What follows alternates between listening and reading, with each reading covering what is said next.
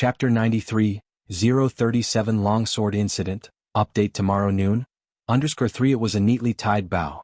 After tying it, Jianghu stood up, crossed her arms, and looked down at Jianghu with an indifferent gaze.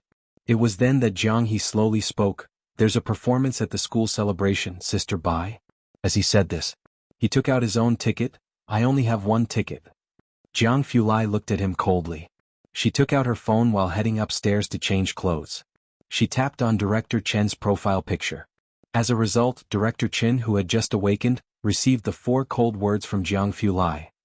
"School celebration ticket." Director Chen stared at those 4 words, instantly shivering with realization. Through the screen, it was almost as if he could feel the chill and murderous intent coming at him, and he couldn't help but shudder. He hadn't even had time to ponder why Jianghu wanted tickets. Meanwhile, at the Qin family's place, in the dark confinement room, Qin Wei, who had just woken up, got up from the floor. The confinement room had no windows. There was only a small slot in the door through which meals were passed to Qin Wei. Supporting herself with her hand on the long sword, she crawled to the door and clung to it. "Where is everyone?" The servant who was on guard outside cautiously approached, and before getting close, Qin Wei's hand reached out and grabbed the collar of his clothes, pulling him closer. "Give me your phone." Qin Gang, who had put her in confinement, always took away her phone. The servant, trembling, handed her the phone and told her the unlock code. Qin Wei turned on the phone and dialed a number directly. After ringing for quite a while, it was finally picked up by a groggy voice. "Who's calling Dad so early in the morning?" Qin Wei leaned against the door. She only remembered Xianxia's number. As the wound on her body tore, she hissed in pain, then slowly sat down. "Xianxia, this is Qin Wei. I have the white stringer longsword. I can't go to school. You go find Qinzhu from class 8 and have him come back to fetch it." Qin Wei knew everyone in the Qin family. Qinzhu knew his bounds and wouldn't fail to come back for it. After speaking, she hung up the phone and, trembling, leaned against the door and slowly sat down. She then looked down at the sword in her hand with cold eyes. It truly was a pity. She hadn't even used it for 2 days at school. Whether Zhang Xi's was fond of this sword dance or genuinely admired the transfer student, she licked her dry lips. "Zhang Xi's." On the other end of the phone, Zhang Xi's suddenly perked up, his drowsiness completely dissipating. He hastily got up, washed up in a rush, and without eating breakfast went to the school to find people. Because it was the school celebration. Today the school was decorated with lights and colors, and everyone was dressed in their finest, creating a lively scene. Zhang Xi's lived close to the school. He rushed into the campus and after inquiring around he finally found someone from class 8 in the art building, and relayed the whole situation exactly as it was. Upon hearing it was at the behest of Qin Wei, the people from class 8 didn't dare to delay. Finally, having delivered the message, Zhang Xi's leaned against the wall wiping off his sweat, his long legs carelessly crossed as he slowly exhaled. Despite his exceptional good looks, not a hint of dishevelment showed. A few girls couldn't help but glance over several times. His popularity in the school was no less than that of Qinzhu. Even Ren Wanxian, who had just entered the music room, recognized him. "What's he doing here?" Qin Wei sent him to find Qinzhu. The person from class 8 began to explain and then added, "By the way, where's Qinzhu? Haven't seen him all morning, could you let him know for me later?" Neither Qinzhu nor Wanxian ever joined the class group chats. Even those in class 8 who could add them were scarce. Ren Wanxian kicked away a guzheng stool blocking her path and walked up to the piano, her voice cold. Upon hearing this, the boy sighed with relief. "Thank you." He went out to move other stuff. Ren Wanxian sat in front of the piano, tested the sound, and her phone rang. It was Qinzhu. "Where are you?" "Come to the principal's office to prepare first. The old Qin is about to arrive." "Okay." Ren Wanxian quickly stood up. Her classmates, knowing she would be accompanying the principal to meet VIPs, watched her enviously as she left. The principal's office wasn't far from here. Ren Wanxian saw Qinzhu waiting for her at the bottom of the administration building. When Qinzhu noticed Ren Wanxian's gaze, he stopped and asked, "Is there something else?" Ren Wanxian was not acquainted with Qin Wei, and Qin Wei didn't dare to provoke her. Qinzhu waited for her at the stairway entrance. After a while, she withdrew her gaze. She shook her head. "No." Chapter 94, Student 038, Do you have a guzheng? Part 1. _1 Qinzhu was no longer so curious about Ren Wanxian. "Alright, let's go then." Ever since the homeroom teacher mentioned something about Bai Lian the day before yesterday, he had been very quiet, and his communication with Ren Wanxian had decreased a lot. Ren Wanxian didn't mention the longsword incident. She nodded her head and went upstairs with Chen Zhu. The school leaders were all up early today. They arrived at school at 6 in the morning for an early meeting. Throughout the school, security guards could be seen everywhere, striving to ensure that no detail was amiss. When Chen Zhu and Ren Wanxian arrived at the principal's office, several top leaders were dressed in formal attire, seriously discussing something. Seeing the two enter, the principal smiled warmly at Ren Wanxian. "Ren student, you've arrived? How has your calligraphy been lately?" As he spoke, he stepped aside to show her the brushes, ink, paper, and inkstone laid out behind him. "Try these out first to see if they're to your liking. Ren Wanxian will need to perform when that gentleman arrives." The other leaders greeted the two students amicably. When Ren Wanxian tried the weasel hair brush, someone leaned close to the principal, lowering their voice. "What about Ning Xiao and student Bai Lian? To welcome that Mr. Chen, they definitely need to show the best side of their number 1 middle school." Chen Zhu and Ren Wanxian were both students of excellent character and learning at the school. Ning Xiao had always been a genius on par with Chen Zhu, and Bai Lian had risen rather abruptly. Their teachers had been hearing a lot about them lately. "Neither of them are available," the principal sighed. The leaders were baffled. "Didn't you explain it to them clearly? Such a rare opportunity to meet Mr. Chen, I'm seeing him in person for the first time myself. Did they really refuse?" They never imagined someone would pass up such an opportunity. Wouldn't everyone else be fighting for the chance to welcome him? The principal couldn't help but smile wryly. To others this would be hard to believe. But Ning Xiao had always been indifferent to them, elusive as a dragon seen in parts but never as a whole. Bai Lian could be found, but she declined with neither subservience nor arrogance. Lu Lingxi was even more straightforward. She directly called and told him not to disturb their class-precious student with such trivial matters. What could he do? Meanwhile, Jianghu had cancelled his lab schedule at the last minute to come to Xianxia number 1 middle school with Jianghu. Upon receiving Jianghu's message, Director Qin got up and rushed to his place. At that moment he was respectfully handing a ticket to Jianghu, bowing and inquiring, "Are you sure you don't want to come with me? I've arranged a separate, quiet spot for you at the school where no one will disturb you." Director Qin couldn't imagine how Jianghu would look with a cold face in the company of a bunch of students in the audience. He himself didn't need a ticket. When the school found out he needed one, they were quite surprised. Director Qin was helpless. Could he really manage the son of the Jiang family?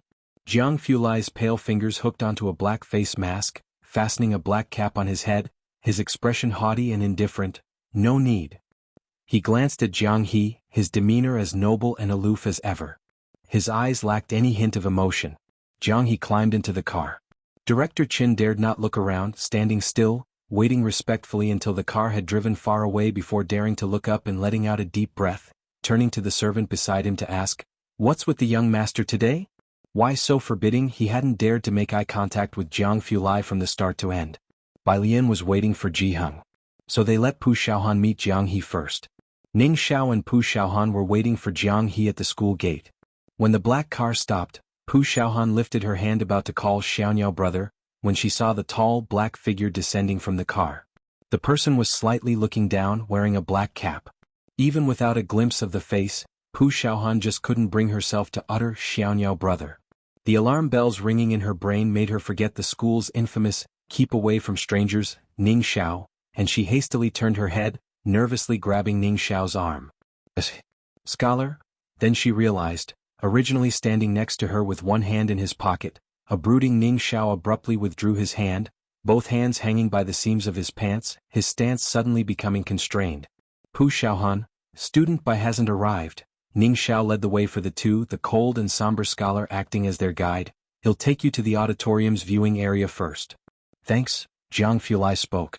Today, with Jianghu present, Ming Dongheng didn't provide personal security for Jianghu. The group entered the school gates. With Jianghu's air of lofty coldness, particularly the intense, low pressure emanating from him today, even from 2 meters away the standing security guard was sharp enough to recognize him. From a distance they deeply bowed to their group. Chapter 95, Student 038, Do You Have a Guzheng? Part 1. _2 Jianghu, dressed in a white shirt and black suspenders, worked hard to keep step with Jianghu. A big and small figure on the road attracted countless gazes. At the entrance of the auditorium, a student council member was checking tickets. They wanted to greet Pu Xiaohan with a smile, but upon catching a glimpse of the person in front, they hastily withheld their voice. Inside the auditorium, Pu Xiaohan didn't dare to go in with Ning Xiao. She waited until she saw Ning Xiao lead Jianghu Lai inside before she relaxed. "Who is that?" the student council member dared to speak out, somewhat certain. "Must be a VIP invited by the principal. I wonder why the principal and Qianxia haven't arrived." Pu Xiaohan was waiting at the entrance for Bai Lian. Time was brief. The school celebration began at 8 o'clock. At 7:40 Bai Lian arrived with Jianghu. The moment she appeared in sight, she held tight the gaze of everyone present. Bai Lian wore a beige cross-collared jacket today, the beige lapels embroidered with green vines. Her skirt, a gradient splicing of light green and off-white, with the hem embroidered with clusters of stunningly lifelike poppies. Jianghu knew she had a performance and specially added a 6-meter silk chiffon skirt to her outfit, making her look both ethereal and beautiful. Atop her head was still a loosely tied plain wooden hairpin. There were no extraneous hair ornaments. Facing the morning sun, walking step by step, causing the embroidered poppies on her skirt to bloom gently, she looked like an elegant white tiger stepping out slowly from mountains of bones soaked in blood. In this world of colors, none seemed as multifaceted as her. Most of the people passing by stopped in their tracks. All of a sudden, Pu Xiaohan thought of the line, "Not vying with the peaches and plums of this world." Pu Xiaohan? Bai Lian, not hurriedly tapping on her phone, noticed that Pu Xiaohan was spaced out for quite a while, so she raised her eyebrows. "Ah." Pu Xiaohan's face turned red all at once and she quietly greeted Jianghu, "Grandpa, good day." In Pu Xiaohan. As she said this, she turned her head to look at Bai Lian's grandfather. The grandfather wore a black long gown, had a stern face and held a smoking pipe in his hand, but the tobacco pouch hanging from it was empty. Pu Xiaohan accompanied Bai Lian and Jianghu inside. Today there were many people in the auditorium. Most students had no seats, standing in a large open area at the back, with a few rows of chairs in the front reserved for teachers, school leaders and some members of the student council. Jianghu, being elderly, was given a seat towards the back by the student council. Class 15 students all gathered in a spot towards the back. When Bai Lian arrived, she saw Jianghu Lai, who stood out in the crowd. Despite the packed auditorium, he managed to maintain a space for 3 people around him. Only Jianghu, who disliked noise, stuck closely to Jianghu Lai. "Ah, Teacher Jiang, would you like to go backstage and wait?" Bai Lian paused her thumb mid-tap. She was dressed in traditional attire suitable for a sword dance today, yet held a Huami smartphone in a languid grip. When the corners of her lips hooked slightly, it always gave a sense of misty collision between the ancient and the modern. It was like seeing flowers through the mist, at once roguish and refined. Jianghu Lai, pressing down his duckbill hat a bit more, looked down at her, suppressing his irritation, lips faintly pursed. "No need." Jianghu didn't even know where in the program sheet Bai Lian's performance was scheduled. Jianghu Lai's expression grew even colder. In the principal's office, Ren Wanxian set down her pen, showing the verses she had just copied to Director Qin.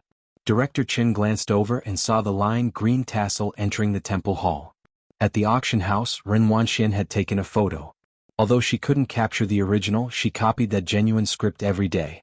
She even managed to reproduce 1/10 to 1/5 of its essence. The principal and Qianxia watched attentively, as people in the room were all serious students of Liang Zuan's calligraphy. Even the principal couldn't help but compliment, "Ren is only 17 and can write such beautiful characters." Praises were heard endlessly. But Director Chen's expression was somewhat calm. If it were any other time, upon seeing such writing and the young age of the writer, he would have the same expression as the principal. However, the original that was auctioned off was now in Jianghu Lai's collection room. Director Qin had visited it many times and even video called the old master to admire together.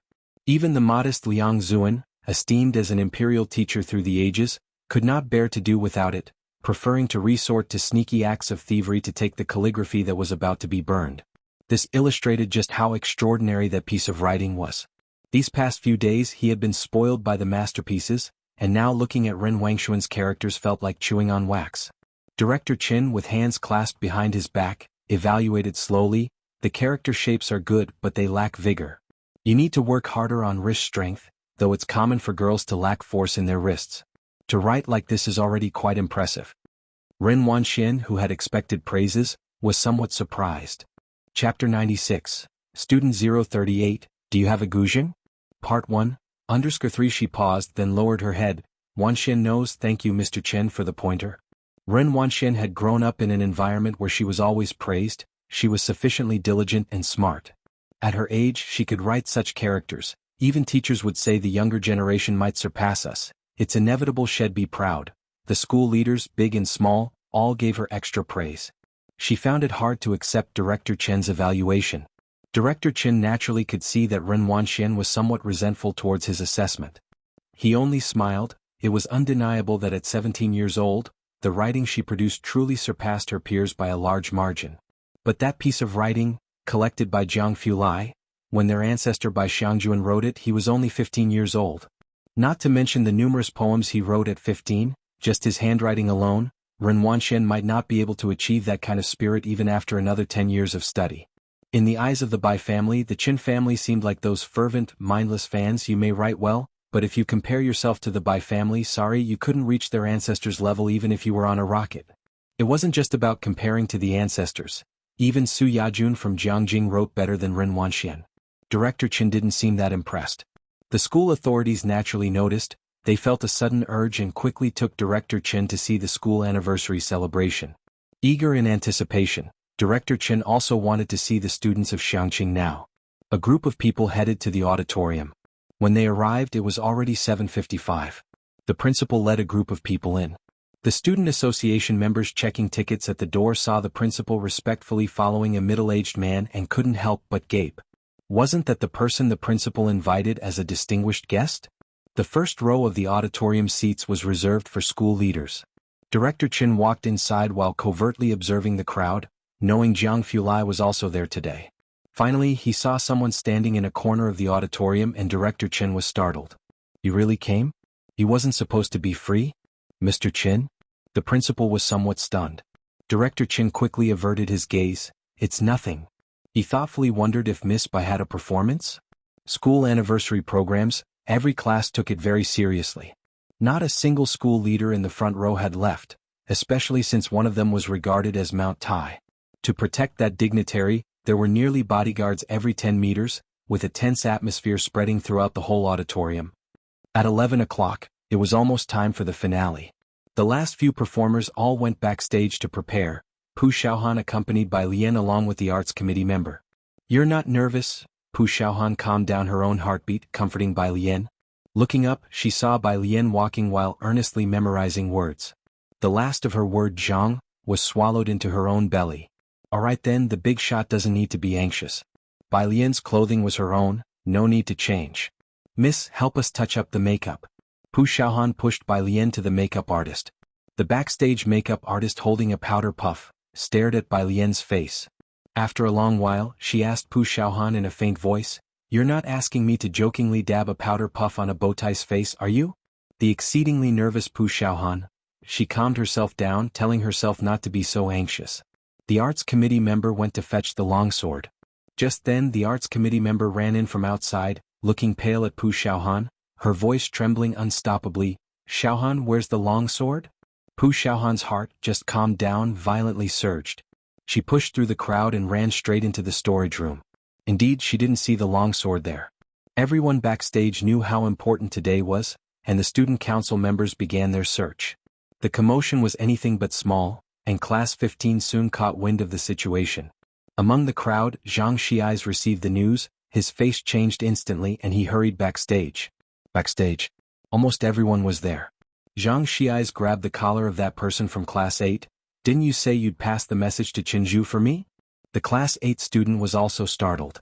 His gaze flicked towards Ren Wanxian, who was touching up her makeup, realizing she had not relayed the message to Jianghu at all. I couldn't find Jianghu." He dared not offend Ren Wanxian. "You." Bai Lian had been watching since Xianxia came in, turning off her phone, slightly leaning against the wall, squinting at the male student from Class 8. "So the longsword isn't at school at all?" Pu Xiaohan, who was still searching for the longsword, heard this and almost fainted. "It's my fault, I should have looked after it myself. It's my fault." Xianxia punched the wall fiercely. Backstage was in chaos. The blunder was too big for students to handle, and soon someone went to fetch a faculty leader from the audience. He came in dressed in a suit with a stern face. "What's going on here? What are you all doing? The school celebration isn't over yet. Look what a mess you've made." Only Ren Wanxian sat in a resting chair, head down, taking out her gown. What happened? Someone explain. The people backstage stood, looking at each other with baffled expressions, none daring to speak. The faculty leader scanned the room and finally settled his gaze on Ren Wanxian, softening slightly. Ren student, what happened? Class 15's performance prop, the long sword, is missing, Ren Wanxian said, looking at her phone without lifting her head. The next act was Class 15's. This school celebration was personally overseen by the principal, with all the senior school leaders being vigilant, and a host of security was even invited today, just to avoid any mishaps with the celebration. Unexpectedly, at this crucial moment, Class 15's prop went missing. The faculty leader's face instantly turned grim. Qin Wei took it away, Xianxia's frowned, explaining. So what? The faculty leader lashed out at him. Don't you have a backup plan? You can't even handle this small part of the school celebration? Tell me, what can you do in the future? The faculty leader knew who Qin Wei was, and although he was furious, Qin Wei was someone he couldn't afford to provoke. The anger could only be directed at Class 15 and the student council. How is the program scheduled? The faculty leader asked sternly. The next act is Class 15's, and it's too late to retrieve it now. Hurried over, the president of the student council explained to the faculty leader, glancing at the people present. The last two acts were supposed to be Class 15's longsword performance, followed by Ren student's piano. The atmosphere turned icy. The previous act was a pop song. The backstage reception was poor, but the song could faintly be heard nearing its end. With the last two acts remaining, it was too late to find the longsword now. The faculty leader cast a cold look at Class 15's members, finally fixing his gaze on Ren Wanxian. Ren student, given the situation, we can only trouble you to change your clothes and go on stage first. Class 15 was to be struck off the list. Ren Wanxian didn't say a word but let out a derisive laugh. She picked up her gown but did not immediately change. Ren student, I thank you on behalf of Class 15, Pu Xiaohan spoke up from the side. It was her own negligence. Ren Wanxian glanced at Bai Lian, arms crossed. Bai Lian, don't you have something you want to say to me? Bai Lian didn't look at Ren Wanxian. Ren Wanxian almost laughed. Fine. She turned around, looking at the faculty leader, and said directly, sorry, my dress isn't ready yet. Bai student. The faculty leader instantly understood Ren Wanxian's meaning, and he frowned as he turned towards Bai Lian. Bai Lian merely tilted her head and grabbed a student council member. Her skin was chillingly pale, her eyes slightly downcast, the corners of her mouth curled into a slow smile, like a blood-colored mandala blooming in the endless hell of midnight. She leaned in, tugging at the person's collar while she softly inquired, classmate, do you have a guzheng? Chapter 97, 039 The White Robe Journey, Part 2, _1 The quiet backstage left no one able to follow her train of thought, even the school leaders were a bit stunned. The boy, with his collar grabbed by Bai Lian, had an impactful view of her face at close quarters, leaving him momentarily unresponsive. Bai Lian calmly looked at him, repeating, do you have an ancient zither? Yes. He quickly came to his senses. Many things in the school were sponsored by Jianghu, and they especially loved to donate zither to the school. The music room alone had 7 or 8 different types of zither. Bai Lian nodded her head and let go of him. She handed her phone to Pu Xiaohan standing nearby and methodically took off the 2 iridium rings from her fingers and gave them to her, politely saying, please help me get the zither. After a moment of surprise, the boy hurried next door to fetch the zither. The performance on the stage was already approaching its end. Bai Lian smoothed out her sleeves and looked at the school leaders, her chilly eyes devoid of any emotion, yet her flat tone sounded intimidating. The program can be changed, right? The once imposing school leaders subconsciously nodded. Bai Lian withdrew her gaze. Then change it, I'll play the zither. The boy who went to get the zither just came back with it. Bai Lian took the zither and looked at the brown instrument for a long while before plucking a string. The somewhat harsh sound indicated that the zither was not of the highest quality, and its tone wasn't good either. She took her time to tune the instrument properly. But it was barely acceptable. The logistics staff understood Bai Lian's intentions. On-site pickups and zither were readily available, making the performance convenient. They set up the zither stool and stand, and Bai Lian, with the zither in her arms, lifted the curtain and went on stage. Ren Wanxian, who had been expecting Bai Lian to ask for her help, stood in place, frowning as she watched Bai Lian disappear backstage. Pu Xiaohan, does your classmate really know how to play the zither? Someone else also caught on and quietly inquired of Pu Xiaohan. Bai Lian had tuned the zither with quite a bearing, she didn't seem like an amateur. At this moment Pu Xiaohan was drenched in cold sweat. With little strength, she just hummed in affirmation. But her answer lacked confidence and she was distracted.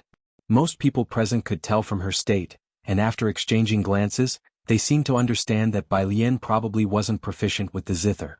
That made sense. If she were, she wouldn't have signed up for a sword dance. As the people from Class 15 went out to see the situation, there was a soft discussion backstage. It's really sad, not only was Longsword taken away but now she has to play the zither. Especially since, someone cautiously glanced at Ren Wanxian, her next act is Ren Wangshuan's piano performance. Ah, does she know that Ren Wanxian is performing the piano? Doubtful whispers constantly reached their ears. Ren Wanxian had realized by now. She pulled her gaze back and scoffed, I originally wanted to help her. Since the other party would rather force herself to play the zither than ask for help, there was nothing she could do. Outside, Pu Xiaohan and the others had already come out to watch the stage. The zither stand and stool on the stage were all ready. Pu Xiaohan and her group stood in the corner, their faces not looking very good. Xianxia, not daring to return to the class, asked Pu Xiaohan about the situation in a low voice. Pu Xiaohan stared at the stage and shook her head with a wry smile. She has never practiced the zither. Not to mention the zither, Bai Lian had hardly ever touched the white-stringer longsword. Even Ren Wanxian, who was proficient in piano, made time to practice every day. Bai Lian hadn't touched the zither recently, nor had she communicated with the stage crew about the rhythm in advance. The outcome of this zither performance was foreseeable. Xianxia and the others suddenly felt a sinking feeling. Bai Lian, dressed in a ruchuan, emerged from backstage, a spotlight shining on her pale face, and the sounds in the auditorium suddenly dropped considerably. But there were still people talking quietly. Like the boys standing next to Jianghu. They seemed to be keen on learning, continuously arguing over a biological heredity problem involving the probability of disease. But her offspring includes both sufferers and normal individuals. Jianghu saw Bai Lian come out, seemingly to perform on the zither. Bai Lian hadn't told him about her performance, and he thought it had always been the zither. He had also heard from Ji Xiaojun that Bai Lian seemed to have learned the zither in the Bai family, and Jianghu didn't doubt it for a second. He turned his head back to the two debating boys and said, she's a sufferer and her son is a sufferer, her daughter is normal, it's clearly X-linked recessive inheritance, so the child that her daughter would have with a normal person has a 1 in 4 chance of being sick. The two students flipped to the back of their book for the answer, and sure enough, it was 1 in 4, an X-linked recessive disease. Chapter 98, 039 The White Robe Journey, Part 2. Understood. They looked at the elderly Jianghu, whose hair was streaked with white, and asked with quivering voices, Old gentleman, were you a biology teacher before? Me? A tailor. The two of them stared at Jianghu's solemn face, which did not seem to be joking, and were flustered. A tailor? Their tones sounded as if they were about to cry. Yes, Jianghu said expressionlessly as he watched them, then pointed at the stage and said, My granddaughter is about to perform. You two be quiet and watch and remember to applaud later. Look, the clothes she's wearing were made by me. The two turned their gaze to the stage, looking at the exquisite clothes on Bai Lian. Oh, was he really a tailor? Finally, the two of them started to cry. The first row. Director Chen saw Bai Lian come on stage, still holding a guzheng, and he suddenly sat up straight. He watched Bai Lian without blinking an eye. Today, many performances had been outstanding, but Director Chen watched them with a sort of absent-mindedness. He had seen many national-level live performances, and the small shows in Xianxia, where he had managed to sit from 8 until after 11. It was solely out of respect for Jianghu, and possibly for Bai Lian who might perform. Unexpectedly, Director Chen, who had been indifferent to the performances, suddenly sat upright, which startled the principal. At the same time, a leader who had returned from backstage whispered to the principal what had happened there. The principal's smile froze on his face as he quickly whispered to Director Chen, This guzheng performance is just a little amusement by the students and naturally cannot compare to the professionalism in Jianghu. You are just here to enjoy the show. Director Chen did not take his eyes off her. He was still sitting straight, watching Bai Lian on stage. Bai Lian sat on the stool. Her hands gently rested on the guzheng with her eyes slightly closed. The wide, gradient green skirt spread on the floor, with various colors of poppies blossoming in the wind at the hem that lay on the ground. The anxious and uneasy auditorium gradually quieted down. Bang, the brightest spotlight shone down in the center. Bai Lian, who had kept her eyes closed, suddenly opened them.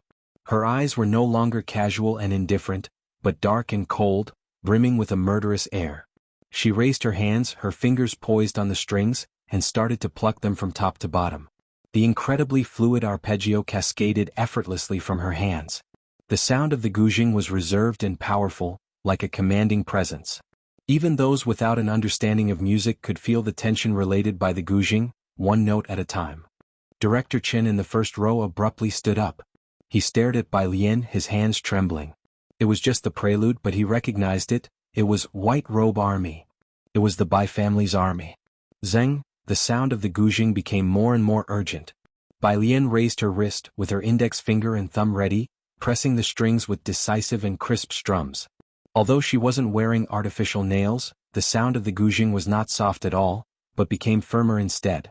One could faintly perceive through the passage of time, thousands of troops charging forth. Bai Lian, with her head half lowered, moved her fingertips swiftly across the strings. Her finger rolls matching her string shakes, her fingers moving so quickly they were almost a blur. The gushing sound, whether slow or fast, light or heavy, clashed into a symphony of swords and shadows. The gushing's rapid and cutting sound, full of ups and downs, did not offer the audience a moment's respite. At its most exuberant peak, it quickly descended sharply. Where her jade fingers swept across, 1,000 troops charged forth. Zeng, the final note was like a taut string in everyone's minds, almost holding their breath. The rapid sound abruptly stopped, and Bai Lian's hands rested on the guzheng strings as she slowly lifted her head. The only screen behind her magnified her face. Her eyes were still pitch black, yet they seemed faintly bloodshot. Although the piece had come to an end, the hall was still utterly silent. Only the poppies on the stage fluttered elegantly, and only her slowly lifting peach blossom face seemed to weave together a picture interlacing 1,000 years with reality, an image etched in the vast cosmic wildness. Bai Lian's fingers pressed on the guzheng strings, pausing for 2 or 3 seconds before she stood up with her instrument. With one hand she swept aside her skirt and took a small bow in thanks. In Class 15's gathering spot, Jianghu was held by Ning Xiao, his mouth slightly open as he stared at the stage. Beside him, the tall and upright Jianghu also quietly stood in place. His usually unemotional eyes were now surging with waves, his fingertips almost trembling. And in the first row, Director Chen's eyes were also almost red. Everyone on site was from Xianxia, and some understood Director Chen's feelings. This song, being Jianghu University's anthem, just listening to it was enough to stir the hearts of the listeners. Imagine this was a pre-war piece composed 1,000 years ago by the Bai family's young mistress and played to send off the Bai family's army. Now, to think of it being almost perfectly recreated in such a spirited performance filled with pride and trembling excitement. Chapter 99, 039 The White Robe Journey, Part 2, _3 This was the white clothing routine. No need for drums, no need for piano, no need for guitar. Just one guzheng sufficed to conjure the tumult of 1,000 troops. After Bai Lian stepped down, the venue remained quiet for nearly a minute. Then applause rumbled forth like thunder. Chen family had also snapped back to reality. He didn't say a word and immediately pursued to the backstage. By his side, the principal finally came to his senses too, and as he followed, he asked someone beside him, "Didn't you say that Bai Lian wasn't very good at it?" "Not very good at it." The school leader, who had just exploded in anger backstage, the 2 senior year hosts also finally recovered from the ups and downs, walking out from behind and continuing with a smile. "Next, please welcome the last performer." On this side, once Jianghu came out, he saw Bai Lian standing lazily by the left side of the gate. She was waiting for Pu Xiaohan, looking ahead with a serene gaze. A wooden hairpin on her head, standing against the wind in the backlight. The hem of her garment was gently lifted by the breeze. It seemed as if she could drift away with the wind at any moment. A half-yellow leaf gently landed on her shoulder. Jianghu reached out and delicately plucked the leaf off, his fingertips still hooking onto a black mask. He lowered his eyes, his face hidden in shadow, and said softly, "What are you looking at here?" Following her gaze, he saw nothing but a teaching building blocking the view. Upon hearing the voice, Bai Lian tilted her head and replied, "Reflecting." "Reflecting?" Jianghu stood there gracefully, his light eyes narrowing slightly. "How did you get here?" Bai Lian suddenly remembered to ask, "Didn't Jianghu say that you were busy?" At this, the young master Jiang fell silent for a while. It wasn't the weekend, and the lab was awaiting his return to test new equipment. He had already ditched work for the entire morning.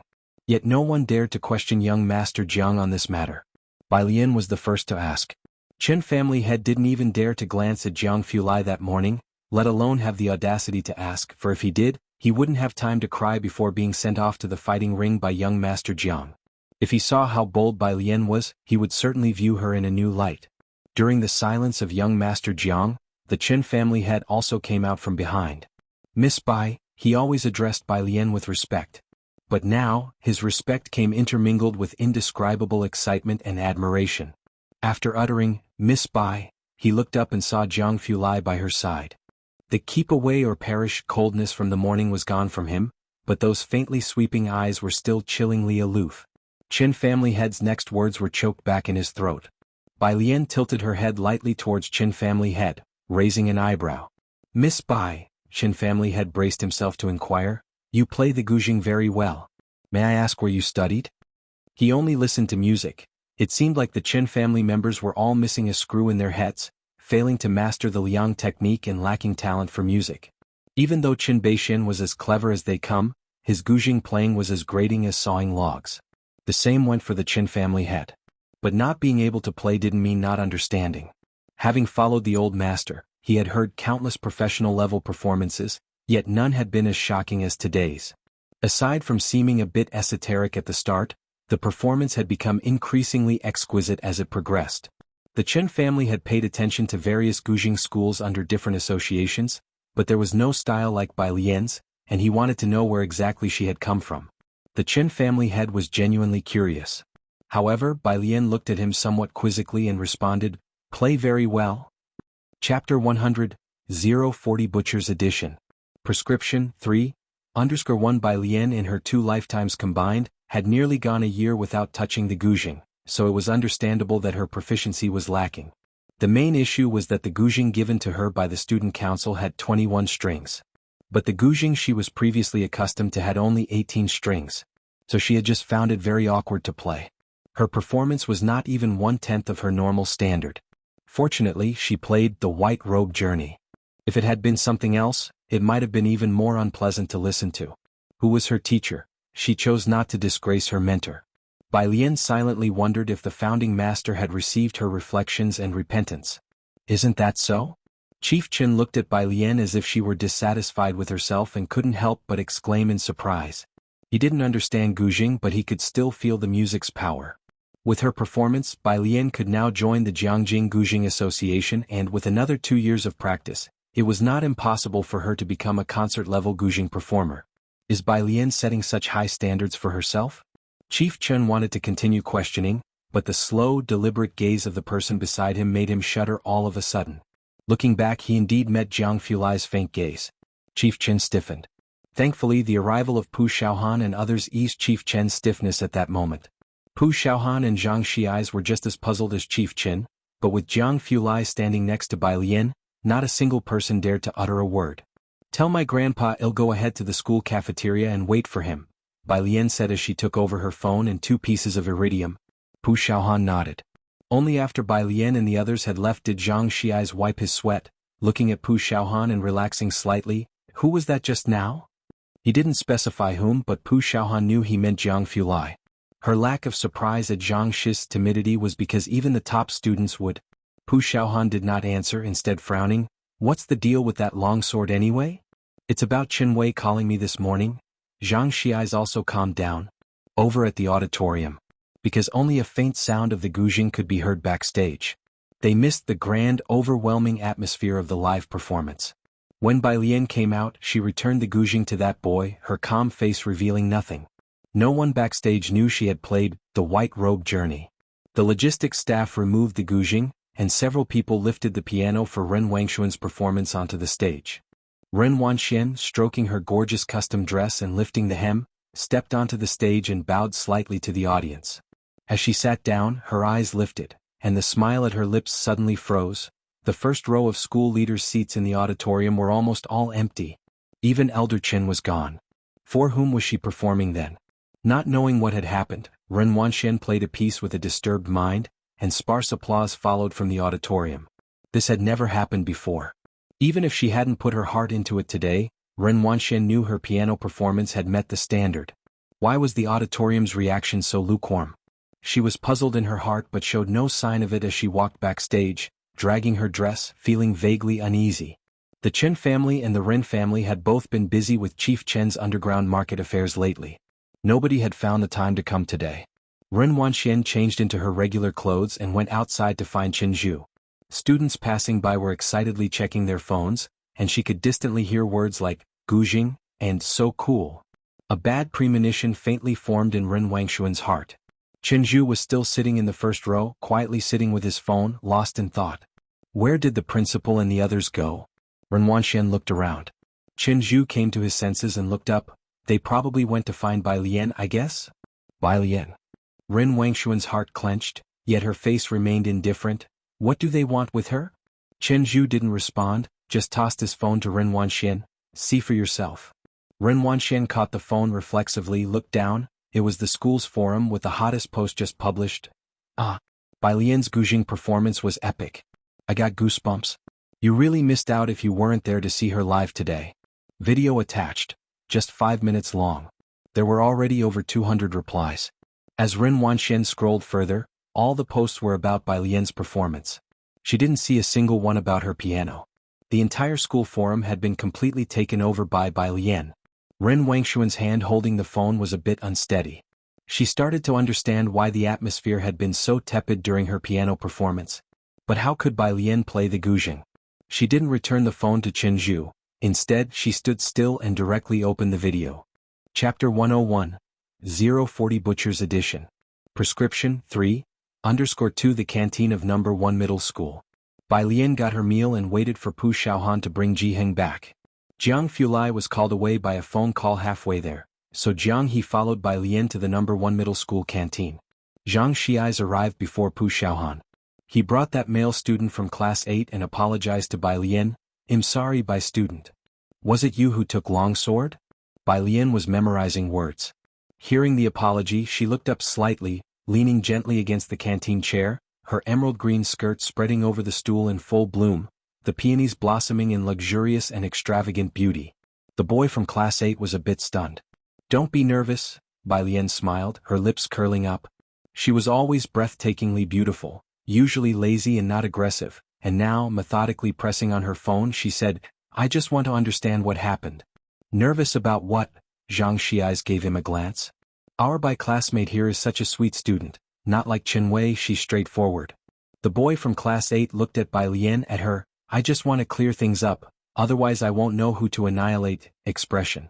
Is this being sweet? Does class 15 have some kind of filter when it comes to Bai Lian? Ren Wanxian agreed to me. The boy hesitated but chose to tell the truth. I don't know why she didn't contact Chen Zhu. Chen Wei, Ren Wanxian. Bai Lian withdrew her gaze and silently repeated these two names. Outside the canteen's main entrance, Pu Xiaohan brought Jiheng in.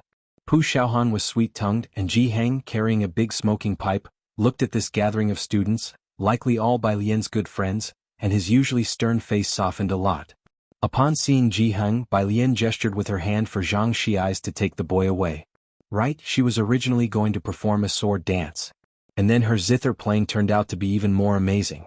She also said she didn't have any talents. Pu Xiaohan chattered all the way, Grandfather, how can she play the zither so well? Jiheng was dressed in a black robe, neat and clean. Surprised by her words, he sat down and looked at Bai Lian. You can do sword dancing too? I only heard from your uncle that you learned the zither for a year. Only learned for a year? Pu Xiaohan was shocked. Alien, you've only learned the zither for a year? Bai Lian, who had been learning since a child and for over a decade, she remained silent. But she couldn't refute it. Let's eat. She passed the chopsticks next to her to Jiheng and Jianghu. It was then that Jiheng noticed the little boy beside Bai Lian. Is this your first friend? At the time, Ji Xiaojun had told Jiheng that Bai Lian had made a friend in Xianxia. Yes, grandfather, his name is Jianghu. Bai Lian picked up her chopsticks and raised an eyebrow at Jianghu. This is my grandfather, you can just call him Grandpa Ji. Jianghu swallowed his food and then looked up slowly, very quietly. Hello, Grandpa Ji. Hello. Jiheng still had a pretty stern face. He always had this expression, serious and old-fashioned. Today was the school anniversary celebration, with performances in the morning and a half-day off in the afternoon. Bai Lian was always one not to waste time, so she'd go to the library to read and do homework during the holiday. She put Jiheng on a public bus. By the way, we're having dinner at your uncle's tonight. Jianghu remembered this as he was boarding the bus and reminded Bai Lian, go straight to your uncle's house this evening. Usually when mentioned, uncle referred to Ji Xiaojun. Bai Lian, pressing her phone, her delicate brows and eyes lazy, replied, okay. The bus drove off slowly. After seeing Jianghu off, Bai Lian took Jianghu to the library. Pu Xiaohan, who didn't love visiting the library, tugged at Yang Lin, who had just finished a part-time shift, to follow along. The library wasn't crowded on a workday. Bai Lian found a table by the window on the second floor, a spot she and Jianghu often chose, and the group sat down and studied seriously. She hadn't answered many questions when her phone buzzed a few times. White tank top. Sis, I just knocked that guy out from last time. My godfather gave me a mountain. Bai Lian glanced at the message. 1. White tank top. Sis, my godfather said he wants to give you a mountain too. Bai Lian made time to write 2 biology problems. No need, a gratuitous offer of services is either from a plotter or a thief. White tank top. Why not? Bai Lian couldn't be bothered to reply. White tank top. Sis, do you have time tonight? I have another matter to discuss with you. With the afternoon free, Bai Lian sent a location and told Mao Kuan to find her directly. The library was a bit far from Purist Street. It took Mao Kuan more than half an hour to arrive. Bai Lian put down her pen, picked up her phone and stood up. Jianghu stood up as well. Stay put, you'll just be at the library entrance to meet someone. Bai Lian stretched out a finger and leisurely pressed Jianghu's head back down. I'll be right back. Chapter 102, 040 Butcher's Edition. Prescription 3, Underscore 3 Jianghu ed and then sat back down properly. Bai Lian looked towards Pu Xiaohan again, and before she could speak, Pu Xiaohan gave her an okay gesture to reassure her. Outside the door, Mao Kuan led 2 underlings, Xiaowu and Xiaoqi, as the 3 of them squatted silently at the doorway. Brother Mao, Xiaowu rubbed his head, this place isn't really for us, though Xiaoqi fits in quite well. Xiaoqi had a tender face and looked to be only around 15 or 16. His hair wasn't long and he had neither dyed it nor styled it in any odd way. If he hadn't been following behind Mao Kuan, he would have looked more like a delicate high school boy. Mao Kuan, with a cigarette between his lips, didn't argue. As they were talking, Bai Lian emerged from inside, prompting Mao Kuan and his companions to immediately stand up. Sis, Mao Kuan scratched his head while introducing the 2 beside him to Bai Lian. This is Xiaowu and Xiaoqi, whom I picked up on Backter Street. They both share the surname Mao with me. Sister Bai, both of them called out in unison. Xiao's voice in particular was loud and clear. Bai Lian leaned lazily against the wall, still dressed in her finely decorated robe, exuding grace and willfulness, her snowy face showing a casual indifference. She folded her arms across her chest. What's it about? The plaster you gave me is extremely effective, Mao Kuan said earnestly. Some people want to buy the recipe. Are you selling it? Buy the recipe? Bai Lian narrowed her eyes, aware that traditional Chinese medicine was declining and Western medicine was prevalent nowadays. But this was a recipe from the Imperial Palace, capable of treating sprains and strengthening the Buddhist foundation, a miraculous drug for martial artists. Why hadn't it been handed down? Sis. Mao Kuan saw Bai Lian lost in thought and not speaking for a long while. He quietly reminded her. Bai Lian came back to her senses, gazing at Mao Kuan for a long moment, her expression tranquil and distant. All right, but the name of the recipe must be stated, Imperial Revitalizing Plaster. Imperial Revitalizing Plaster? Despite never having heard of it, Mao Kuan thought the name sounded cultured. He'll handle this, rest assured. Although I'm not smart, Xiaoqi is knowledgeable about these matters and will make sure you're not taken advantage of. Xiaoqi seemed not to speak much, just standing quietly behind until Mao Kuan called him, then he would offer a reserved smile. Bai Lian just leaned there looking at Xiaoqi. How old are you? 17, Xiaoqi responded. Not in school? Bai Lian tapped her phone screen with her slender fingertips and furrowed her pretty brows. At that age he should be in the first year of high school. 9 years of compulsory schooling. The orphanage only let him finish middle school and didn't allow him to continue. Later he was tricked into Backter Street and I picked him up, Mao Kuan explained for Xiaoqi as if such things were commonplace. Also, sis, my godfather wants to meet you. Are you going to Backter Street? He looked at Bai Lian, seeking her opinion. Mao Kuan was originally just a small-time hoodlum, and it was just good luck that his godfather took him in. His godfather had many capable people under him, and like the poison scorpion, those people called him young Master Mao to his face but didn't really regard him, something Mao Kuan was well aware of. Yet in recent days his godfather had taken a liking to him. Mao Kuan knew it was all because of someone, so when his godfather said he wanted to see Bai Lian, Mao Kuan didn't accept on her behalf. Bai Lian stood up straight, smoothed out her sleeves gently but did not reply. Mao Kuan immediately understood what Bai Lian meant. She did not want to meet. He always knew what Bai Lian was thinking. Suddenly, a ringtone sounded from the phone. Bai Lian glanced down and saw it was Pu Xiaohan calling. Her eyes narrowed slightly and she answered immediately. From the other end of the phone came a cacophony of noises and intermittent cursing. "Ah, alien, come quickly!" Bai Lian's head snapped up and without a word she strode into the library, her skirt tracing a proud, cold arc behind her. Mao Kuan and the others exchanged glances, then followed her in. Chapter 103. Even if you invite Ren Chen himself over, 4th watch, _1 second floor of the library. At the entrance of the public restroom, chaos reigned. An elegantly dressed elderly woman was gently coaxing a 5 or 6-year-old child, who was crying incessantly, while looking coldly ahead. "Be good, my treasure." "I won't," the little boy struggled and wailed. "Grandma, he pushed me." The old grandma looked at the swelling on the boy's head with distress and gave a cold glance to the bodyguards beside her. One of them immediately reacted, grabbing Jianghu who was squatting aside. "Which family are you from? Where are your parents? Are you blind? You pushed our young master to the ground." "Grandma, I want his watch," the little boy said, breaking into laughter when he saw Jianghu being picked up. "His watch glows." Without a reminder from the elderly woman, the bodyguard immediately went to snatch Jianghu's watch. Suddenly lifted up, the silent Jianghu suddenly began to struggle violently. He was making strange noises with his mouth while trying to bite the bodyguard's wrist. The bodyguard didn't expect him to be so strong and got bitten accidentally. "You little beast." He hurriedly squeezed Jianghu's neck to make him let go, then firmly grasped his wrist and handed it to the little boy to please him. "What are you doing?" Pu Xiaohan and Yang Lin hurried over after hearing the commotion. Pu Xiaohan immediately called Bai Lian. Yang Lin didn't say a word, running over trying to stop the tall and sturdy bodyguard. The old lady sized up Yang Lin and Pu Xiaohan.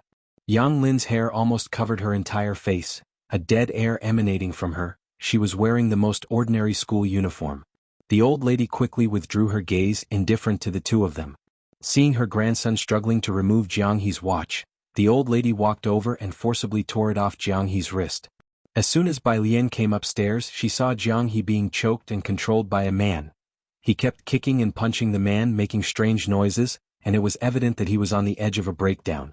Yang Lin and Pu Xiaohan tried to snatch Jianghu away, but were easily blocked by the man. An old woman was forcefully taking off Jianghu's watch, and his wrist was already red. Bang! She raised her foot and kicked the man to the ground. Then she reached out and took over Jianghu. Jianghu was trembling all over, his eyes nearly unfocused, just shaking with cold. His neck was swollen and his wrist was red as well. "Sis," Mao Kuan had just come up when Bai Lian handed Jianghu to him. She then turned around and stomped hard on the man's chest. Mao Kuan could clearly hear two cracking sounds, the sound of ribs breaking. Bai Lian's gaze slowly shifted to the old lady. She walked over slowly, her eyes narrowed. The smile that slowly formed on her lips was like that of a Rakshasa stepping over a sea of corpses. The old lady held her grandson protectively as Bai Lian's chilly eyes bore into her. She couldn't help but retreat backward. "Ah." Bai Lian stopped and stared at the black watch in her other hand, her almond-shaped eyes squinting. She directly grabbed the old lattice collar with one hand, choking her neck with the other, and slowly retrieved the watch. You, the old lady was suddenly lifted up, struggling to breathe, and began to speak in terror. "Do you dare? Do you know who my son-in-law is?" Bai Lian's fingers gradually tightened. Pu Xiaohan finally snapped out of it. She got up from the ground, held Bai Lian's hand and shook her head. "Alien." Bai Lian looked down at the old lady for a long while, finally releasing her grip before the woman suffocated. The old woman fell to the ground, coughing non-stop while clutching her throat. Bai Lian turned around to check on Jianghu. Jianghu was still shivering. She placed one hand on his pulse and wrapped her other arm around him to take him into her arms, her eyelids drooping slightly, a layer of gloom covering her overly delicate face. Mao Kuan coldly looked at the old lady and her entourage, lowering his voice. "Sis, should I?" He made a slight slashing motion across his neck. "What are you thinking?" Bai Lian noticed that Jianghu was reacting to stress, glanced at Mao Kuan and said lightly, "It's a society governed by the rule of law." Mao Kuan, for some reason he found what his sister said quite amusing. "All right, Mao Kuan didn't mind, call me if there's trouble. This kind of small matter doesn't require my godfather to take action. Alien. Pu Xiaohan didn't hear the conversation between Bai Lian and Mao Kuan, she just looked worriedly towards the old lady. That person doesn't seem like an ordinary person. Mao Kuan scratched his head. Really? He couldn't tell. Meanwhile, the library staff who had pretended not to see Jianghu getting caught, seeing the old lattice side at a disadvantage, started to panic and called security to maintain order. Madam Li, are you okay? Chapter 104. Even if you invite Ren Chen himself over, 4th watch, _2 they helped the elderly woman up. Damn it. The old lady was helped to stand up, with her nearly frightened witless grandson beside her. She looked in the direction of Bai Lian, her voice hoarse as she said, "What are you all staring at for? Call the police."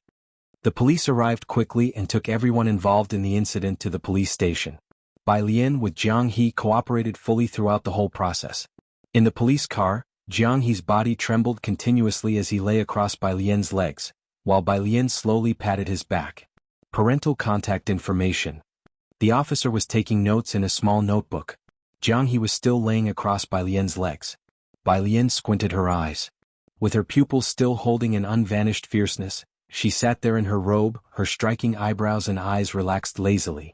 She gave Ji Xian's number. Jianghu was getting older, and Bai Lian did not want to trouble him to travel such a long way. The officer nodded, turned his head for someone to make contact, and then asked the next question, "Why did you hit them?" The pale-skinned girl sat on the black car seat, her whole face shadowed. Those half-closed eyes were extremely cold, and her overly delicate features made her seem like a casual, spectral creature. She knew little about this matter, her tone indifferent. They initiated the physical altercation and also snatched a watch. The watch had already been taken by the officer as evidence. Everything was going smoothly. He was probably the easiest suspect an officer had ever interrogated. He sighed and said, "Regardless, hitting people is not right, you can come to us with the issue. The person you hit might have a somewhat troublesome identity." It was difficult for him to imagine how this seemingly obedient girl managed to beat a bodyguard to that state. But the very next second, a cold sweat broke out over the officer's back as he closed his notebook. He suddenly realized, ever since this girl had gotten into the car, she had almost been leading him by the nose. Even at this moment he was still making excuses for her. This was a major taboo for a police officer. He suddenly looked at Bai Lian, and a chill surged from the soles of his feet. He had never felt this even when facing those highly intelligent criminals before. Ji Xiaojun had just finished tutoring a student preparing for an arts exam. Today Bai Lian and Jianghu were supposed to come over for dinner, and he was shopping for groceries with Xianxia.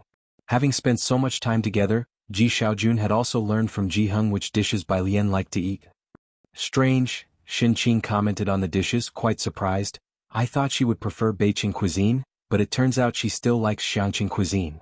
She remembered the first time Bai Lian came over for a meal, what she cooked was Beijing cuisine. No wonder Bai Lian hardly ate anything that time. Alien is also from Xiangqing. Ji Xiaojun did not like Xianxia saying that. His phone in his pocket rang. Ji Xiaojun, while helping Xianxia pick out vegetables with one hand, answered the phone with the other. "Hello." The person on the other end said something. "What?" Ji Xiaojun suddenly looked up, letting go of the vegetable in his hand. Seeing Ji Xian's reaction, Xianxia's heart jolted, reminding her of something that happened a few years ago. "What's wrong?" She quickly put down the vegetables and followed him. To the police station. Ji Xiaojun couldn't afford to explain and headed straight for the market's main entrance, hailing a taxi with Xianxia to the police station. The police station. The old lady and her grandson were well settled in the reception room. Ji Xiaojun and Xianxia arrived just as the police finished taking statements.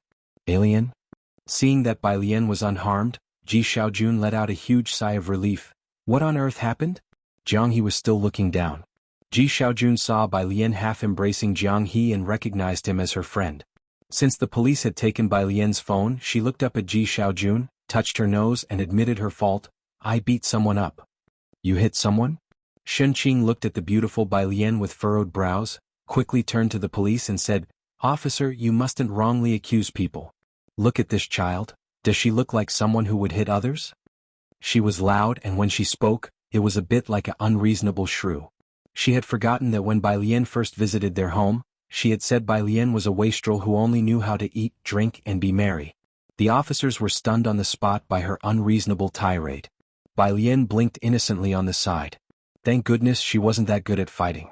The other party's ribs were only broken, maybe only 1 or 2 or 3. Xianxia and Ji Xiaojun were taken out by the officers. Bai Lian sat back down in the chair, resting her chin on one hand, while slowly patting Jianghu's back with the other, leisurely saying, "Why haven't you recovered yet? If we wait much longer, Xiaomao is going to blow this place up." Chapter 105. Even if you invite Ren Qian himself over, 4th watch, _3 outside. Xianxia was still talking incessantly with the police officer. Ji Xiaojun frowned, feeling that this matter was not simple.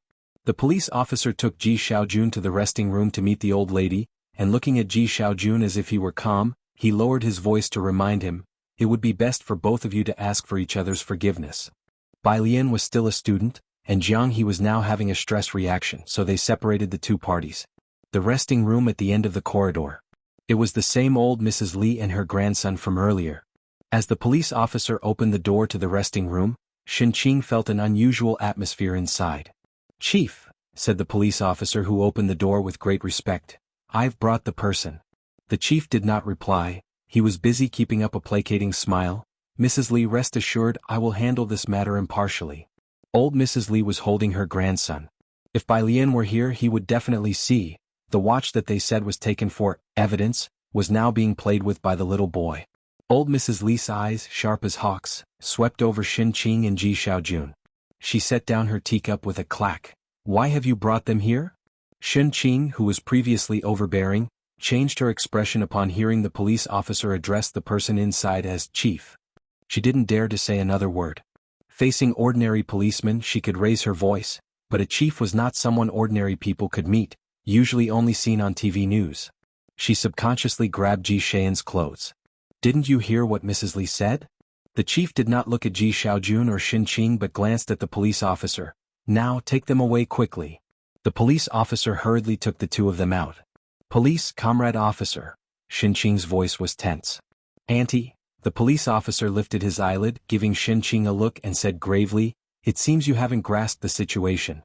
Do you know who your niece hit?" Xianxia was taken aback. "You know about the Qin family, right?" The officer looked at Xianxia and Ji Xiaojun and sighed again. "Why bother? For a watch to cause such a situation she obviously wants to make it a big deal. You'd better be prepared." In the whole of Xianxia, who didn't know about the two great families, the Qin family and the Ren family? Ji Xiaojun, Xianxia holding Ji Xian's sleeve, stammered, "Call your brother." In the current situation common people like them certainly couldn't intervene. They could only turn to the Ren family now. The police officer was about to leave, but he paused upon hearing Xianxia's words. He looked at Ji Xiaojun and Xianxia, both dressed simply, in surprise. Were these two also backed by powerful connections? The door to the resting room opened. Old Mrs. Li came out carrying her grandson. Her grandson was holding Jianghu's watch. The screen of the watch lit up with a blue light. It was silently glowing, displaying an incoming call. No one answered. It went off shortly after. Meanwhile, Bai Lian's confiscated phone also began to vibrate. But no one present noticed it.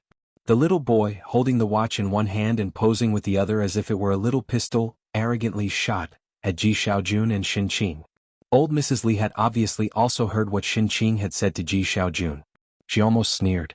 In all of Xianxia, who didn't know that Qin Gang was her son-in-law, and her grandson Qinzhu was the future Jianghu University student?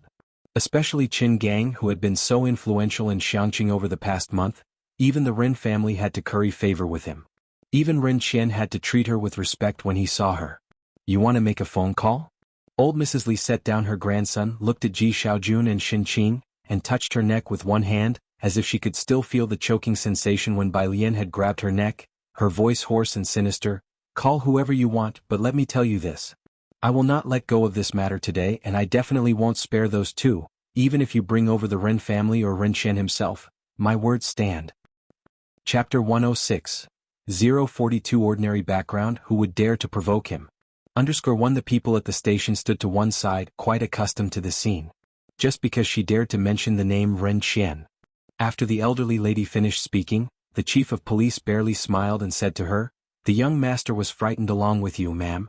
Please go home and rest. Leave the follow-up to us." The chief didn't have the guts to keep the Qin family at the station. The two had only exchanged pleasantries in the lounge. They hardly questioned them further about the case. Madam Li responded reservedly. As for this matter, the chief respectfully saw her out. Mr. Chen, about that, don't worry. Madame Li placed her grandson in the car and stood by it, stroking her own neck, and spoke with a chilly tone. I understand your predicament. If this matter is handled well, I won't mention it to Qin Gang. The chief breathed a sigh of relief. Thank you for your understanding, madam. He stood at the entrance watching Madame Li's car drive away. Chief, a police officer said hesitantly after watching the car leave, did they take the evidence with them? Once they entered the library, they had collected the evidence following procedure. Gathering and investigating evidence. After understanding what happened, the evidence was taken by the Li family's kid back to their house. Now they had directly taken the evidence away. The officer, who had not been working long, felt it was inappropriate for the Li family to take others' belongings like that. It's just a watch. The chief turned and walked back. The watch was the least of his concerns. What about the information on the other two? Show it to me. Qin Gang was a ruthless figure in Xianxia, a martial artist from his youth. His exiled family regained attention from Jianghu thanks to him. Unapproachable and unsympathetic, if this issue wasn't handled well and Qin Gang took notice, his good days would be over.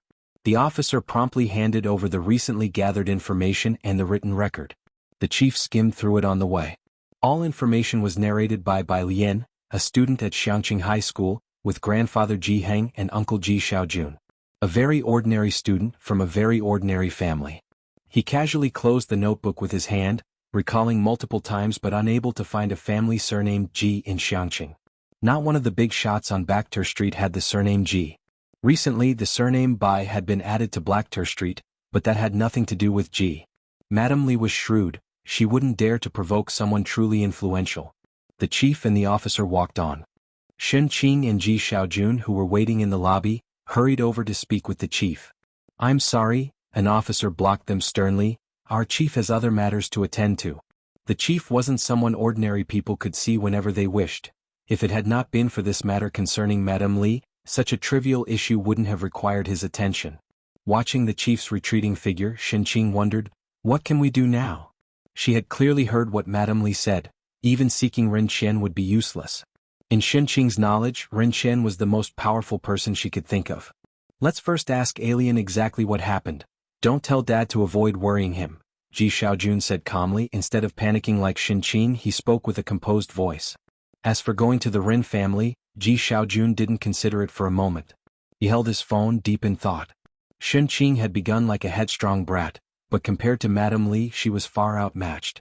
The officer, witnessing Madame Li take the watch without a word from the chief, shared empathy for the weaker, and after saying that the chief couldn't be approached, he added in a hushed tone, try to leverage your connections if you can. You shouldn't let the student end up with a criminal record. A criminal record would complicate future civil service examinations. Stay with Alien, Ji Xiaojun instructed Shen Qing firmly. I need to step out. Thinking he was going to seek help from the Ren family, she quickly agreed. Okay, you go, don't worry about her here. Meanwhile, Pu Xiaohan and Yang Lin returned to school, seeking Lu Lingxi. Most students, when faced with trouble, seek out their homeroom teacher, especially those in class 15. Hearing Pu Xiaohan's clear explanation, Lu Lingxi was alarmed. Bai Lian was pushed to hit someone? Her such a well-behaved, outstanding student forced to resort to violence? Yes, Pu Xiaohan felt like crying. Ms. Lu, that old lady was unreasonable, snatching things and hitting people, and she seems tough to deal with. Bai won't get into trouble, right? You two go back first, Lu Lingxi gestured with her hand. He'll handle this matter. Chapter 107, 042 Ordinary background. Who would dare to provoke him? _2 She stepped out of the office and took out her phone to make a call. Pu Xiaohan spoke anxiously about Bai Lian's situation, and the other teachers in the office heard about it too, the news spreading quietly throughout the school. Even Ren Wanxian, who had already gone home, had heard something about it. Ren Qian made a call to ask Ren Wanxian about the incident with Chief Chen. I don't know, Ren Wanxian said looking out the window. Chen Grandpa left after watching the performance and didn't join us for lunch. The school leaders had also not stayed. How did your calligraphy go today? Ren Qian knew that the school intended to have Ren Wanxian showcase her handwriting in front of Grandpa Chen. The best piece I've written recently. Ren Wanxian pursed her lips, her beautiful features slightly furrowed. She was somewhat distracted. Ren Qian naturally had no doubts about Ren Wangshuan's abilities, but now, sensing something unusual in her tone, he put aside what he was doing. What happened? It's just, Ren Wanxian hesitated, biting her lip. She didn't tell Ren Qian about Bai Lian's Gujing performance at school, merely asking, "Did someone from the Ji family come looking for you?" "The Ji family?" Ren Qian was surprised. "You mean your dad? He hasn't looked for me." "I see." Ren Wanxian was a bit taken aback. She had heard that Lu Lingxi's face had turned grim at the time, and she thought someone from the Ji family would go to her grandfather. What exactly happened? Ren Qian had been very concerned about the Ji family of late, and he asked seriously, "What's happened with the Ji family?" "It seems to be Bai Lian." Ren Wanxian withdrew her gaze from the window, lying on her bed. "She caused trouble and got taken to the police station, and it's not a small matter." This was something Ren Qian truly didn't know. After hanging up the phone, he promptly instructed the Secretary General to look into Bai Lian. "Even though the Ji family hasn't approached me, we cannot pretend to be ignorant of this affair." Ren Qian had his own plans, intending to take the initiative to help before the Ji family reached out to him. The matter that Ren Qian wanted to investigate yielded results in just a few minutes. The Secretary General looked at Ren Qian and hesitated to speak. "Is it serious?" Ren Qian asked, looking at the Secretary General, actually surprised. He didn't think there was anything in Xianxia that could cause him trouble, especially considering it involved the Ji family. How big could it possibly get? To Ren Qian it was just a matter of a few words. The Secretary General bowed and reported to Ren Qian, "It's not that serious, but Miss Bai, she injured Madame Li, and Madame Li is very angry now." "What?" Ren Qian was astonished. Whom had Bai Lian offended, to have clashed with Chen Gang's mother-in-law? "Sir." The Secretary General stood to one side, expressing his concern. "It seems that Grandpa Chen had the intention of acknowledging Chen Zhu as his foreign-born grandson, and this—" Ren Qian was silent for a good long while.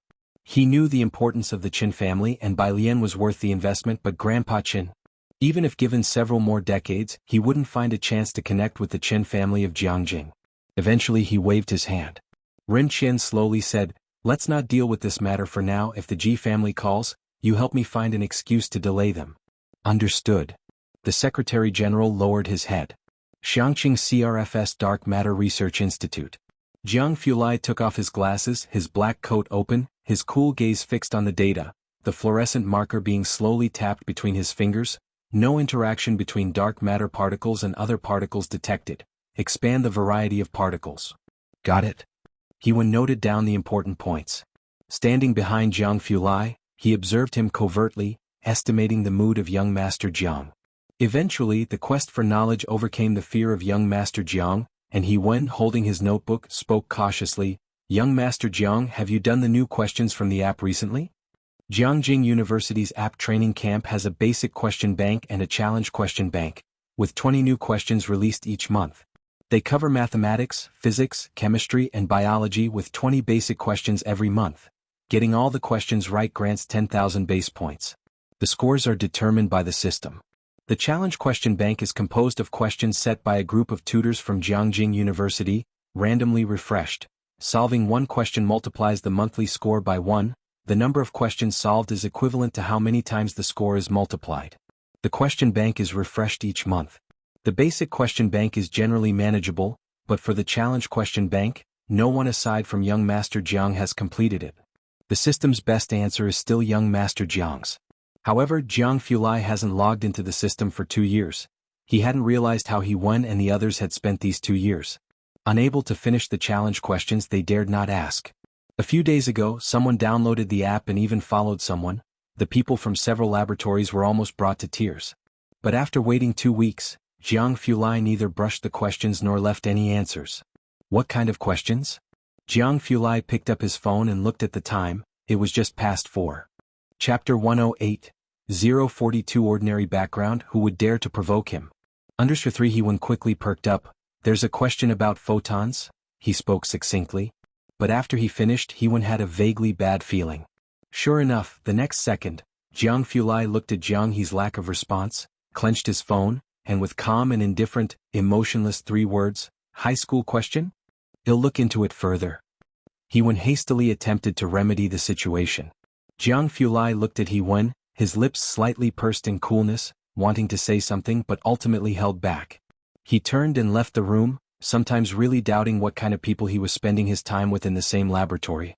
Once young Master Jiang left the office, the others looked at Hewen with an expression that said, "You've got guts." "Hewen, Can you tell me how you dared to ask him high school questions? Hewen, can you do it? That person shrugged, but we wouldn't be bold enough to ask him to do it. Joking, there were standard answers in the question bank, though none as clear and enlightening as young Master Jiang's answers, but they were sufficient. Who would dare to have young Master Jiang do their problems? After all, even academician Ma hadn't been able to trick young Master Jiang into his laboratory. Outside in the office, Jiang Fulai called Jiang He again, but no one answered. It wasn't surprising. Jiang He had been giving him the cold shoulder for several days now. Pale fingers tapping on the phone screen, he dialed Bai Lian's number, telling her that Ming Dongheng would be late picking up Jiang He tonight. Still no answer. Jiang Fulai hesitated in his steps, knowing that Bai Lian was at the library with Jiang He. Computer. Jiang Fulai paused in his stride, made a timeout gesture to the researchers in the office, and set down his fluorescent pen. The assistant quickly handed over his computer. The underground laboratory, to avoid cosmic ray interference, was built deep into the earth, perennially cold and shadowy. Jiang Fulai set the computer on the table, not bothering to sit, one hand bracing the tabletop, the other tapping on the keyboard. The computer's glow made his face seem even more pale and sharp, and a black skull icon soon appeared on the desktop. Line after line of code emerged at his fingertips. The assistant stood 3 steps away, watching expressionlessly. Jiang's business scope was too broad for him to understand anything.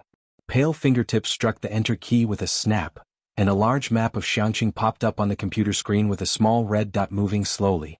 The assistant behind only saw Jiang keying in several lines of code, with the map continuously zooming in.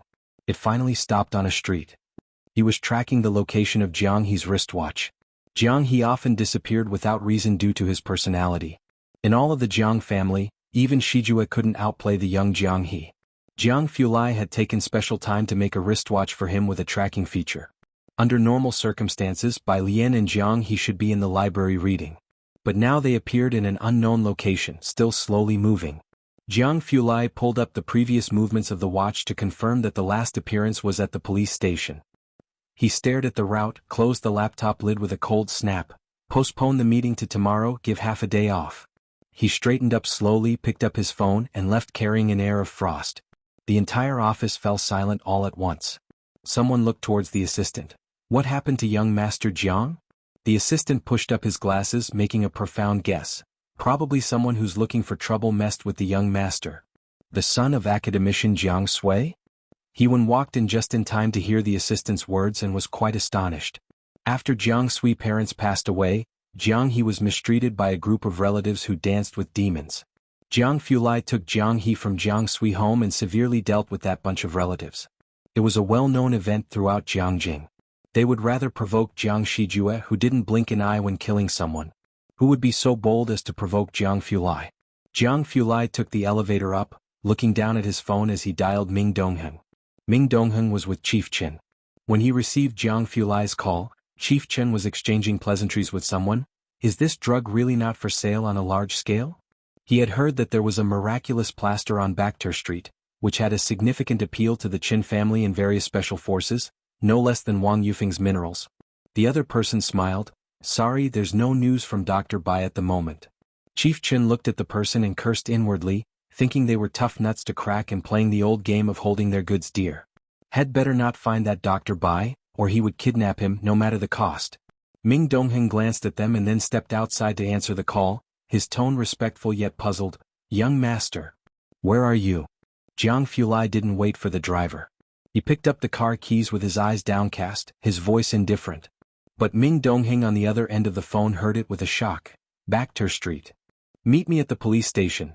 Jiang Fulai opened the car door, holding the phone in one hand and starting the car with the other, as the evening sun slanted through the windows, casting his fierce face in the hazy sunlight. Jiang He's watch was last positioned there. What? Ming Dongheng's heart skipped a beat. His hands became somewhat unsteady. What's the matter? Chief Chen, who was speaking to someone, noticed Ming Dongheng hastily standing up, lowering his voice. It's about Jiang He. Ming Dongheng couldn't delay. You keep an eye on this place, I have to take a trip to the police station. Seeing Ming Dongheng's complexion, Chief Chen didn't dare to ask further. Bakhtur Street wasn't close to Xianxia police station. Ming Dongheng drove Chief Chen's car almost speeding all the way, blatantly over the speed limit in some sections.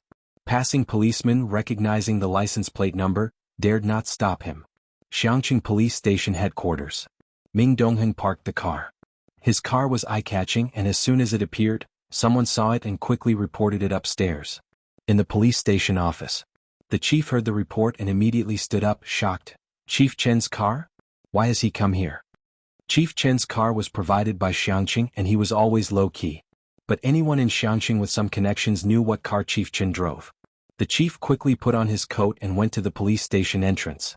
But it wasn't Chief Chen at the entrance. Instead, there stood a tall, cold man holding car keys, standing next to Chief Chen's car. Seeing the chief come out, he merely gave them a cold glance without saying a word. Whoever followed Jiang Fulai couldn't be just anyone. The chief did not recognize Ming Dongheng, but anyone who could casually drive Chief Chen's car was clearly not ordinary. He was intimidated by Ming Dongheng's cold expression, standing at the entrance not sure how to start a conversation with him. Just when the chief hadn't quite figured out what to say, a royal blue sports car with Jianghu license plates approached from the end of the road. Screech a sound. It stopped at the entrance of the police station. Under the setting sun, the car's body radiated a fierce chill. Ming Dongheng recognized this as the car specially brought to Xianxia for Jiang Fulai's daily use.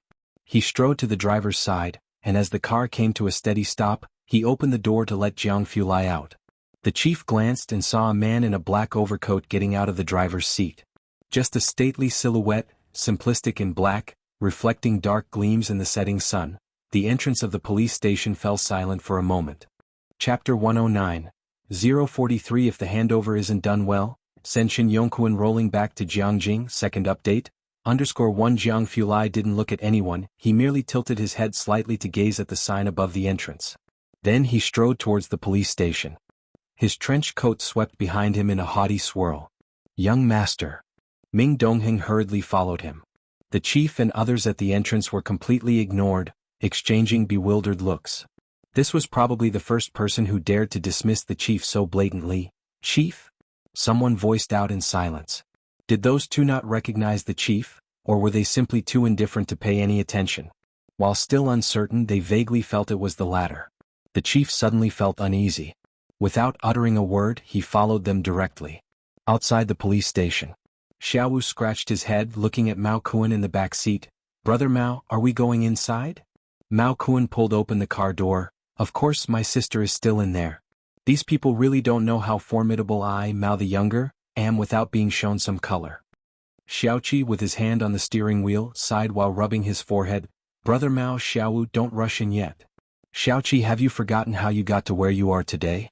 If it weren't for our sister, the three of us would still be stuck on Pura Street as gang leaders, Mao Kuan bellowed. It wasn't until his sister single-handedly took down Poison Scorpion that he caught the eye of his godfather and was able to shine on Baekter Street. If he was a step later and his sister had already wiped out those people, where would his face be? Xiaoqi, hold back, his elder brother is an idiot. Let's wait. Xiaoqi inhaled deeply, trying to calm Mao Kuan. The two people who just went in aren't simple. Xiaoqi talked him around, eventually stopping Mao Kuan. Mao Kuan squatted across from the police station, lit a cigarette with a scowl. Fine, I'll wait another half hour.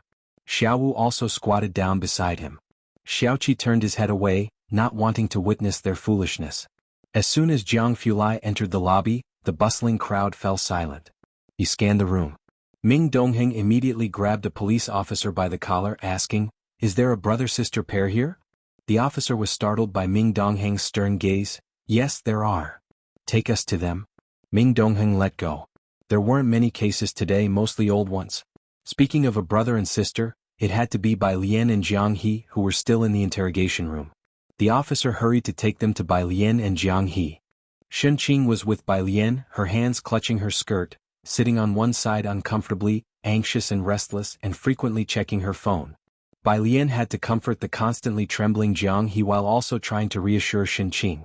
When Jiang Fulai entered, he saw this scene. The girl's hand slowly stroked Jiang He's back, her other hand supporting her chin, her cold black eyes half closed, looking at the tree shadows outside the window, like a white cat whose peaceful sleep had been disturbed, clearly not in a good mood. Lingering on the edge of an outburst. Shen Qing, startled by the sudden entrance of the two, quickly stood up. The pressure from Jiang Fulai wasn't any less than that from the chief. Ming Dongheng, seeing that the two were unharmed, let out a sigh of relief. Miss Bai, just hand the little master over to me. Jianghu's hands were tightly clenching Bai Lian's skirt and wouldn't let go. Bai Lian replied methodically, his mood isn't good right now. Ming Dongheng could only stand aside.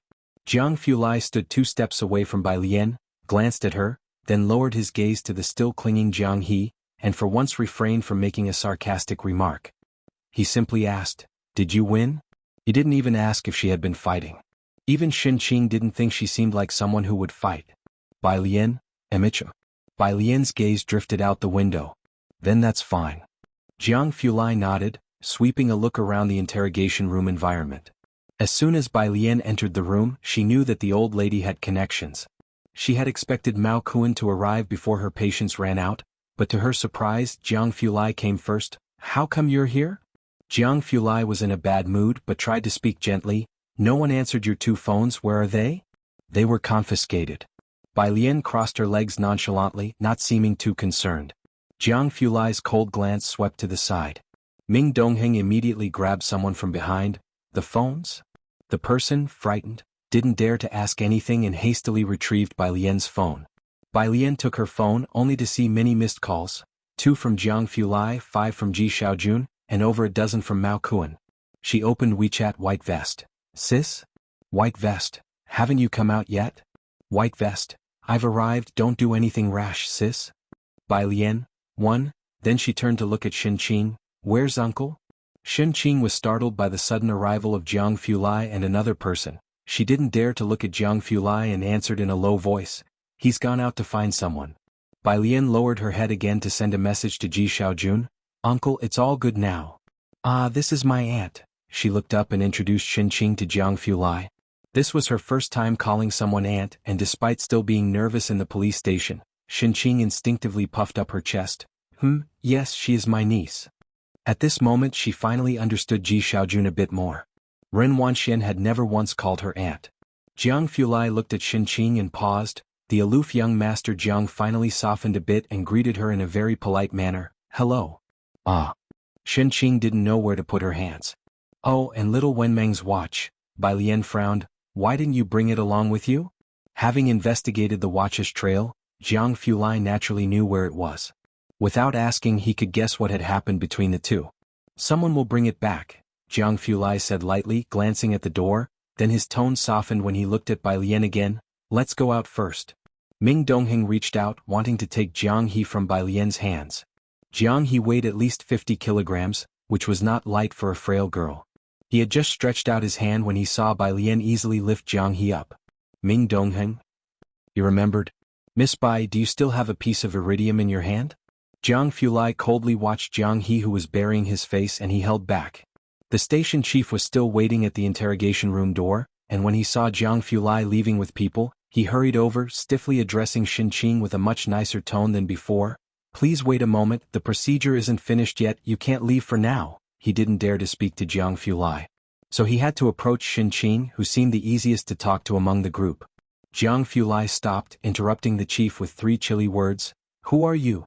I'm the chief of this substation. The chief lowered his head. The chief? Jiang Fulai withdrew his gaze, not looking at him again. He continued forward. Let Chen Yongquan come and talk to me, he said, turning his head to Ming Dongheng. If it's not handled well, just have him roll back to Jiangjing. The young master Jiang rarely called out people's full names. This was not an instruction but a notification. Ming Dongheng's heart tightened and he nodded seriously. Jiang Fulai didn't stop for a moment. Without making a statement or bailing anyone out, he just left with Bai Lian and Jianghu. Nobody behind them dared to stop them. After Jiang Fulai and Bai Lian left, the remaining people at the police station looked at each other in dismay. In Xianxia they heard most about Ren Qian and Qin Gang. Who was Qin Yongquan? Was he also from the Qin family? The officer from before looked at the chief and swallowed. Chief, are we just letting them leave like this? How do we explain to the Li family? What is there to explain? The chief suddenly broke out into a fine sweat on his forehead. Hurry up and notify the Li family to send over the watch. His fingers trembled. The upper circles in Xianxia knew about a big shot from Jiangjing who had been sent down to manage things here. They all referred to this person as Qin Yi or Qin Bureau. The ordinary officers naturally didn't know Qin Ye's real name. But the chief, who had seen the files, was very clear about Qin Ye's true name, Qin Yongquan. The rest of the officers were startled by his reaction, and they quickly went to contact the Li family. The Li family. The elderly lady had already gone home to change into a new set of clothes. At this moment the family doctor was carefully applying ointment to her neck, and in just 2 hours the old lattice neck had turned purple and blue. The servant half knelt on the ground, holding a mirror for her. Lady Li's eyes were full of gloom. Ever since her daughter married Qin Gang, most people didn't dare to speak to her too loudly or too softly. How dare that girl do it? Smack! She slapped the mirror away. The servant hurriedly knelt down, trembling as they bowed their head. Grandma, the little boy ran down from upstairs, holding up a black watch for Lady Li to see. It requires a password, give me the password quickly. Dear grandson, Lady Li immediately hugged the boy, rubbing the swelling on his head. I'll have someone fetch it for you right away. Just as she was saying this, her cell phone rang. It was from the police station. I was just about to contact you. Lady Li sat upright and spoke indifferently. Ask that little bastard what the password of the watch is. On the other end of the phone, the officer wiped off the cold sweat. Lady Li, the chief has asked me to notify you to return the watch immediately. What do you mean? The old lady was very displeased. What do I mean? The chief snatched the phone away. Lady Li, you may want to die, but I still want to live. You better find Qin Gang. If he has any clout in front of Qin Yi, your Li family might still find a way to survive today. Chapter 110, 044 The Great Shuffle. G Mulan, 1. _1 The director made this statement to old Lady Li based on their past relationship. It was clear he wasn't joking. He even called out Qin Gang by his full name. Old Lady Li put down her grandson and suddenly stood up, her voice still a bit hoarse. Are you serious? She wasn't oblivious. Judging from the few girls this afternoon from head to toe, there wasn't much she deemed worthy of attention. The director didn't explain further. He simply hung up the phone as he was already overwhelmed with his own problems. Grandma, the password. Old Lady Li also felt a bit panicked. She didn't tend to her grandson any longer but instead called Qin Gang. Back to her street. When Qin from the bureau received Ming Dongheng's call, he halted what he was doing and burst into fury. Isn't this Xianxia is just a bunch of no-goods? Not to mention whose turf they're digging into, now they've even escalated to protecting each other like this? The emperor is far away, and in the absence of the tiger, the monkey becomes the king, his subordinate said helplessly. This wasn't an isolated incident. He used 2 classic examples to explain. Even if Jianghu Li's identity is confidential, the watch on the young master's wrist was personally made by him, and it bears the Jiang family's emblem. Can't they see that? Qin from the bureau slammed the car door hard, his eyes fiercely glaring. That watch, only Jianghu Li could make something like that in the entire Jiangjing. They really have good taste, don't they? Qin from the bureau's rage wasn't just because they offended Jianghu Li. It was also because he was furious at the corruption from top to bottom. He was demoted here, and everything had been peaceful. Even Bakhtur Street hadn't had any major incidents. Qin from the bureau thought his main task was to handle Bakhtur Street, then help with Chen family and Jiang family's connections, and just relax until he could go back and be promoted. Who knew all the peace was just a facade? It was all a show put on for him by Xianxia.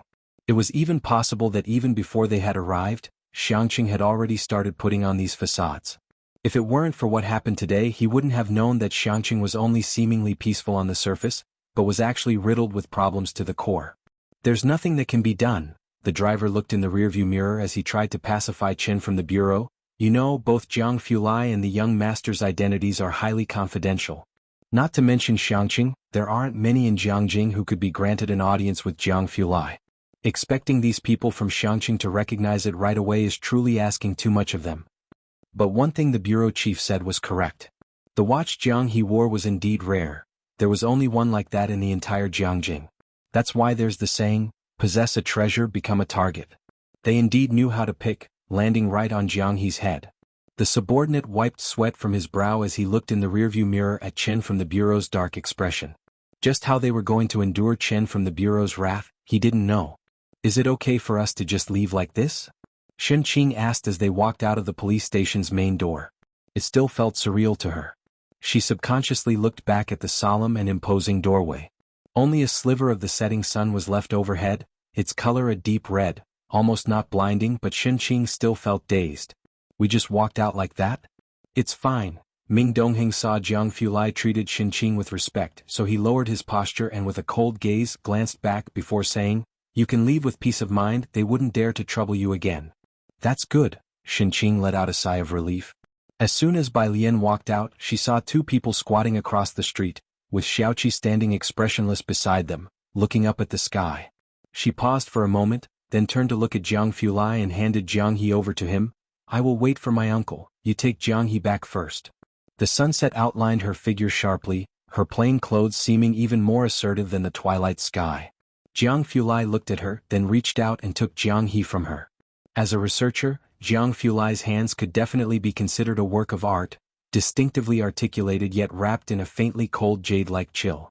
Yet Bai Lian's fingers wrapped around Jianghe's arm were even more slender, in smooth, cold white. Hard to imagine those were the hands that could play out the sounds of charging armies.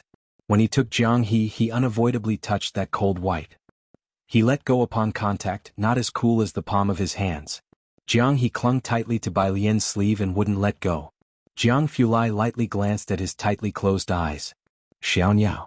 Bai Lian gently tugged at her own sleeve, then whispered a comfort. Sister has something to take care of right now. Let go, and he'll come to see you first thing in the morning? Jianghe's long eyelashes quivered, and his fingers loosened. Only then did Jianghu Lai, with a cold demeanor, hold him. Doesn't Ming Dongheng need to send you back? Chapter 111.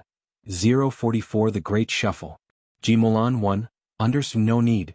Bai Lian lazily smoothed out her sleeves and skirt hem. Once Ming Dongheng drove off, the three people on the opposite side sheepishly walked over. Sis. Bai Lian stood against the sunset and casually introduced, this is my aunt.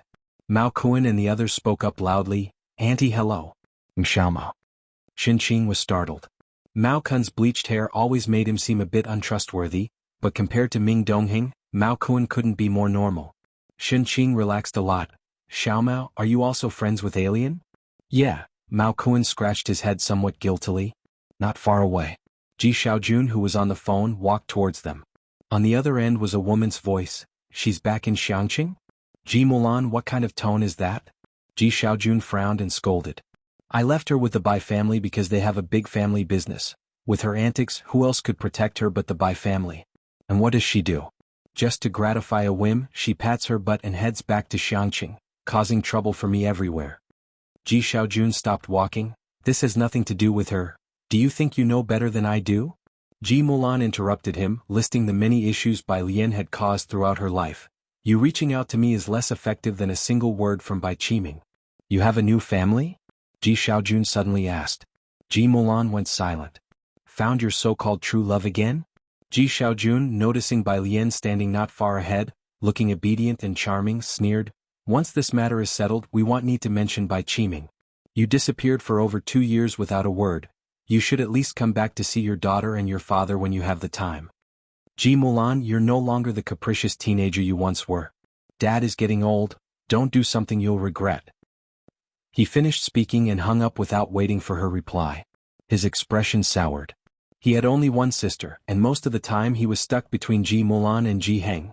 But this time Ji Mulan had left Bai Lian alone with the Bai family, which disappointed Ji Xiaojun deeply. Ji Xiaojun had always had Ji Mulan's phone number. He just never contacted her before, and today for Bai Lian's sake he reached out for the first time. He pocketed his phone and approached Bai Lian and Xianxia, softening his expression considerably. When he saw Mao Kuan and the other two with Bai Lian, he paused, his gaze lingering on Xiaoqi's face for a moment. Uncle Ji, hello, the three said with great politeness. Ji Xiaojun responded with a regaining his composure, emanating authority. He was much like Ji Heng in that he didn't talk much. Xianxia, on the other hand, was quite chatty, insisting on having Mao Kuan and the others over for dinner. We shouldn't, Auntie, Mao Kuan scratched his head. My godfather is looking for me. Xianxia watched the trio leave with a touch of regret. She had a good impression of the three, especially Xiaoqi. Let's go shopping for groceries, Dad will arrive soon, Ji Xiaojun said, withdrawing his gaze and patting Bai Lian's shoulder. Let's not talk about this with your grandfather to avoid worrying him. As for what actually happened at the police station, Ji Xiaojun hadn't asked Bai Lian, staying silent, thinking about the matter with Ji Mulan. Today was Bai Lian's second time visiting Ji Xian's home, but her mindset was completely different from the last. Xianxia and Ji Xiaojun were cooking in the kitchen. On the coffee table in Ji Xian's living room were many trophies and photos. Bai Lian's gaze fell on the photo in the center, featuring Ji Xiaojun in his middle age with a girl in the picture. The girl wore a black t-shirt holding a trophy, looking very petite and smiling brightly with pure joy. She always felt that person looked familiar. Those are his students. Jianghu, following her gaze, noticed the picture, took a deep drag on his cigarette, his voice muffled. Each of them got into Beijing University of Arts except for Yang Qiong. Beijing University of Arts was the best art school among the 4 major cities. You could say that in his years of teaching, Ji Xian's students were everywhere. Jianghu's gaze turned distant and he didn't continue. Yang Qiong. Bai Lian lounged on the couch with a carefree posture, her eyes narrowing slightly. She had never heard the name before. Dinner's ready, what are you two doing there? Xianxia came out with a dish, interrupting Bai Lian and Jianghu's conversation. Come prepared to eat. Oh, Bai Lian withdrew her gaze. She went to wash her hands in the kitchen, helping with the serving. Don't bother, Xianxia chased her out. Let your uncle do it, he's thick-skinned, he'll be fine. Chapter 112, 044 The Great Shuffle. Ji Mulan 1_3 Ji Xiaojun, who just picked up his soup, really wanted to put it back. The doorbell rang and Xianxia paused in her movements, still feeling restrained around the Ren family. Alien, go open the door, it should be your little uncle who has arrived. Bai Lian went to open the door. Only Ji Xiaorong had come. This was normal. At a Ji family dinner, how could anyone from the Ren family possibly attend? Ren Wanxian had only been to Jianghu's place a few times, countable on one hand. Shall we not mention the matter about Alien to your brother? Xianxia caught Ji Xiaojun in the kitchen, glancing at the living room and lowering her voice. Ji Xiaojun shook his head, his voice very indifferent. If Alien said it's nothing, then there's no need to bother for now. What kind of relationship do we have with the Ren family that we could possibly climb up to? Seeing Ji Xiaojun act this way, Xianxia knew he cared a lot about the Ren family. I'm looking out for you, she snorted coldly. She had once thought about pleasing the Ren family in every possible way, but lately, it seemed she had moved on. The Ren family. At dinner time there were only 3 people. Ren Wanxian, Ren Qian and Ren Jiawei.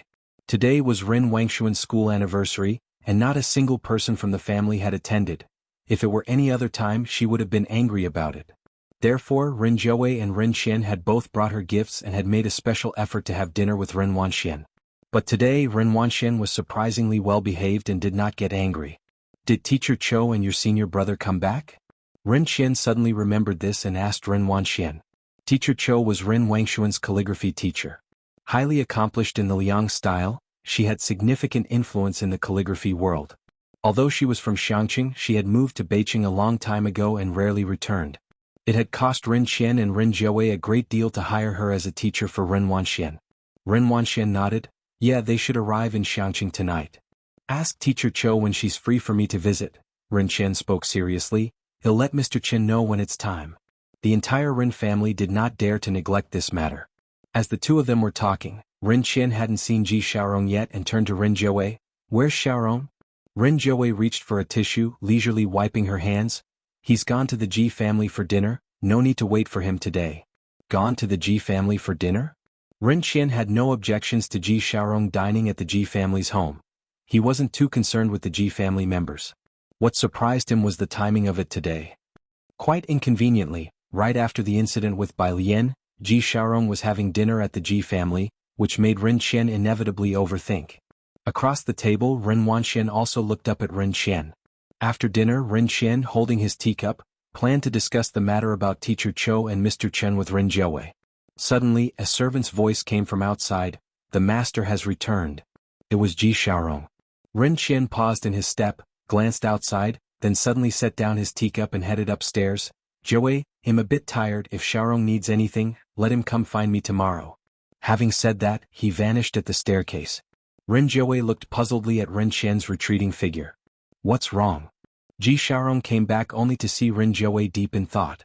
No, it's nothing. Ren Jiawei touched her chin, contemplating, then suddenly sat up straight. Did something happen at the Ji family? Or did you recently upset my dad? The Ji family? Ji Xiaorong paused, then patted the back of Ren Jiawei's hand. It's nothing, I've just come from my brother's place. We're planning to buy alien a Guzhing. Oh right, do you know any Guzhing teachers? When Ren Jiawei heard this, she relaxed. Ji Xiaorong, seeing that her focus had shifted, glanced upstairs and then frowned as he sent a message to Ji Xiaojun. The following day, Ren Qian got up much later than usual. Ji Xiaorong had spent the night at the old house with Ren Jiawei. It was only when a servant informed Ren Qian that Qin Gang had come to visit out of the blue that he went downstairs. Just as he reached the bottom of the stairs, he saw Qin Gang waiting in the lobby. Reminded of the incident with Bai Lian, Ren Qian took the initiative to speak.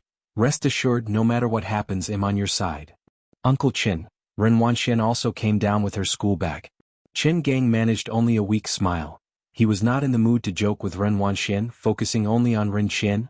"Mr. Ren, you're the only one who can help with this matter. Can you contact Bai Lian for me?" Ren Wanxian bowed her head, slowly changed her shoes, her hand paused upon hearing Qin Gang's request. Ren Qian felt a jolt in his heart, sensing that things might not be as he had imagined. "What do you need Bai Lian for?" Chapter 113. 045 The New God of the Fighting Ring, the Gujing Teacher. Second update, _1 Qin Gang held the cup in his hand. Overnight, Xianxia had turned upside down. "It seems you haven't received the news yet." He looked at Ren Qian. "The Li family got into trouble yesterday and was sealed off. Xianxia took over a group of people from Jianghu overnight, and the only thing I could find out is that this matter is related to Bai Lian and Qin Yi." Qin Gang didn't even meet the Li family. He asked the relevant personnel, and the answer he always got was, "It's classified." Fortunately, he had made the right connections in his daily life, and finally someone told him that one of the parties involved was Bai Lian. This is why he came to the Ren family. He remembered Bai Lian was Ji Shairong's niece. Ren Wangshuan's hand, which was tying her shoelaces, suddenly stopped. "She's related to Qin Yi?" Ren Qian also lost his color considerably. As for the Ji family, he never took them seriously. How could they be related to Qin Yi? Ren Wanxian stood up. She clutched her school bag tightly and suddenly spoke up. "Maybe it's because she played the white robe journey at the school anniversary." Ren Qian and Qin Gang both looked at her. "Bai Lian learned the Gujing," Ren Wanxian said, her eyes downcast and her mind in disarray. "That day at the school anniversary she intentionally played the white robe journey. Everyone knows the Qin family likes the white robe journey. It must be because of this." After finishing speaking, she took her school bag and went to school. Behind her, Ren Qian also recovered his composure, saying to himself that the Ji family, how could they possibly be connected to Qin Yi? If it was because of the white robe journey, then it made sense. So, did Ren Qian suddenly realize that Bai Lian was actually fine? Not only fine but had also gained Qin Yi's appreciation? Ren Qian suddenly took out his mobile phone, trying to call Ji Shaorong, but the call didn't go through. He sat on the sofa in a daze, feeling regret for the first time. So, the Ji family didn't really want to ask for his help yesterday? Then his actions last night? Ji Shaorong must have sensed it. "As you can see, I can't get in touch with Bai Lian either." Ren Qian looked at Qin Gang and sighed. "I think you should not get involved in the Li family's affair. It was just for show, and now that it's been discovered by Qin Yi, you'd better back away if you can." As for Bai Lian, Ren Qian then made a phone call to Ren Jiuwei's assistant. The two of them spoke for a few moments. After hanging up the phone, Ren Qian looked at Qin Gang. "It seems like they are looking for a Gujing teacher for Bai Lian." On Jianghu Lai's side, Director Qin had been waiting downstairs since dawn. When Jianghu Lai appeared, dressed in a black shirt, he quickly stood up, respectfully handing over Jianghe's watch with a shamed expression. "Jiang Xiao, the arrangements with the Li family and Xianxia have been completed." It was almost a complete overhaul. Jianghu Lai just stood there, his cold gaze sweeping over him. Like the calm, dark sea before a storm. Director Chen's body trembled. Just as Director Chen was about to cry, a lazy voice came from behind him. "Where is Jianghe?" Director Chen turned in relief, turning his head sharply back. He then saw Bai Lian walking in nonchalantly from the outside, dressed in the most basic school uniform, her long hair pinned up behind her head, her face against the rising sun, holding a string of red Chinese knots in her pale fingers. Jianghu Lai retracted his gaze and then reached out to take the watch. "He's upstairs and won't come down." "He'll go take a look." Bai Lian put down her school bag. She had promised Jianghe that she would visit him and naturally wouldn't break her word. Jianghu Lai took Bai Lian upstairs to see Jianghe. Jianghe had been frightened yesterday and had slept all night after taking a sedative. Now he was already awake, sitting in front of a small table, quietly painting with a brush in his hand. Bai Lian walked quietly to his side. Jianghe was drawing the Xianxia building. The Xianxia building. It was also her profile picture. "The lines here are wrong." Bai Lian watched for a while, then bent down, took his hand and lazily helped him with a few strokes. "The building is supposed to be in a state of disrepair." With her hand on Jianghe's, she added a few soulful strokes to his craftsman-like drawing. Jianghu Lai didn't come close, just leaning against the door, watching intently as she taught Jianghu to paint. The morning sun had not yet fully risen, and a few rays of light passed through Jianghu's small window, quietly shining on the girl's translucent profile, creating a play of light and shadow that brought a burst of vitality to the room. After completing a painting, Jianghu looked at the vivid and perfect drawing, raised his head, and admired Bai Lian's little face filled with amazement. His mouth slightly ajar, his round eyes brimming with adoration. Jianghu snapped out of it, surprised that Bai Lian could paint too. He approached, bent slightly and took a glance. After looking, Director Jiang, the human photocopy machine, was somewhat silent. He began to understand why his teacher had trembled while saying he didn't have the talent when he first tried painting. Chapter 114. 045 The New God of the Fighting Ring, the Gujing Teacher. Second update, _2 Bai Lian leisurely set down her paintbrush, leaning on Jianghu's desk with one arm and tilting her head to examine the painting she finished moments ago. Her verdict was, Xianxia, with your skills, did your teacher really not die of frustration? Though he was only 7 but already an award winner, Jianghu. Was she not here to see his work today? Speaking of this, Bai Lian suddenly remembered the cat on Jianghu's notebook. She tilted her head. Teacher Jianghu. Jianghu suddenly stood up, glanced at the time on his phone, his expression unchanged, his tone calm as if aloof. Your class is about to start, it'll take you to school. At this hour, taking the bus would definitely make her late for school. Bai Lian glanced at him and didn't refuse. Okay. But as they were going downstairs, Bai Lian, following leisurely behind Jianghu, spoke up again. Teacher Jiang, besides the fact that your cat doesn't look much like a cat, everything else is good. Jianghu picked up his keys, heaved a light sigh as he knew that notebook was nothing but trouble. Downstairs, Police Chief Qin and Ming Dongheng stood aside, swept by an icy glance from Jianghu and strove to pretend they heard nothing. Once the two had left, having dodged a bullet, Police Chief Qin finally breathed a sigh of relief. He sat on the couch, poured himself a glass of cold tea, gulped it down, and then said to Ming Dongheng, Miss Bai is my lifesaver, I can't do without her. Ming Dongheng crossed his arms, looking at him dispassionately. It was hard to disagree. By the way, Police Chief Qin remembered something, looking at Ming Dongheng. Do you know about the new god listed in the fighting ring? Backer Street Fighting Ring, where gods are made. The Muay Thai champion Tongpa became a legend there and took the world by storm. All the major forces were watching closely. Ming Dongheng shook his head. He had been recently searching for his master and was not focused on this matter. This person isn't using his real name, just an alias. Police Chief Qin tapped his fingers on the couch. In just a week he climbed from last place in the fighting ring to the top 10. Ming Dongheng startled. The Ming family and Qin family both revered martial prowess. No weakling could stay close to Jianghu. With the ring attracting masters from all over the globe, including champions like Tongpa, even making it to the top 10 was a tall order. What's the alias? There weren't many top fighters in the world that could rank in the top 10, and Ming Dongheng counted them off in his mind. The alias is quite peculiar. Police Chief Qin put down his teacup, looking at Ming Dongheng. It's white tank top. Qin Jingyu might come looking for him. White tank top. Ming Dongheng repeated the name silently. Pretty cool name. Bai Lian sat in the passenger seat. She rolled down the window, resting her elbow lazily on it, her gaze fixated on the receding scenery outside.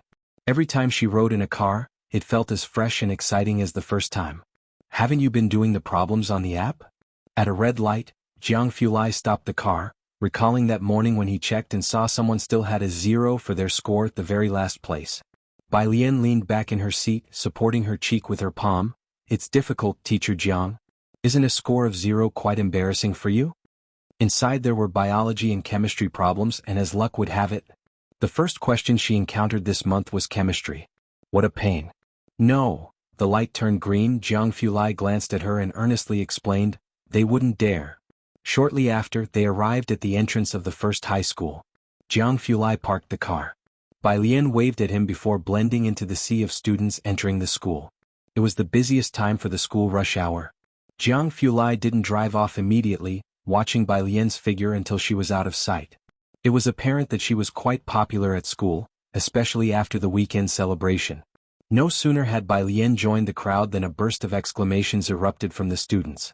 Jianghu sat in the car, an icy expression on his face as he watched the group of students, his demeanor as chill and sharp as a longsword's blade. When Bai Lian reached class 15, classes had not yet started. Yang Lin hasn't arrived yet? Bai Lian put away her backpack, looked at Yang Lin's empty seat, and knocked on Ning Xiao's desk behind her. Pu Xiaohan and Zhang Xi's were always late. But Yang Lin was almost certainly at school by 6. Ning Xiao looked up. She hasn't come, not for the first time either. Bai Lian took out her books one by one. Her brows furrowed. Yang Lin had missed the first 2 classes. Bai Lian went to the office to ask Lu Lingxi about this, and when Lu Lingxi heard Yang Lin had not arrived, her brows also tightened slightly. Never mind, focus on your class. Lu Lingxi clearly knew something yet said nothing more, only asking Bai Lian about her day yesterday. Bai Lian shared what she felt she could tell. Chapter 115, 045 The New God of the Fighting Ring, the Gujing Teacher. Second update, _3 There are as many Gujing teachers in Xianxia as there are hairs on an ox. But among them only one is the most famous. Teacher Yu. Ji Xiaorong took Ren Jiuwei's words to heart, especially when it involved Bai Lian. It's my fault, Ren Jiuwei, thinking back to their first unpleasant meeting which caused her to be unfriendly, as Bai Lian had been described in the same way as Xin Qing by the Secretary General, decided, I'll go find the Gujing teacher myself. Ren Jiuwei also found it strange. Although Gujing isn't as valuable as the piano, learning it still requires a certain family background and artistic cultivation. She hadn't expected Bai Lian to play the Gujing. Ji Xiaorong knew very little about Ji Mulan and Bai Lian. Dad said she really likes the Gujing. As for her performance, nobody had seen it except for Ji Heng. Even Ji Heng had said so. You bring Alien to Wanhe building at noon, Ren Jiuwei haphazardly decided as she put on her sunglasses and grabbed her car keys to meet Teacher Yu. He'll have Teacher Yu wait there with you. Ji Xiaorong didn't have a chance to say a word. Ren Jiuwei had already stepped on the gas and left. He could only pick up his cell phone and send a WeChat message to Bai Lian. At noon, Ji Xiaorong waited for Bai Lian at the school gate. Dad. Ren Wanxian spotted Ji Xiaorong from a distance. Seeing Ren Wanxian, Ji Xiaorong slowed down and pondered for a while. Knowing he could not hide this matter from Ren Wanxian, he explained, I'm taking Alien to meet a Gujing teacher. Ren Wangshuan's fingernails dug deep into her palm. She lifted her head, seemingly indifferent. Bai Lian arrived quickly. Ren Wanxian watched as Ji Xiaorong took Bai Lian away, her eyes darkening. Gujing teacher? Bai Lian trailed behind Ji Xiaorong, thumb pressing on her notebook, unfazed, and looked up slightly, thinking they had been joking just yesterday. Was this for real? Bai Lian opened her mouth, intending to say it wasn't necessary, but seeing Ji Xiaorong's excitement, she touched her nose and followed. That teacher is Teacher Yu, the best Gujing teacher in Xianxia, but he rarely takes on disciples. Ji Xiaorong walked while introducing Teacher Yu to her. With that, he pushed the door open and entered the private room. Inside the private room, Ren Jiuwei was making polite conversation with Teacher Yu. Upon seeing Bai Lian enter, Ren Jiuwei stood up and introduced her to Teacher Yu respectfully. This is the student I wanted to introduce to you, Bai Lian. Teacher Yu was over 50 with slightly graying hair and a pair of dark, turbid eyes. He held his teacup, his gaze subtly sizing up Bai Lian. Bai Lian's fingers were slender and fair, without a single callus. Anyone who learned Gujing would inevitably get calluses. Without calluses, it was almost an exception, an outsider. I heard from Manager Ren that you want to learn Gujing. Teacher Yu frowned slightly as he looked at Bai Lian and asked, Why do you want to learn? Bai Lian paused but was always polite to teachers. After a moment's thought, she answered honestly, Because my mom asked me to learn. Just for that. Teacher Yu's brow furrowed tighter. He didn't think Bai Lian was lying, but his expression became even more serious. Then tell me, how many major schools of Gujing are there now? Are there still schools for Gujing now? Bai Lian raised her eyebrows. Back in her day there had been only one school. Had her senior brothers and sisters split up? Teacher Yu knew from Bai Lian's expression that she was unaware. Anyone with even a bit of Gujing knowledge would know the 9 major schools. He stood up leaning on the table. You know nothing, how are you going to learn the Gujing? Young lady, the Gujing is a sacred art, not something for you to seek attention with. I'm sorry, Manager Ren, I cannot accept this student. Upon opening the door, he saw Ren Wanxian standing outside, which startled her. She subconsciously glanced at Bai Lian standing inside, then whispered softly, Dad? Ji Xiaorong suddenly remembered, pulled out his phone and opened a video. Wait, Teacher Yu, I have a recording of Alien's Gujing performance. Could you take a look first? Chapter 116, 046 Really doesn't need a Gujing teacher, Wang Yufeng. _1 This video was sent to Ji Xiaorong by Ji Heng. Last night, their family had a rare dinner discussion, and Ji Xiaojun knew that Bai Lian had studied the Gujing at the Bai family for a year. Now that they have returned to Xianxia, they couldn't let their child miss out on learning the Guzheng. Bai Lian was memorizing vocabulary on the side, multitasking and listening in. She didn't expect that today, only the second day, Ji Xiaorong had already made arrangements. Ji Heng had heard that he found the best teacher in Xianxia and had specially sent the video to Ji Xiaorong. Mr. Ji, teacher, you looked steadily at Ji Xiaojun. The Guzheng is a collision between emotions and the soul. Its existence is not to show off to people, not to pander for attention. It's the cleanest, most pure form. Those who come to learn the Guzheng with a utilitarian mindset will never be able to reach the pinnacle. I'm sorry, I don't want to listen. He had no intention of listening. He walked right past Ren Wanxian, who was stunned, and left. Teacher Yu, I respect your views but I don't agree, Bai Lian said slowly as she turned around. She didn't defend her decade-plus years of Guzheng study, nor did she explain why she didn't understand the different schools of Guzheng. She just made eye contact with him. The development history of the Guzheng spans thousands of years. Inheritance and promotion are the most important aspects. But the world is diverse, and this is the charm of civilization and heritage. While we like the Guzheng, we can also like many other things. People need to eat. Have you truly understood them by setting aside all your own perspectives? Why deny them? Teacher Yu paused in his steps, looked indifferently at Bai Lian. A successful artist should marginalize themselves, and esteem for art should be their initial aspiration. Life is a form of cultivation. Let me tell you this, you will never succeed. He had come today with hopeful expectations but left in disappointment. He didn't have the luxury to expect a student as talented and devoted to Guzheng as Master Jian's pupils. He merely wanted a student with a bit of spirit and willingness to work hard. Not one tainted with utilitarian motives, who lost their original intention, or even touched the Guzheng only a few times.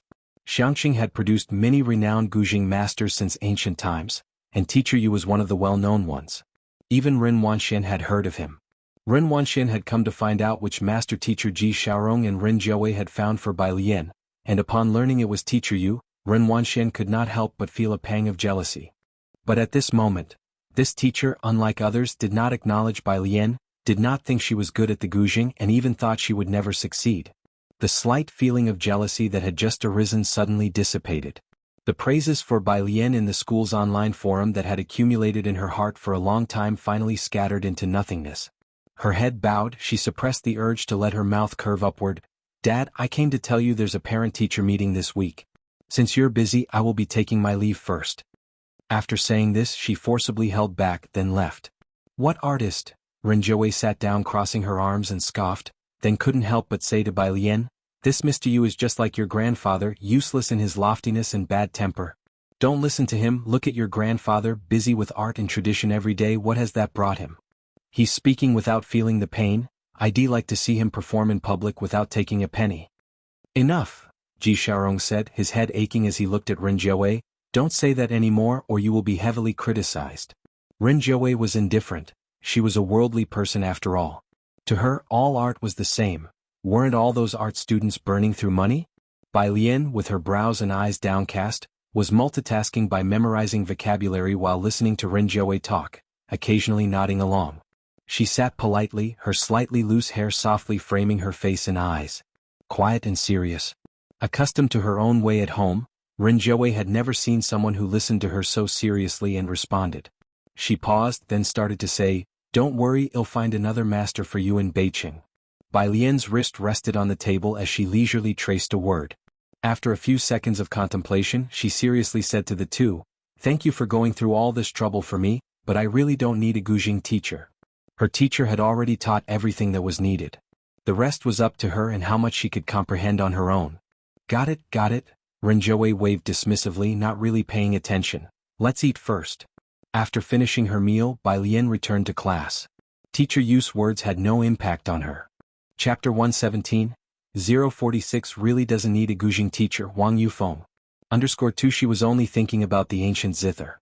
After flipping through her notebook and sketching a miniature zither, Bai Lian couldn't help but flip to the drawing of that black cat and raised her eyebrows involuntarily. She wondered if that teacher Yu would dare to tell Jianghu to his face that his drawing was too stiff and artisanal. Yang Lin hasn't come back yet?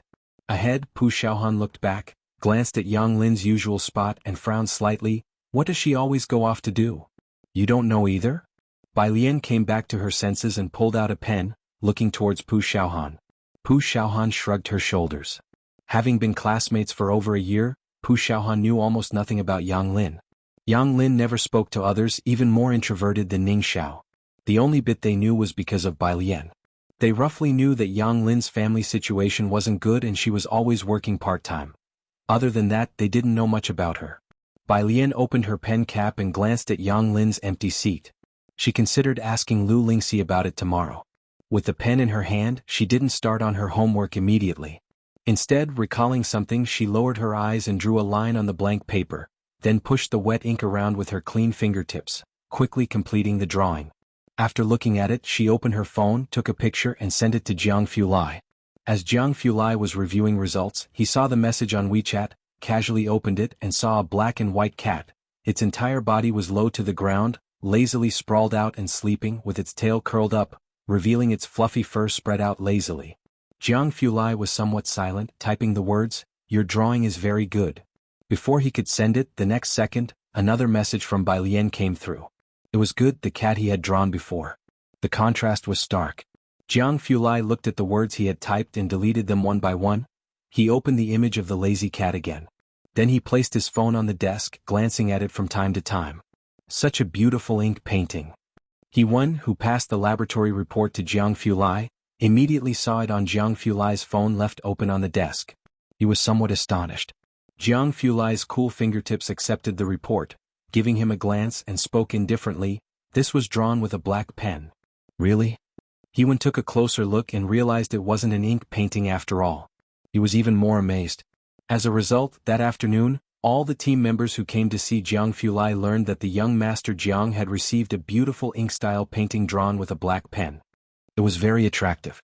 With a casual stroke, Bai Lian impressed a group of engineering students in the laboratory. After school in the evening, instead of going to the library, Bai Lian went straight to see Jianghe. The latter had sent her more than a dozen commas that afternoon. When Bai Lian arrived, Jianghe was holding a tablet, messaging someone. "He, tell the teacher who exactly added those few strokes to the painting." Jianghe, comma, "It can't be young Master Jiang, nor can it be Mr. Ming." Jianghe, comma. The other party sent another flurry of guessing texts, and as Jianghe heard someone knocking at the door, he quickly ditched the tablet and scrambled up from the floor to open the door. Bai Lian squatted at the doorway, leisurely pulling out a piece of paper from her pocket and handing it to Jianghe. Jianghe unfolded it and saw it was a cat lying on the ground. His eyes blinked in surprise. "Study hard." Bai Lian stood up. Jianghu Lai hadn't been managing the lab much these days and wouldn't come back until midnight. Bai Lian remembered the app Jianghu Lai had mentioned, opened the question bank for the month, and the chemistry question from last time popped up. She glanced at it and casually took a screenshot and sent it over. Jianghe had been playing with a Rubik's Cube by her side all along. After finishing a set of papers, Bai Lian and Jianghe agreed that she would come to see him again tomorrow before she went downstairs. Downstairs, Chief Chen was talking to Ming Dongheng. Wang Yufeng did injure his leg, which led to a relapse of an old illness. Chief Chen had received information from inquiries made in the black market and then complained to Ming Dongheng. Today he is not fixing the door. Instead, he's repairing floor tiles. Once, Chief Chen could still believe it. After all, Chen Beixin had indeed helped an old lady. But time and again, Chief Chen felt that Wang Yufeng was up to no good. As the two talked, Bai Lian came downstairs and Chief Chen stood up even faster than Ming Dongheng. "Miss Bai? Are you heading back? I happen to have things to do at Backter Street as well. Can I give you a ride back?" Ming Dongheng, who had just stood up, stared at Chief Chen slowly. His gaze was very cold. Bai Lian knew that Chief Chen often went to Backter Street. She lightly lifted her eyes and nodded politely to Chief Chen. "Thank you." Chief Chen was overjoyed, not caring even about Ming Dongheng staring intently at him. "Miss Bai, my car is just outside." "Mr. Ming," Chief Chen picked up the keys. "Then I will take Miss Bai with me first." The two left. Ming Dongheng stood outside the big iron gate, watching Chief Chen's car drive away. Bai Lian would rather take the bus than let him pick her up. Ming Dongheng thought for half an hour, but he couldn't figure out why the hell? Purish Street. Bai Lian asked Chief Chen to stop the car at the entrance to Purish Street. Once she got out of the car, she saw an old man leaning against the wall, squinting his eyes as if he was about to make a phone call. Recognizing that this was the old man who had fallen on the roadside last time, Bai Lian adjusted her backpack, put away her phone and supported him. "Where do you live?" The sky was getting dark. The old man squinted his eyes, his cloudy gaze resting on the girl in front of him. She had a pale face and delicate features, wearing the tidy and clean uniform of Jianghu school. "Young girl," she recognized Bai Lian and instantly smiled. "It's you. Do you live nearby?"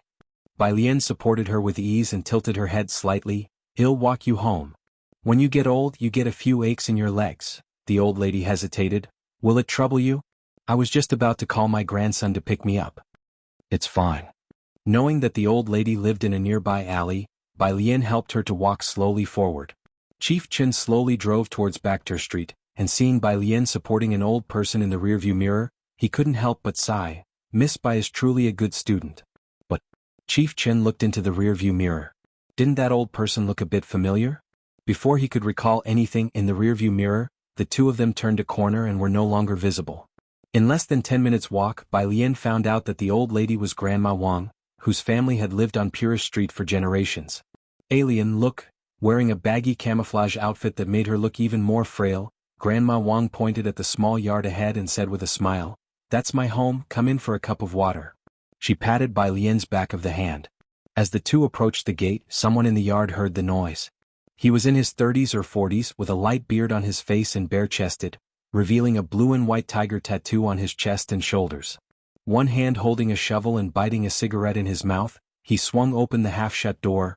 "Godmother, I said I would go get it." Before he could finish, upon seeing the girl supporting Grandma Wang, his words halted midway. Chapter 118, 047 Director Jian doesn't care about his master's post. Second update. _1 Bai Lian looked at the other person, her eyes pausing momentarily upon the sight of the person's bare arms. She couldn't help but look up to the sky. "Little Wang, put your clothes on." Grandma Wang misinterpreted her glance and scolded him before comforting Bai Lian warmly. "Don't be afraid. Little Wang's tattoos might look fierce but he is actually very honest. You don't need to be scared." Wang Yufeng looked at Bai Lian and silently reached for his jacket hanging to the side, putting it on. Bai Lian also recognized him. This was the person she had once saved in the alley. Without changing expression, she helped Grandma Wang to the main room. Once inside, she saw 3 ancestral tablets placed there. In front of the central tablet was a dry sunflower. She looked at the 3 neatly arranged tablets for a moment before shifting her gaze away. Classmate, Wang Yufeng, having properly put on his shirt, poured a glass of water for Bai Lian and Grandma Wang, then offered with a smile, "Have a drink of water." After finishing her water, Bai Lian prepared to go home. By that time, it had already become dark outside. Leaning on a walking stick, Grandma Wang stepped out and looked at Wang Yufeng, who was filling soil in the courtyard. "Little Wang, it's not safe when it's dark. Escort Bai Lian home." Wang Yufeng looked at Grandma Wang, hesitated as if he wanted to say something. He turned to look at Bai Lian, who was holding her school bag, her pale fingers tapping on her phone to study words, a wooden hairpin slanted in her hair, her school uniform spotless, and she lazily glanced at him, raising her eyebrows, with an expression that said, "Try looking at me one more time." Wang Yufeng immediately averted his gaze. In such a manner, did he think she needed his escort? He quietly set down the shovel and escorted Bai Lian to the door. Both of them tacitly said nothing in front of Grandma Wang. Once outside, Wang Yufeng finally spoke in a muffled voice. "Do you live here too? I've never heard about it before." "Just moved in." Bai Lian spoke slowly, chopping off another word. "No wonder." Wang Yufeng nodded. He had thought as much that someone so tough had shown up on Purist Street. "I don't come to my godmother's place very often. Let's exchange contact info. If my godmother needs anything in the future, just contact me directly," he said, pulling out his mobile phone, all earnest. Bai Lian gave him a glance. This time she didn't refuse. Wang Yufeng walked Bai Lian to the Ji family's main gates, made sure of the location and then slowly made his way back. At the mouth of the alley, a black car was waiting for him. The man standing by the car looked down, full of guilt. "We couldn't find him." Wang Yufeng's stern eyes slightly lowered, the night completely enveloping his face. He looked at the black-clad thugs and spoke slowly, "You can't even handle a doctor. You have really disappointed me." Meanwhile, Qin Gang, exhausted, left the detention center. Qin Zhu, who had been waiting outside, immediately went up to him asking, "How did it go?" Qin Gang, pressing his brow, got into the car. "To the Rin family." The Rin family. Rin Qin had been waiting for Qin Gang to come. "I've got a hunch." Qin Gang, having figured out a bit of the situation, sat down on the couch. "The deeper reason is that they're deceiving their superiors and subordinates alike. The Li family just happened to catch the bullet, a warning to others. A new official needs to assert authority with 3 strokes. Although Chen Elder didn't need these 3 strokes, he wouldn't allow others to step on his head. Reorganizing Xianxia was just a matter of time. Ren Qian, holding his teacup equally at his wit's end, "I've asked Chen Elder and he can't be reached, not even on behalf of Master Xianxia." The Li family was no longer important now. Ren Qian tapped his fingers on the table. "I've asked the principal." After Bai Lian's performance, Chen Elder indeed went to find Bai Lian. "What?" Qin Gang was startled. It seems she really plays the Guzheng well. Chen Zhu, also surprised, looked towards Ren Qian. He didn't understand Guzheng but could appreciate emotion. He had been waiting for Ren Wanxian that day and did not know that Chen Elder eventually went to Bai Lian. Ren Wanxian had been silent all this time. It wasn't until Qin Gang and the others turned the discussion to Bai Lian that she said indifferently, "My mother helped her find Master Yu, and even with a high price, Master Yu refused to take her." Master Yu? Both Ren Qian and Qin Gang had heard of Master Yu and were surprised to hear this. Both knew Master Yu. Ren Qian, pondering, said, "Master Yu is talented and has declared that he wants to take on a disciple with real talent." It wasn't surprising that he didn't take Bai Lian. Ren Wangshuan's gaze dropped, feeling her smile was somewhat improper, and said lightly, "She doesn't really know the Guzheng. She didn't even sort out the different schools of playing. She just played White Robe on a whim because she heard Chen Elder was there, trying to be opportunistic. Otherwise, Master Yu wouldn't have scolded her for seeking attention and infuriating him to death." Chapter 119, 047 Director Jian doesn't care about his master's post. Second update. _2 Chinju watched Ren Wanxian and suddenly spoke up. Bai Lian was not cutting corners. She hadn't originally planned to play the zither. Ren Wangshuan's smile froze. She looked up incredulously at Chinju. Chinju, however, did not look at her. Bai Lian's program was originally a sword dance. Qinwei asked me to go back and fetch the longsword, but Wanxian did not inform me of this. The long sword went missing unexpectedly, which is why Bai Lian ended up playing the zither instead. "You?" Ren Wanxian pursed her lips. She did not know why Chinju, who had always stood by her side, was suddenly turning against her. Qin Gang hadn't expected Qinwei to be involved in this matter either, and his expression turned cold as well. "Wanxian." Ren Qian rebuked loudly, looking at her. "You'll come with me to apologize to Bai Lian tomorrow." Ren Wangshuan's mouth fell open. At Ren Qian's side, the Secretary-General discreetly shook his head at Ren Wanxian. Ren Wanxian took a deep breath, holding back, her nails almost digging into her palms. She lowered her head. "I understand, Grandpa." Jiang Fulai didn't get home until almost 1 in the morning. Jiang He's mood had improved quite a bit. Sitting on the living room carpet playing with blocks, the empty house filled only with the slight clinking noises of the blocks. It was very quiet. Jiang Fulai lowered his eyes, unhurriedly unbuttoning his coat while opening a picture Bai Lian had sent him, a chemical question. He glanced at it and hung his black coat properly. As he passed by Jiang he paused.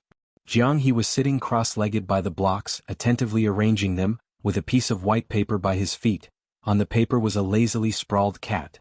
Jiang Fulai squatted down, his fair and slender fingers picking up the paper. Jiang He, who had been focusing on the blocks, suddenly looked up at Jiang Fulai. Jiang Fulai stood up, and despite not having rested much during the day, he didn't show any signs of fatigue. His noble features still exuded an innate gracefulness. In front of Jiang he casually folded the paper, then slipped it into his pocket. Jiang He stood up. Jiang Fulai glanced at him with a rather good mood, his presence dominating from a higher position. He spoke with gentlemanly grace. "It's 1 o'clock already. If you don't sleep, you might not grow as tall as your sister Bai." On the side, Ming Dongheng, who had seen it all, Jiang He watched Jiang Fulai go upstairs. Then he looked down. He tapped on the watch that had been returned after being lost and selected an icon of an ancient tower. Illiterate frowny face comma, illiterate frowny face comma, illiterate frowny face comma. The high school senior who had just finished showering and was preparing for bed was hit by a barrage of vibrations. And they didn't stop. Bai Lian set down her hairdryer. She glanced at the frenzied Jiang He, reached out to click on someone else's WeChat, and immediately sent out a video call while she picked up a vocabulary book with one hand. She never wasted any time. On the other end of the phone, Jiang Fulai, who had just gone to the study to pick up a pen and paper, paused at the sight of the video invitation, adjusted the angle slightly before extending a finger to tap the green button. "Ah, where's Jiang He?" "Hand the phone to him." The girl on the other end spoke lazily, leaning against the window, studying her vocabulary. She said just the one line in a languid tone. There was no response for a while. Bai Lian couldn't help but look up. She had just taken a bath, lounging leisurely against the window. Dressed in a snow-white long-sleeved silk pajama set, her half-wet ink-black hair not tied up as usual, cascading behind her head and on the windowsill, a banyan tree from the courtyard in the background, and the moonlight shining down, casting her profile in an especially dazzling light. A faint red flushed at the corner of her eyes, strikingly beautiful. The long hair unfurled added another kind of scenery to the view. Jianghu thought lightly that wooden hairpins weren't bad. You should send her a few more. He's downstairs. Jianghu withdrew his gaze, lifting his long legs to go downstairs in search of Jianghe, his tone quite light. What happened? Bai Lian continued studying a word very casually. Ask him what the heck he's doing. He does need a lesson, Jianghu said, one hand in his pocket, quickening his steps slightly. Returning downstairs, he handed his phone to Jianghe, who was poking at his watch, his gaze contained. Shadows enveloped him from above. Like a chill descending. Jianghe didn't even need to look up to know who it was. He ignored the other person. Xianxia, on the phone, Bai Lian drawled, try sending me another comma, why don't you? Jianghe's small fingers stalled midair. He looked up, his round eyes meeting Bai Lian's dark almond-shaped eyes. Jianghu looked at him nonchalantly, hold on to it, go upstairs to bed. Jianghe carried the phone upstairs. Jianghu watched Jianghe with cold eyes as he took the phone to his small room and then went to take a bath. When everything was settled, it was already past 2. He gently pushed open Jianghe's bedroom door. Jianghe was asleep with the phone upside down on his chest, only the sound of Jianghe's long breathing filled the room. Chapter 120, 047 Director Jin doesn't care about his master's post. Second update. _3 Jianghu tucked the blanket round Jianghe, whom he had kicked open and then turned off the light. Only then did he gently pick up his smartphone and leave the room. The door was closed properly. Jianghu put the smartphone back into his pocket, went to the study to deal with some documents sent from the Jiang family, and then returned to his own room, the whole house still vast and quiet. He absent-mindedly picked up the remote control to close the curtains, when suddenly he heard a lazy yawn coming from the smartphone in his pocket.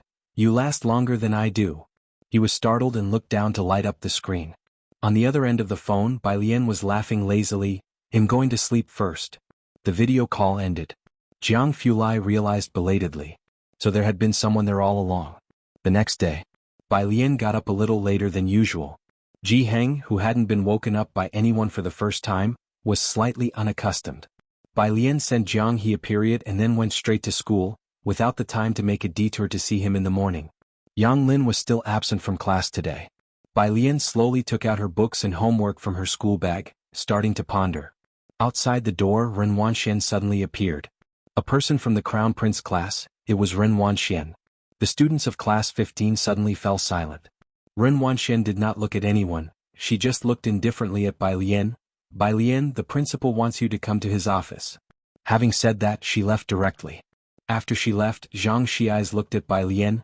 It's Ren Wanxian who came to notify you. Sis, when did you even get to know her? The rest of class 15 was also curious. Bai Lian packed up her school bag and just quirked an eyebrow. Pu Xiaohan looked at Bai Lian and suddenly remembered the incident during the last school anniversary. She leaned back. Alien, let's leave the school anniversary issue as it is. We can't afford to provoke Ren Wanxian or Chen Wei, especially Ren Wanxian. I heard, she glanced around and lowered her voice, her grandfather is that Mr. Ren from our Xianxia. These were all rumors around the school, but the students hardly doubted them. Right? Xianxia's frowned. Even Chen Wei doesn't dare to mess with her. You can blame me for what happened. When you go to the principal's office, don't mention it, don't upset her because of this. That's enough. Bai Lian rose unhurriedly. I know what I'm doing. She knew where the principal's office was. The principal's office. The principal was sitting at the conference table, smiling obsequiously. Seeing Bai Lian coming, the principal stood up and then introduced her one by one. Student Bai, this is Mr. Ren, this is his secretary, and you know this one too, Ms. Ren Wanxian. Ren Qian looked at the principal very surprised.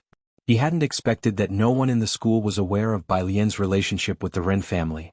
Ren Qian said with a smile, Bai Lian is my son-in-law's niece, principal, you don't need to introduce her. Bai Ren Qian's side, Ren Wanxian gave him a glance, her lips pursed. Upon hearing that Bai Lian was a relative of the Ren family, the principal was also very surprised. but his astonishment was fleeting as he surmised that Ren Qian was there to see Bai Lian for a reason, and then he left his office to them. You talk. Bai Lian, with her school uniform unbuttoned and a cell phone in her hand, half closed her eyes, leisurely watching the principal walk out. Then she dragged a chair across and casually sat opposite Ren Qian. One hand rested on the table while she placed her cell phone on it, leaning back slightly. What's up? Ren Qian's secretary looked Bai Lian up and down with a frown. Wanxian. Ren Qian turned his head and spoke sternly. Ren Wanxian pursed her lips, her head lowered almost in humiliation. I'm sorry Bai Lian, I didn't ask Jianghu to go back for the longsword. Bai Lian's almost pale fingers crossed out a word, then memorized another word. Hearing Ren Wanxian speak, Bai Lian just slightly raised her eyes. Ren Qian met her seemingly mocking gaze. Even though Bai Lian had a pair of very attractive and seemingly non-aggressive almond eyes, they still appeared exceptionally cold at that moment. Bai Lian, Ren Qian looked at Bai Lian trying to mediate between the two.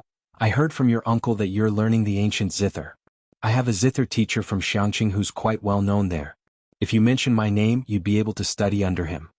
As he spoke, he slid his business card toward Bai Lian with a smile that seemed quite casual. Maybe he could even recommend you for further training in Jianghu in the future. For someone from Xianxia, Jianghu was undoubtedly an insurmountable mountain. Even Ren Qian himself held Jianghu with reverence. Having the opportunity to advance in Jianghu was pure fantasy for someone who had lived at the bottom of Xianxia society since childhood. I hope you can forgive what Wanxian did and that henceforth, we can shake hands and make peace. Ren Qian didn't believe Bai Lian would refuse as he played the emotional card coupled with a tempting offer. Forgive. Bai Lian's fingertips pressed on the workbook, she glanced at the business card and simply laughed. I'm afraid that's impossible. Ren Qian was stunned. He hadn't expected that after bringing up Ji Xiaorong and the opportunity in Jianghu, Bai Lian would still refuse. Bai Lian picked up the tea that had been poured for her on the table and gave Ren Qian a toast. I have a class to attend, goodbye. She rose unhurriedly, picking up her workbook and preparing to leave. Miss Bai, the secretary standing behind Ren Qian stepped forward appropriately. I know President Ren has been trying to find Master Yu for you, but you may not be aware that Master Yu doesn't just accept anyone. He only takes diligent students with talent. Trust me, this is the best teacher our senior has found for you. I think, you'd better not dwell on any unrealistic aspirations. He was very polite, but his every word implied that Bai Lian's dreams were too lofty and her lot in life too slight. Ren Wanxian looked at Bai Lian with a sneer. Enough, no more talk, Ren Qian scolded the secretary, a master of playing good cop and bad cop, and sighed to Bai Lian. But he's right. Master Yu also only takes in talent that can perform at concert level. He can't be swayed by money, and Jiawei, a businessman, doesn't have many avenues to explore. Believe me, this is the best teacher I could find for you. A slap, followed by a sweet date. It was a trick Ren Qian was accustomed to. The best teacher you can find for me? Bai Lian stopped, grasping her cell phone tightly. She leaned forward slightly, her two fingers picking up the business card from the table. Ren Qian, however, thought Bai Lian was coming around. He was just about to happily say, from now on we're family. I don't care about Dean Jian's letters of recommendation, Bai Lian clarified after reading the name on the business card. Let alone this Mr. Shi. Did you think I would care? She flicked the business card lightly and it fluttered to the ground. Chapter 121. How is the performance of Jianghu's teacher, number 048? Bai Lian tilted her face slightly, the slanting morning sun casting an ethereal glow on her profile, as cold as jade. She gave a slight nod to the three people, then turned and walked out of the office with an air of calm detachment. It was not about losing face. She really didn't care about that business card. Ren Qian had always been able to control his emotions, his every action aimed at ensuring his own welfare first and foremost. To plug the gaps above and cover the bases below was the principle upon which he survived. This reshuffling in Xianxia had unavoidably affected him. His misjudgment that Bai Lian could play the Guzheng, let alone the white robe journey, was something he had not anticipated. But it wasn't as if Ren Qian had no remedy. Now Ren Jiawei was eagerly trying to find a Guzheng teacher for Bai Lian, and Ren Qian could tell that Bai Lian also wanted to seize this opportunity to leave a better impression on Elder Qin. So he did his best to find a well-known Guzheng teacher in Xianxia, yet he had not expected Bai Lian to react this way. Even Ren Wanxian was very surprised. Dean Jian? Ren Wanxian was the first to react. She turned back to look at the secretary. Who is that? Which Jian? There's no such person in Xianxia, The secretary also regained his composure, bending over to pick up the business card from the ground. Mr. Ren, since she looks down on it, well, find someone else. Forget it. Ren Chen stood up, his eyes growing dark. Since she looks down on it, let her find a better teacher. After all, she's from the Ji family, she'll experience setbacks eventually. Lacking vision, overestimating oneself. Ren Wanxian apologized. He took out the business card. In the adult world there are no permanent enemies. They scorn each other, yet also court each other's favor, being hypocritical and inconsistent. The first step into society is to adapt to this resilience, to the rules of this world. Bai Lian like this Ren Chen had seen before. But even the toughest bone would eventually be broken bit by this world. She had the ability and was smart enough, but her backbone was too rigid. Hearing Ren Chen's words, Ren Wangshuan's eyes lit up with pleasure, but fearing it would show, she quickly looked down again. But even teacher, you won't take her. Where else in Xianxia can we find a better teacher? As for Ding Jian, none of the three people on the scene, Ren Chen, Ren Wanxian, and the secretary, had ever heard of him. They weren't particularly familiar with the Guzheng. As far up their circles went, they only dared dream of Beijing. They would never think of, nor guess, that the person they looked down upon had obtained a master's invitation from Ding Jian, who was not from one of the four great cities, but a teacher from Jianghu. Mr. Ren, the principal smiled warmly as he saw Ren Chen off, then walked back to the school side by side with Ren Wanxian. I saw on the news that Mr. Chiu has returned. Do you think he could spare some time for a lecture to our senior students? Mr. Chiu mostly resided in Beijing and rarely spent time in Xianxia. He was the cultural development ambassador of Xianxia, having risen from a humble background to profound achievements in calligraphy. Having him lecture would undoubtedly be the best example to set. Ren Wanxian was Mr. Chiu's last closed-door disciple. This was no secret. He'll ask my teacher, Ren Wanxian said. That would be great, Ms. Ren. The principal was very pleased. Ren Wanxian was much easier to deal with than Bai Lian and Ning Xiao. Also, there is a tourism promotion activity for our city next week with journalists attending. Please come to school on Saturday to go through the process. When Bai Lian returned to her class, it was almost time for lessons to start. Is everything okay? Pu Xiaohan turned to look at her, followed by Zhang Shi's inquisitive gaze. Bai Lian pulled out her textbook, shaking her head. Her gaze glanced at the school bag on the neighboring seat, causing her hand to pause momentarily. Yang Lin has returned. Pu Xiaohan noticed her gaze, his delicate brows furrowing. Lu Mum called her to the office. The office. Lu Lingxi reached out, wanting to brush aside Yang Lin's hair to check if her forehead had been injured, but Yang Lin stepped back. Teacher. Yang Lin's voice was always quiet, her eyes calm with scarcely a ripple. Yet her entire demeanor was like a high wall erected, cutting her off from everyone else. You, Lu Lingxi's eyes reddened slightly, come stay at my house. Yang Lin shook her head. He will find out. Yang Lin's hair was long, nearly covering her eyes. The little that was visible, which should have shown the vibrancy of youth, seemed instead like a stagnant pool. Yang Lin, Lu Lingxi wanted to touch her head but withdrew her hand. You must make it out of Xianxia. Listening to Lu Lingxi's words, Yang Lin seemed slightly dazed. She turned and left the office. Lu Lingxi watched her hobbling figure recede. The bell signaling the start of class rang. Chapter 122. How is the performance of Jiangjing's teacher, number 048? _2 Yang Lin returned to her seat. Bai Lian only glanced at her when she stood up to let her sit down and didn't ask more. This gave Yang Lin a sigh of relief. The rest of the class had grown accustomed to it, and Yang Lin was inconspicuous enough that not many people paid attention to this side. Yang Lin took out her test papers and a pen. When Bai Lian saw the bruises on her wrist, her brows furrowed. As the class ended, Yang Lin was still bent over, working through questions. Bai Lian took out her phone and sent a message to Mao Kuan. Bring me a box of medicinal plasters. She sent her school's location to him. Mao Kuan, on the other end of the phone, hesitated upon seeing the position of Xianxia No. 1 Middle School, then replied, No problem, sis. Bai Lian glanced at her phone. Jianghu had sent her 2 messages. Jianghu was not the little prince today. Bai Jian? Little One Meng, cat. Little One Meng typed laboriously and sullenly, My brother won't give it to me. A cat? Bai Lian rested one hand on the table, crossed her legs, and connected these 2 messages in her mind. Her fine hair slightly brushed over her brow and eyes while her pale, slender fingertips tapped on the screen. Bai Jian, wait for me after school. I will draw you another one.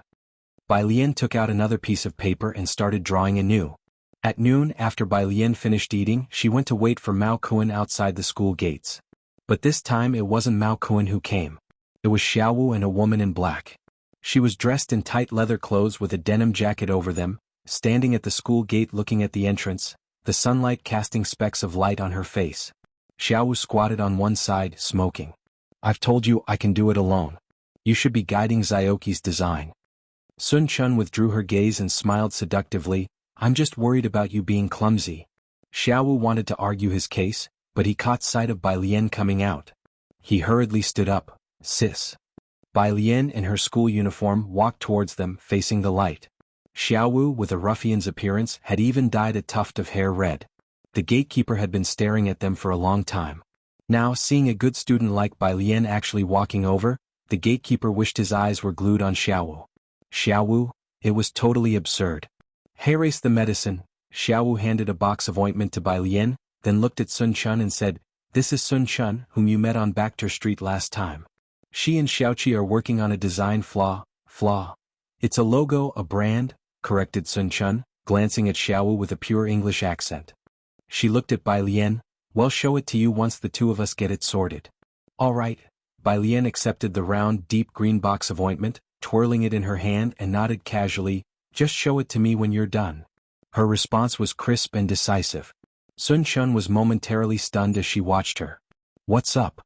Bai Lian pocketed the box of ointment casually, giving her a lazy look. She raised an eyebrow. Her dark pupils clear and calm, simply looking at her. No different from the way she looked at others. "It's nothing," Sun Chun shook her head. After that night, she had been following little Mao. He didn't ask her to do anything else. Once he found out she had been to school, he let her help Xiaoqi out. She had thought Bai Lian might not trust her or even detest her.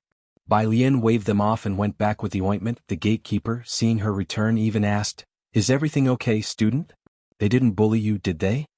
Bai Lian blinked, her long eyelashes casting shadows. "Not at all." "Not far away, Xiaowu? Really, did that damn gatekeeper think he couldn't hear?" Bai Lian, with the medicine in hand, returned to class 15. Most students had gone to the snack shop after lunch or to the dormitory and hadn't come back yet. Yang Lin had remained seated without stepping out. She had eaten only a piece of bread for lunch, which Bai Lian had seen at the milk tea shop. Bai Lian pulled her chair back with a schluff, and sat down, then took the box of ointment out of her pocket and unscrewed the lid. Yang Lin was bent over, buried in homework. She had missed the previous day and had a lot of assignments to catch up on.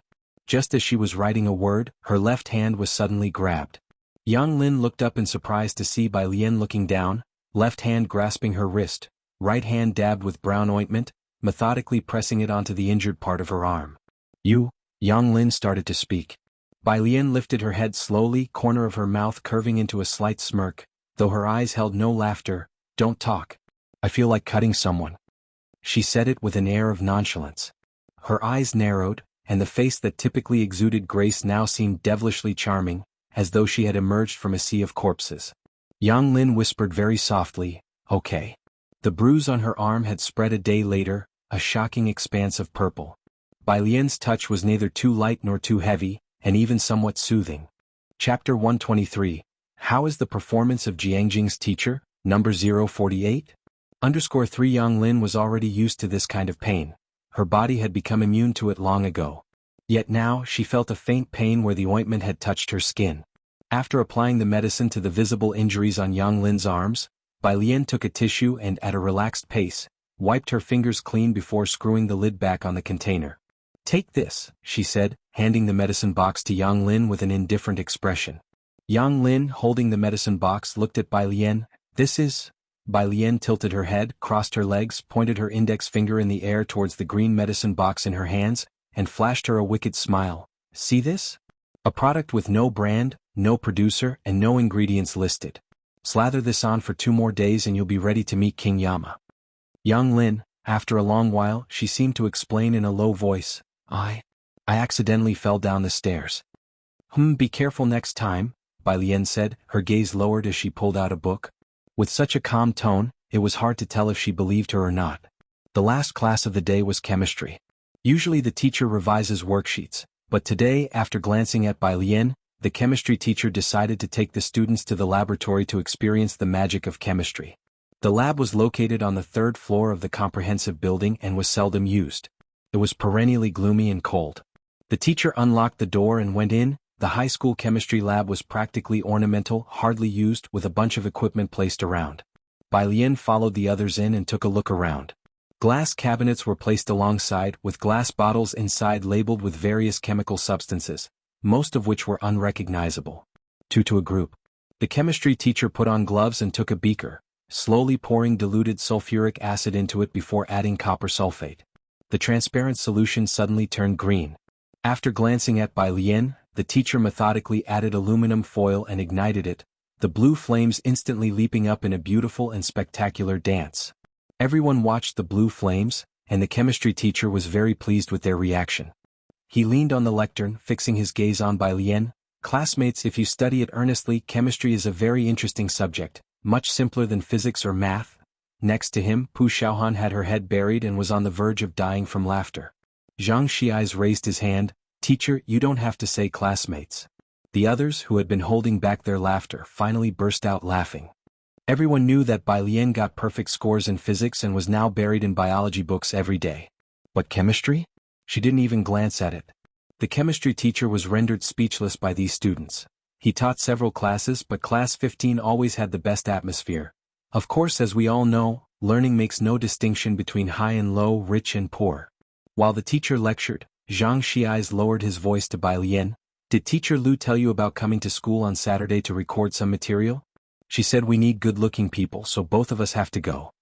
Bai Lian, lazily propping up her chin while watching the chemistry teacher, spoke calmly. She did. So, will you go? Zhang Xiai scratched his head. Yeah, I'll go, Bai Lian replied languidly. Zhang Xiai uttered, oh, while Pu Xiaohan sounded a bit excited next to him. Has Xianxia finally been noticed?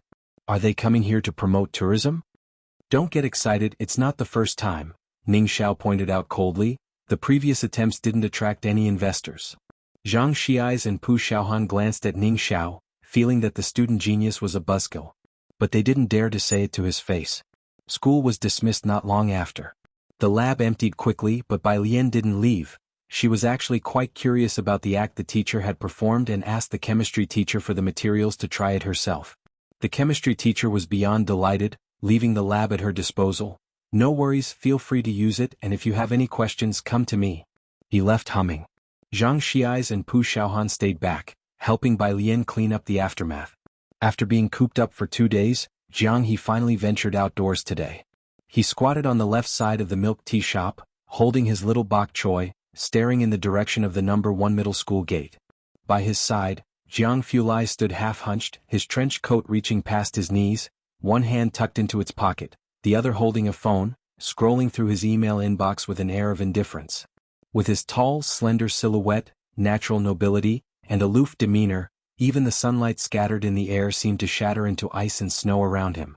Although the milk tea shop was usually bursting at the seams, today a bunch of people stood across the street, pushing and shoving each other, too intimidated to come near. Those who dared to enter practically sprinted past him. When Bai Lian arrived with Pu Xiaohan and others, they just so happened to witness a middle-aged man bowing his head and dashing into the milk tea shop. Chapter 124. How is the performance of Jiangjing's teacher, number 048? _4 Bai Lian must have sensed them as Jianghu slightly lifted his head. Perhaps finding Jianghu annoying, his eyes were as cold as frosty mountains, his thin lips tightly pursed, and his pale and frosty gaze swept over Pu Xiaohan and Zhang Xiai. Zhang Xiai passed the beverage in his hand to Bai Lian. Feeling the gaze and lifting his head, his footsteps halted. You see, Zhang Xiai never liked listening to his deskmates' conversations because most of the time he couldn't understand them. At those moments, Zhang Xiai would feel like the idiot Pu Xiaohan referred to. But the person in front. That person didn't even need to speak, just a glance. Yes, just like now, a single glance was enough for Zhang Xiai to feel like an idiot. Ah, said Zhang Xiai looking at Pu Xiaohan and Bai Lian with an expressionless face. I'm going to play basketball. He quickly fled the battleground. With sheer nerve, Pu Xiaohan greeted Jianghu, Xianxia. Hearing this nickname, Jianghu's eyebrows twitched. He glanced at Jianghu, then stuffed his phone back into his pocket and sneered. Jianghu buried his head in his knees, too depressed to speak. Bai Lian held the beverage Zhang Xiai had offered her in one hand, and with the other she took out a neatly folded piece of paper from her pocket and handed it to Jianghu. Only then did Jianghu slowly lift his head and reach out to take it. Jianghu unfolded the paper at a leisurely pace. On the blank paper wasn't a cat. It was a graceful crane lifting its delicate long legs, half-spread wings as if to fly to the jade capital. Jianghu blinked, amazement sparkling in his eyes. Even the normally timid Pu Xiaohan couldn't help but speak. "You drew it so lifelike?" As Bai Lian passed the paper to Jianghu, she suddenly remembered someone snatching a child's possession. She looked up, about to say something to Jianghu Lai. Her phone vibrated twice in the pocket. Bai Lian looked down and saw it was an unrecognized number. She glanced at it and lazily pressed the green call button, answering, "Hello?" The person on the other end probably didn't expect her reaction and was silent, only the faint breathing coming through the radio. Bai Lian remained silent as well. The two seemed to be engaged in a silent standoff. After a long while, a female voice on the phone said, "I will be in Xianxia tomorrow." Bai Lian wasn't in a good mood today either. She arched an eyebrow, her response cold and brief. "Who are you?" The woman on the other end finally couldn't stand it anymore and spoke. "You're asking who I am? Have you become so muddled that you can't even recognize your own mother's voice?" "Oh," Bai Lian replied, still with that same indifferent air. "Anything else?" On the other end of the phone. In the car on the highway, Ji Mulan abruptly hung up the call. The refined man skimming through files beside her glanced at her and said, "You need to give the child some patience." "I just hope she doesn't cause any trouble," Ji Mulan said with a hand to her forehead, clearly exasperated. "She's currently living with my dad and that man." "She's always been in Xianxia?" The man turned to Ji Mulan, pondered for a moment. "If she's in Xianxia, perhaps you could bring her back to Jianghu with you. She's about the same age as Jiue, they're sure to get along." Hearing him say this, Ji Mulan tapped her phone gently. If Bai Lian could go to Jianghu, she certainly could have better prospects. Right, she's in her senior year just like Jiue. Jiue is smart, but Alien is a different type altogether. You wouldn't know, but her father kicked her out of the house. Ji Mulan's voice was almost a sigh. The man was used to being around exceptionally talented people. Ji Mulan had to manage his expectations in advance, just to lower them a notch. That way when he finally met Bai Lian, the disappointment wouldn't be too great.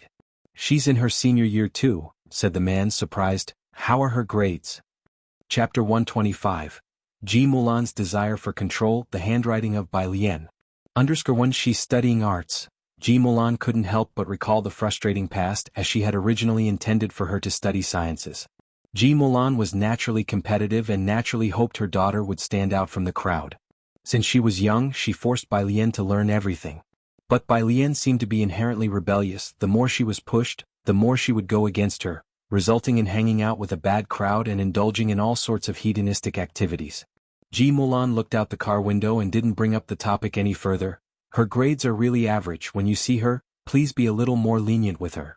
The man sensed Ji Mulan's shift in mood. He knew that her child must be doing quite poorly in school.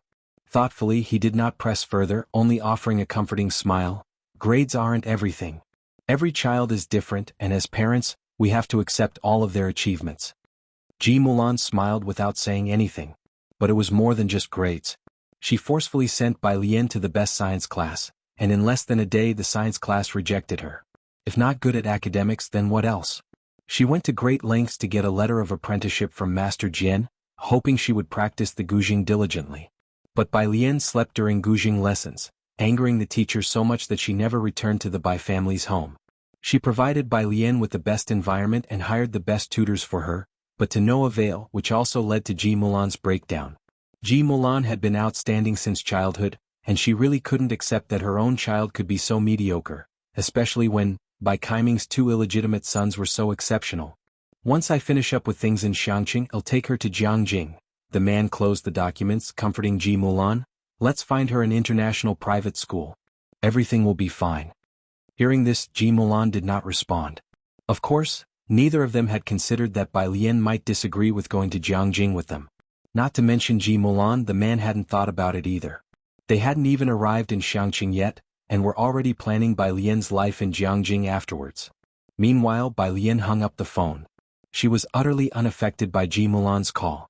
In the memories of her original self, her relationship with Ji Mulan wasn't too good either. "You'll be busy later." Bai Lian glanced at Jianghu Lai, who was looking at Jianghu with indifference and couldn't help but smile. Leave Jianghu with me and later have Xiaoming come to pick him up. She asked Pu Xiaohan to take Jianghu to the milk tea shop first. Pu Xiaohan fled into the shop with Jianghu. Jianghu lay with one hand in his pocket, lashes lowered, his face colder than jade. Bai Lian, seeing that he was still not leaving, met his gaze calmly. Is there something else? Not really, Jianghu spoke casually, I'm just a bit thirsty. Bai Lian raised the cola that Zhang Xi's gave her, then felt it didn't quite fit his overall aura. This is all I have. That's fine. Jianghu took the cola from Bai Lian's hand with polite ease, his cool middle and ring fingers clasping the bottle top, eyelashes half lowered. Thank you. Bai Lian watched him walk away with the cola. The noble and aloof young master Jiang holding a bottle of cola. All the way to the laboratory. Most people couldn't help but take an extra glance at the cola in his hands as he passed. In the lab Hewen would get scolded a bit less than usual. When he went to report for the group, he couldn't help but stare more at the cola on the table. Jianghu picked up his glasses, slowly placing them on his nose with deliberate ease, his eyes slightly narrowed, calm yet detached. Do you want it? Hewen quickly averted his gaze. He wished he could put an impassable boundary between himself and the cola. He took 3 steps back. No. Young Master Jiang, I've never liked cola since I was a kid. Hewen almost wanted to cry. But Jianghu just glanced at him. And then he leaned forward slightly, casually handing the cola to Hewen, his fine hair falling softly. You want it.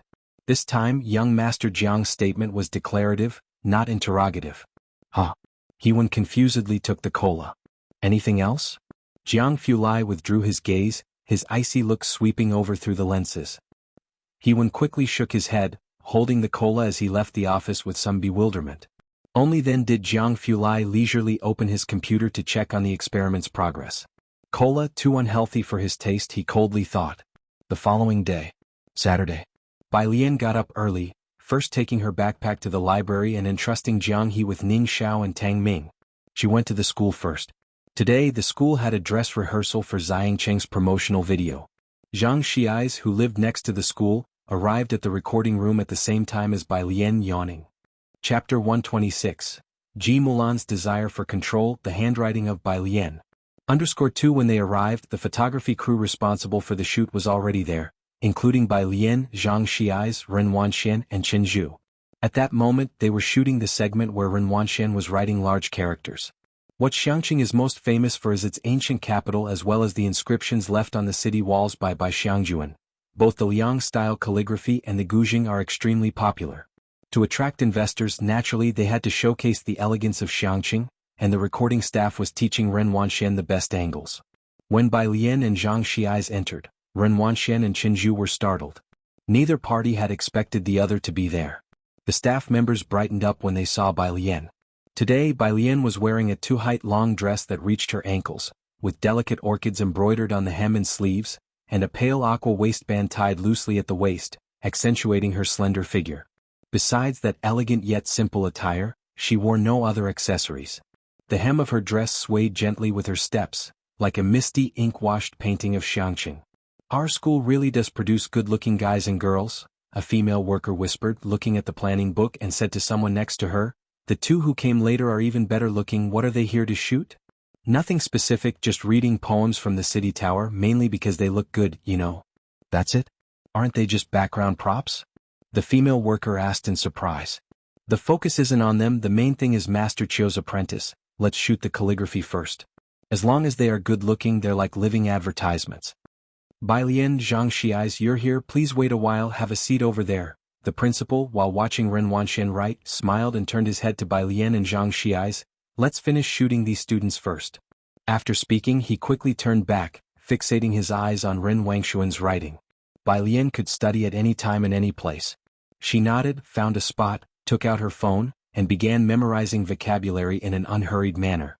Zhang Xi's, a bit bored, leaned to the side, seeing Bai Lian memorizing words again, couldn't help touching his nose and went to watch Chen Zhu and Ren Wanxian shoot. Ren Wanxian was writing the Liang style over and over again. At the school, Ren Wanxian's calligraphy was the stuff of legends. Zhang Xi's didn't really understand much about calligraphy, only praising Ren Wanxian's work as really cool, when occasionally seeing it on the bulletin board.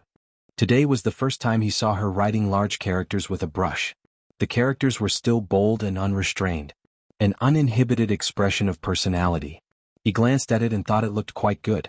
But Xianxia's lazily returned to Bai Lian's side with hands in his pockets and lowered his voice. But I think your writing is nicer. Her characters have an indescribable feel, not as comfortable to look at as yours. Xianxia's wasn't wrong with that comment. Bai Lian's clerical script had consistent, precise, and elegant characters, especially since she had trained her wrist strength well. Even with the strict norms of the clerical script, she also managed to imbue it with her unique style. Compared to Ren Wangshuan's Liang style, which lacked maturity, Bai Lian's clerical script was already refined to perfection.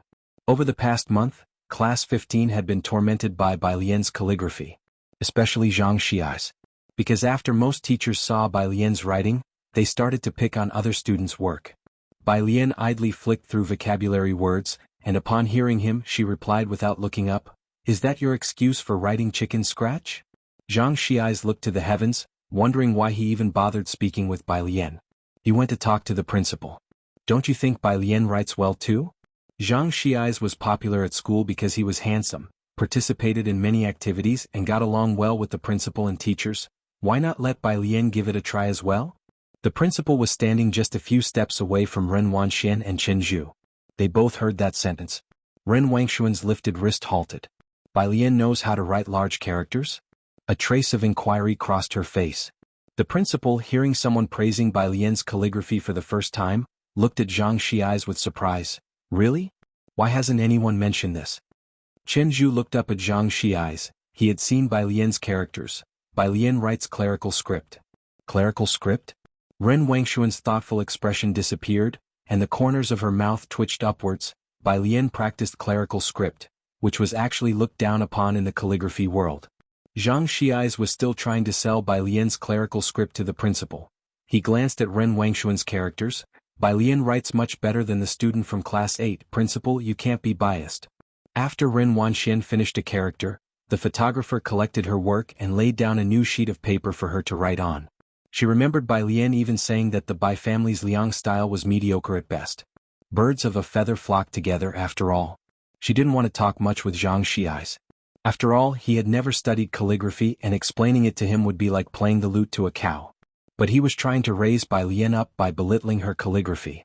She glanced at Bai Lian and then said, "Xianxia's, do you know that the clerical script is actually sneered at in the world of calligraphy? Because it lacks artistry, it doesn't even qualify to be called calligraphy. You compare your clerical script with my Liang style? You might just make others laugh their heads off." Xianxia's already had a bone to pick with Ren Wanxian.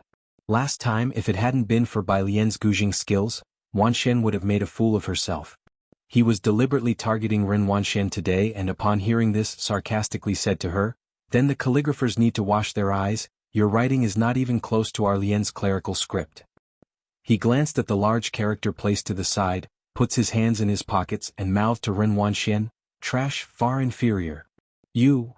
Ren Wanxian, too angry to keep her hands steady but still maintaining her etiquette, couldn't bring herself to say something like what Xianxia's had said. "Principal, since he thinks my Liang style is not good, then find someone who writes well to do it." Always prone to impulsive behavior, she abruptly put down the brush with a smack as if intending to leave, and walked out of the classroom, leaving everyone behind. Chapter 127. By Xiangjuan, mother and daughter reunion _1. The staff members fiddling with the equipment were also extremely surprised, as they exchanged bewildered glances. Ren Wanxian had already left a group of people behind and exited the classroom. As the sole descendant of the Ren family, she was extremely willful in front of Ren Qian, throwing a tantrum at the slightest dissatisfaction, so naturally she would not restrain herself here either. Ren student? The principal hadn't expected that in the blink of an eye, Ren Wanxian would have left. He called out twice but far from stopping Ren Wanxian, she instead walked away even faster. "Principal, what should we do now?" The photographer awkwardly closed the front cover of the machine, looking towards the principal. Chen Zhu stood up from his seat, glancing at Xianxia's. He said coldly, "You don't understand, you could just keep quiet." Then he nodded to the principal, "I'll go check on her." After Chen Zhu left, the principal didn't know how to look at Xianxia's. "With that mouth of yours, can't you just not provoke her? So speaking the truth is not allowed?" Xianxia's touched his nose. The conflict between Class 8 and the regular classes wasn't new. Because of the longsword incident, he hadn't even played basketball with the class leader of Class 8 lately. Alright, I'll handle this. You two coordinate with the photographer. The principal finally looked at Xianxia's eyes with a mix of headache and helplessness. Don't worry, I'll go talk to her. The principal was also aware of the discord between Class 8 and the regular classes.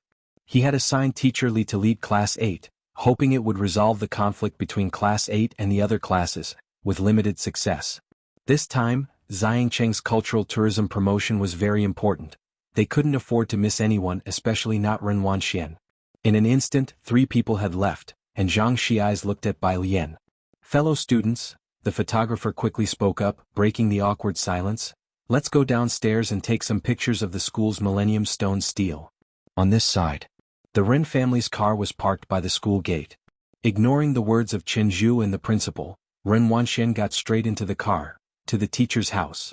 Ren Wangshuan's teacher was Teacher Qiu, which the driver also knew. Teacher Qiu lived near the Xianxia building, a bit remote, but in a standalone building. When she arrived, Teacher Qiu was meeting with officials from the Cultural Tourism Bureau. This is Wanxian. As you know, she's a student I took on in my later years. Teacher Qiu, who looked to be in his 60s with hair already graying, said with a smile to the people from the Cultural Tourism Bureau, she's very talented. The head of the Cultural Tourism Bureau, who had just been transferred here, was unclear about the Ren family members. Had also never heard of Ren Wanxian, and her name didn't come up in any major calligraphy competitions, so he offered polite but hollow praise. Eventually, the conversation shifted back to Teacher Qiu's grandson. True heroes emerge in their youth indeed. Wuxia is also the same, earning a nomination for the Orchid Pavilion Award at such a young age. Is he aiming for the Orchid Pavilion Award again this year? The Orchid Pavilion Award was held every 3 years, and Qiu Wuxia had received a nomination 6 years ago. It was a sensation in the calligraphy world at the time. Many were speculating whether Qiu Wuxia would participate this year. It's up to him, Teacher Qiu smiled, a clear sense of pride evident on his face. Ren Wanxian watched as the topic was diverted to Qiu Wuxia after just a sentence or two. She stood by her teacher's side, her head lowered, while the smile at the corner of her mouth twisted for a moment. Once everyone had left, Teacher Qiu finally turned to Ren Wanxian, setting down his teacup. His demeanor was calm, but his eyes were incredibly sharp. I heard from your grandfather that you've made progress in calligraphy recently. Come, write a couple of characters for me to see. The two headed to the study and Ren Wanxian picked up a wolf hair brush. She seriously dipped her brush and wrote the character, Eternal. The brushwork was meticulous and it was clear she really had some skill, especially as a female, naturally endowed with less wrist strength. In the realm of calligraphy she indeed possessed a genius talent. Teacher, may I participate in this year's Orchid Pavilion Award? Ren Wanxian put down the brush, inquiring. Teacher Qiu scrutinized the character she had written. He shook his head. You're still too young. When your senior brother was your age, his brushwork was much steadier than yours. Wait a little longer. All right. Ren Wanxian nodded her head, appearing quite obedient. She could be willful with Ren Qian and at school, but she wouldn't dare before Teacher Qiu. However, in the corners unseen by the teacher, her eyes held a trace of brooding darkness. Always the senior brother, always him. Weren't you at school today? Teacher Qiu reached for a copybook, smiling as he began making small talk. Ren Wanxian curled her lip, sharing half of the story. What style is that girl studying? Teacher Qiu was surprised. The world of calligraphy already had few females, and Ren Wanxian was one of the rare talented ones he had seen. He didn't expect there to be another one at Xianxia No. 1 High School. Wanga style, Ren Wanxian responded. Wanga style. Upon hearing this, Teacher Qiu didn't inquire further. Chapter 128. By Xiangjuan, mother and daughter reunion _2 Ren Wanxian saw Mr. Qiu was busy with a meeting, so she took out her phone and sent a message. Senior brother, the teacher won't let me participate in the Orchid Pavilion Award this year, can you help persuade him? The other party replied slowly, you are too young, not yet qualified. But you also participated when you were 18. Ren Wanxian pursed her lips. Her skills were clearly on par with Qiu Wuxia's, but he was well known within the circle for being promoted by the team because he got nominated at 18. It was evident that Mr. Qiu proactively recommended Qiu Wuxia to compete at the age of 18, but when it came to her own turn, there were continuous delays. Wait some more and the next chance will be in 3 years. She took out her phone and sent a message to Ren Qian. The teacher doesn't agree to recommend my work this year. Is he really that afraid he'll replace senior brother as the youngest nominee for the Orchid Pavilion Award? On Bai Lian's side. She cooperated with the photographer with an expressionless face. "Classmate, could you show some expression?" The photographer, targeting Bai Lian with his camera, said somewhat in exasperation. "Just a little bit of expression. Behind you is the only ink trace left by Xiangjuan and Xianxia. How can you be so expressionless?" Xianxia was standing off to the side, wishing he could step in for Bai Lian. "Sis," Xianxia also couldn't stand it, pointing to the engraved words on the monument. "Do you see any lack of expression in these characters?" This was her last battle, the words she carved on the stone with a long spear. "How can you be so indifferent?" Bai Lian looked at Xianxia indifferently. "Try raising your voice at me again?" Xianxia. He silently looked at the photographer, shrugged his shoulders as if to say there's nothing I can do. The assistant photographer walked over, slowly approaching Bai Lian and softly educated her. "These are the last words she left for the Bai family army before she died. Just imagine it was her final battle. She ordered General Chen Yi to lead the young soldiers to retreat, leaving only the elderly elite troops to follow her to death. Just think about that feeling." Bai Lian turned her head to look at the huge piece of stone a few steps away. This was the most central monument in Xiangqing No. 1 Middle School. She knew this stone. But this was also the first time Bai Lian had looked at it since coming to school, the monument taller than a person, weathered by history.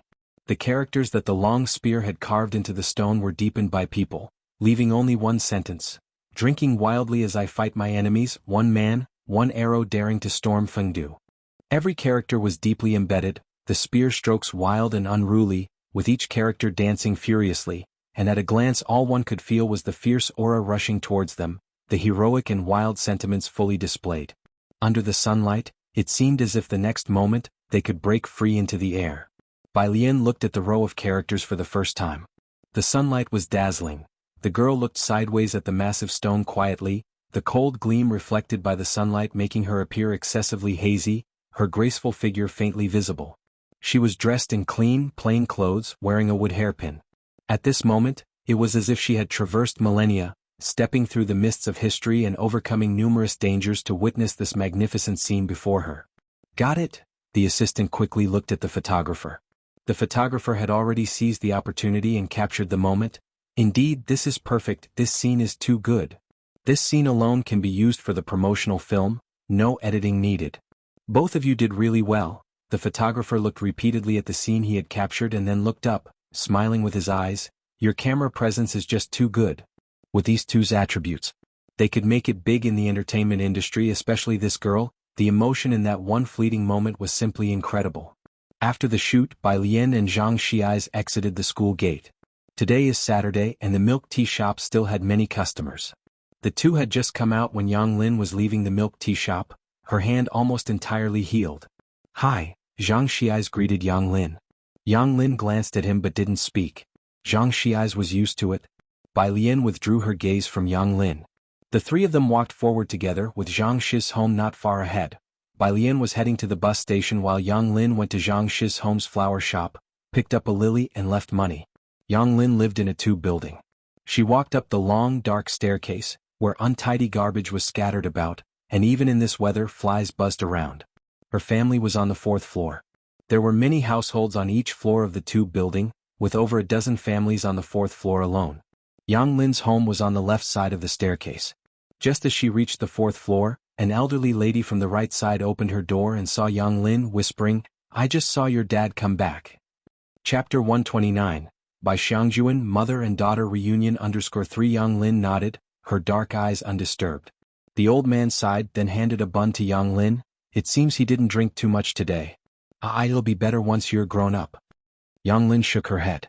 She didn't take the bun. Nor did she speak. She simply took out the keys to her home and quietly went to open the door. She had grown numb to that phrase. How big did she have to get before she was considered grown up? Since she was 5, she had been looking forward to growing up. Now at 18, was she grown up? She didn't know. As soon as she opened the door, she was greeted by the blaring sound of the television, with smoke swirling in the cramped hallway. A middle-aged man who hadn't bathed for days was sitting on the sofa, with fried chicken and some cans on the table, and chicken bones littering the floor next to the old couch. He must have won some money. He glanced at Yang Lin, then immediately wobbled to his feet, his lengthy hair matted together, mumbling as he pulled out a handful of change. "Xiaolin, I'm sorry. Dad drank too much the day before yesterday. Have you eaten yet? Yang Lin ignored him. Until she saw that the lock to her room had been tampered with. Startled, she then charged over and flung open her room's door to find everything in disarray. Bang! She slammed the door closed and locked it securely. Crawling under the bed, she retrieved a locked metal box. The lock was intact. She let out a sigh of relief, then collapsed onto the floor, breathing heavily. It took her a long while before she pulled out today's earnings from a compartment in her backpack and neatly placed them in the metal box. Only then did she slowly tidy up her room, and brought out a fresh, vivid lily, placing it in a plastic bottle on the windowsill. Yang Lin sat on the bed, quietly observing the lone lily. Its slightly flared petals were as pure as snow, an elegant white, the only splash of color in the entire room. She watched for a long while before slowly taking out a bottle of green ointment from her backpack and applied it to the bruises on her arms, legs, and torso. The brownish paste slowly melted over the dark purple bruises. A dull ache radiated from the spots. Meanwhile, a car slowly drove into Xianxia. Ji Mulan watched the unchanging streets ahead with an expressionless face, her mood listless. There's news that they're looking to develop tourism here. The man smiled at Ji Mulan, explaining his reason for coming to scout the possibility of opening a hotel here. Hearing this, Ji Mulan sat up straight. She looked at the man, knowing his information was always sharp. When he said this, it meant the possibility of Xianxia's tourism development reaching 80%. The largest hotel in Xianxia was in the city center, a 26-story building. When can I meet your dad and your daughter? We're going to be living together after all. He pressed the elevator button and turned his head to ask. Never mind my dad, he definitely wants to see me, Ji Mulan said indifferently, pausing when she mentioned Bai Lian. She has also had a tough time these past 2 years. I hope she knows to work hard this time. Don't put too much pressure on the child. The elevator doors opened and the man stepped in, pressing a floor number. Ji Mulan was beautifully made up, every movement exuding grace. Even past 40, her charm had not faded, and on the street, she turned heads effortlessly. Listening to the man's words, she tugged at the corner of her mouth but remained silent. His son was highly accomplished, so naturally he could utter that phrase with ease. Had their positions been switched, he might not have preserved her composure. After exiting the elevator, Ji Mulan calmly dialed a number. Bai Lian was still in the library. She was in the middle of working on a biology paper when she received a call from Ji Xiaojun. Biology was much simpler than physics. Even high school seniors like Ji Hung could solve a few of the questions. Alien, on the other end of the phone, Ji Xiaojun had just finished teaching a child. He was holding a drawing board, frowning. Your mom's back, you know? She called me yesterday, Bai Lian replied. Yeah, nodded Ji Xiaojun. Come with me to see her later, we need to have a proper talk. Oh, Bai Lian drawled out her response. After they hung up, she leaned back in her chair comfortably and flicked Jianghu's forehead. Him going out for dinner later, you heading home first? Jianghu, holding his head, looked at Bai Lian with wide eyes. He'll wait for you. Bai Lian, okay. She waited for Ming Dongheng to arrive from Bakhtur Street before heading to Wanha Building. Wanha Building. Ji Xiaojun hadn't gone in yet. He was sitting on the outside steps, smoking and waiting for Bai Lian. His brow furrowed. Uncle? Bai Lian watched him for a while before standing in front of him, raising an eyebrow. Why not go in? Ji Xiaojun stubbed out his cigarette. He looked at Bai Lian, seemingly hesitant to speak. She just stood there in front of him, memorizing vocabulary words while she waited for him to talk, in no particular hurry. There's something I need to tell you in advance. Take it slowly, Ji Xiaojun looked at Bai Lian. It took a long moment before he patted his sleeve, stood up, and after another lengthy pause finally said, Your mom brought an uncle along. Bai Lian was slightly surprised. For about 10 seconds as she grasped what Ji Xiaojun meant, she smiled lazily. That's nice. This was the modern age, where women were free to divorce and not be bound by societal norms. Bai Lian was happy for her. Ji Xiaojun had hesitated so long because he feared Bai Lian would be upset. Her father was accepting an illegitimate child, and her mother was on the brink of remarriage. He had imagined 1,000 different reactions from Bai Lian, but he never expected this one. All right, you really have grown up, he sighed deeply, casting his gaze downward and patting Bai Lian's shoulder. Let's go join your uncle inside. Inside the private room, Ji Mulan was sitting next to a man. Relax, the man reassured Ji Mulan with a smile. I've already got someone arranging everything, it's going to be all right. He had found a school for her daughter just as Ji Mulan had requested. However, the man was a bit concerned. He actually didn't recommend that Ji Mulan's daughter attend that particular school. International schools typically had students who advanced straight through from a young age with high competitive pressure. And Ji Mulan had mentioned her daughter studied liberal arts and that her academic performance was not very promising. Entering this school would bring immense pressure. A significant gap could be quite discouraging. He was mulling this over when the sound of the service staff at the door rang out, followed by the door opening. It must be her daughter's arrival. Ji Mulan and the man both looked up towards the door.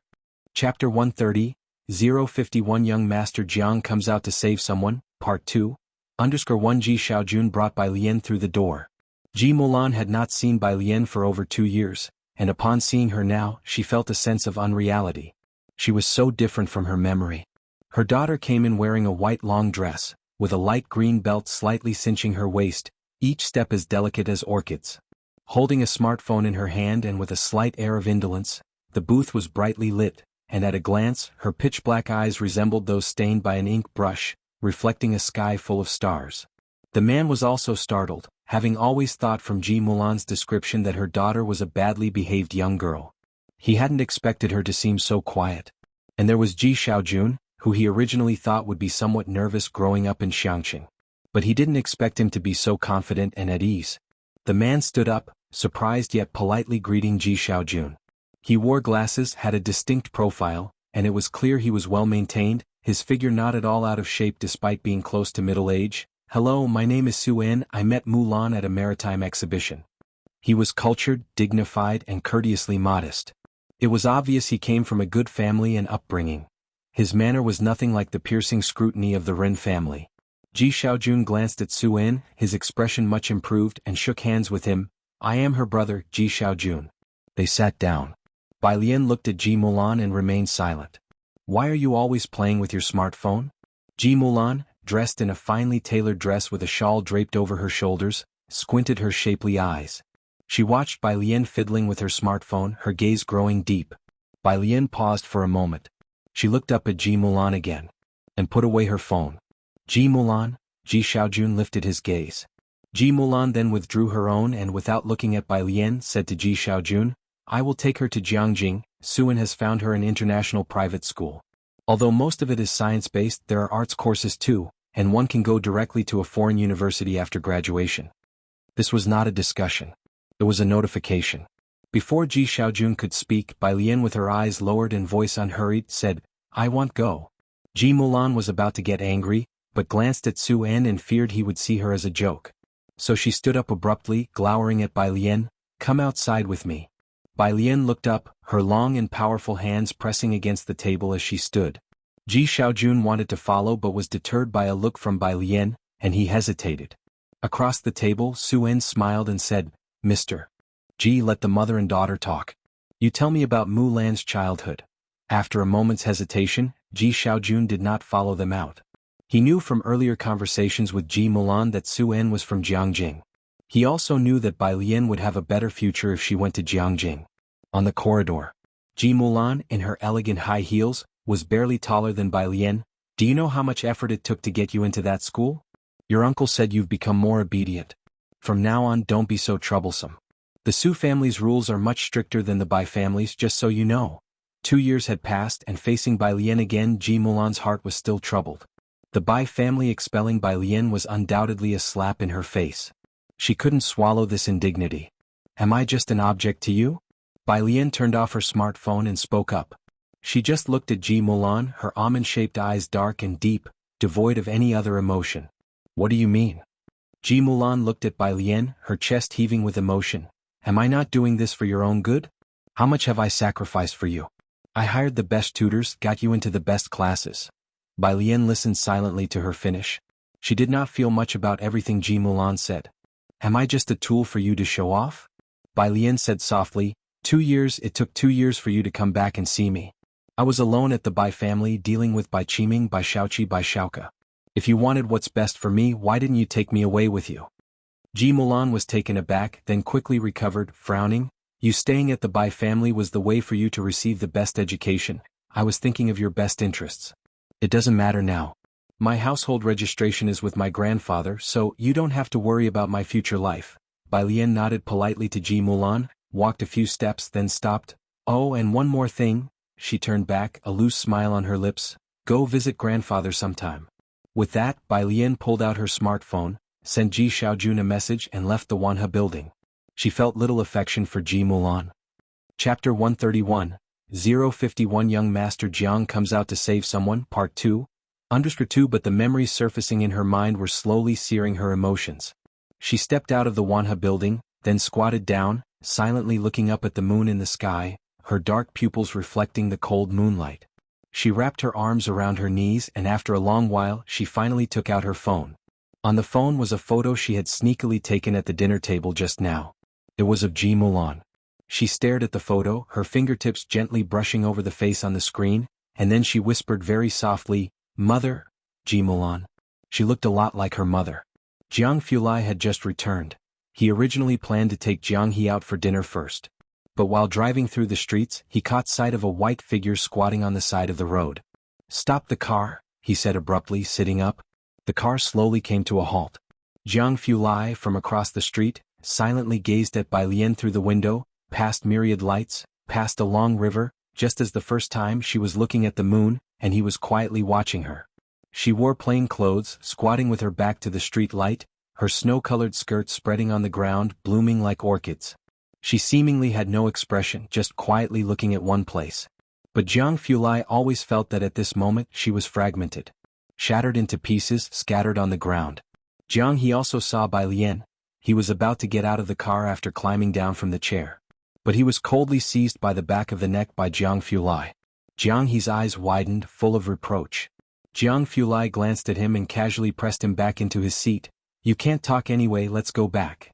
He got out of the car and then closed the door behind him. "Jianghu, is there really no police to deal with this?" Ming Dongheng in the driver's seat glanced at the rearview mirror, indicating he was helpless to intervene. Jianghu walked up to Bai Lian. A person usually so alert at this moment didn't sense his approach. He squatted opposite Bai Lian, following her gaze to see a full moon. After gazing for a while, Jianghu commented, "Did you calculate that from this angle the moon looks brighter?" Bai Lian snapped back to reality and upon lifting her eyes she saw a face of extraordinary features. The sudden sight was impactful. The man's pair of phoenix eyes were squinted lightly, his brow raised as he looked at her. Even while squatting, his posture remained remarkably graceful. "Ah." Bai Lian thought he would return very late today. She turned off her phone. "Why would you say that?" "I used to like sitting in the last row of the classroom in one particular spot," said Jianghu looking at her, his eyes exceptionally shallow and clear. "The school forum rumored that spot had the best study efficiency because I had calculated it. But in fact," Jianghu continued leisurely, "the professor felt intimidated speaking with me in the front, so he asked the dean of the Ma Institute to have me sit at the back whenever possible." Bai Lian felt like laughing. She rested her chin on her arms. She could imagine it, the professor not daring to speak and not daring to find him directly. He could only silently ask someone else to pass on the message. "You came out early, have you eaten?" Jianghu asked after seeing her expression before he stood up. Bai Lian shook her head. As expected. He saw she was still reluctantly squatting on the ground, not very eager to move. Jianghu extended his hand, his gaze lowered. "Come on, he'll take you to eat something that ordinary people can't get." Bai Lian looked up with half-lifted eyes. She stared at that glistening, slender hand for a long while. In the air, a faint scent of silvergrass seemed to flow, with continuous traffic on the road, and behind her were lights from 1,000 homes.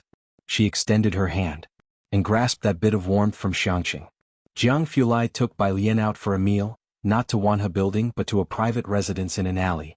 When Ming Dongheng knocked on the door, a man inside came out cursing and holding a kitchen knife. "What are you knocking for? Do you need me to knock some sense into you with a hammer?" Hammer? Creak. The door opened. The man's gaze fell upon the tall figure in an ink-colored trench coat standing behind Ming Dongheng. The man's light eyes, cold as a spring, swept over him dismissively. The man's machine-gun-like mouth seemed to be hit by a switch, instantly shutting. He opened the door politely, a smile playing at his lips. He stepped aside to let the line of people enter. His eyes widened when they met Bai Lian's gaze. Then he grabbed hold of Ming Dongheng's hem tightly, gesticulating with his eyes to Ming Dongheng. "How come there's a girl?"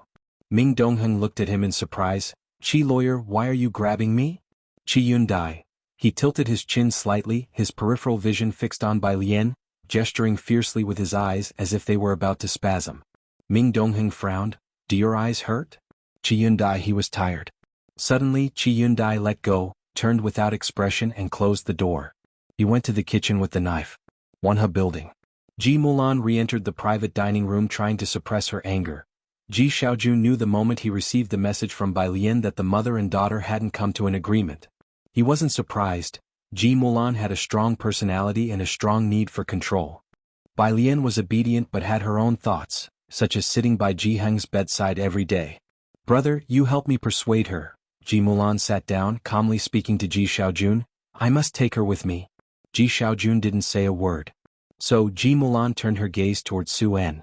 Su En gave her a reassuring look and then said with a smile, throwing out the bait, Mr. Ji, you know that Jiangjing Private School has strong faculty and international connections. It's a breeding ground for diplomats in liberal arts. If she goes there to study, she will absolutely do better than anywhere else in the future. The position of a diplomat was an unattainable job for someone from Xiangqing. Ji Xiaojun shook his head. She wants to finish high school in Xiangqing. Those were the exact words Bai Lian had texted to Ji Xiaojun just now. Brother? Ji Mulan frowned. She slammed down her chopsticks with a snap. Don't you want to leave this place or do you want her to stay here forever? Ji Mulan? Ji Xiaojun looked up. How long have you been back and have you ever asked what Alien is thinking?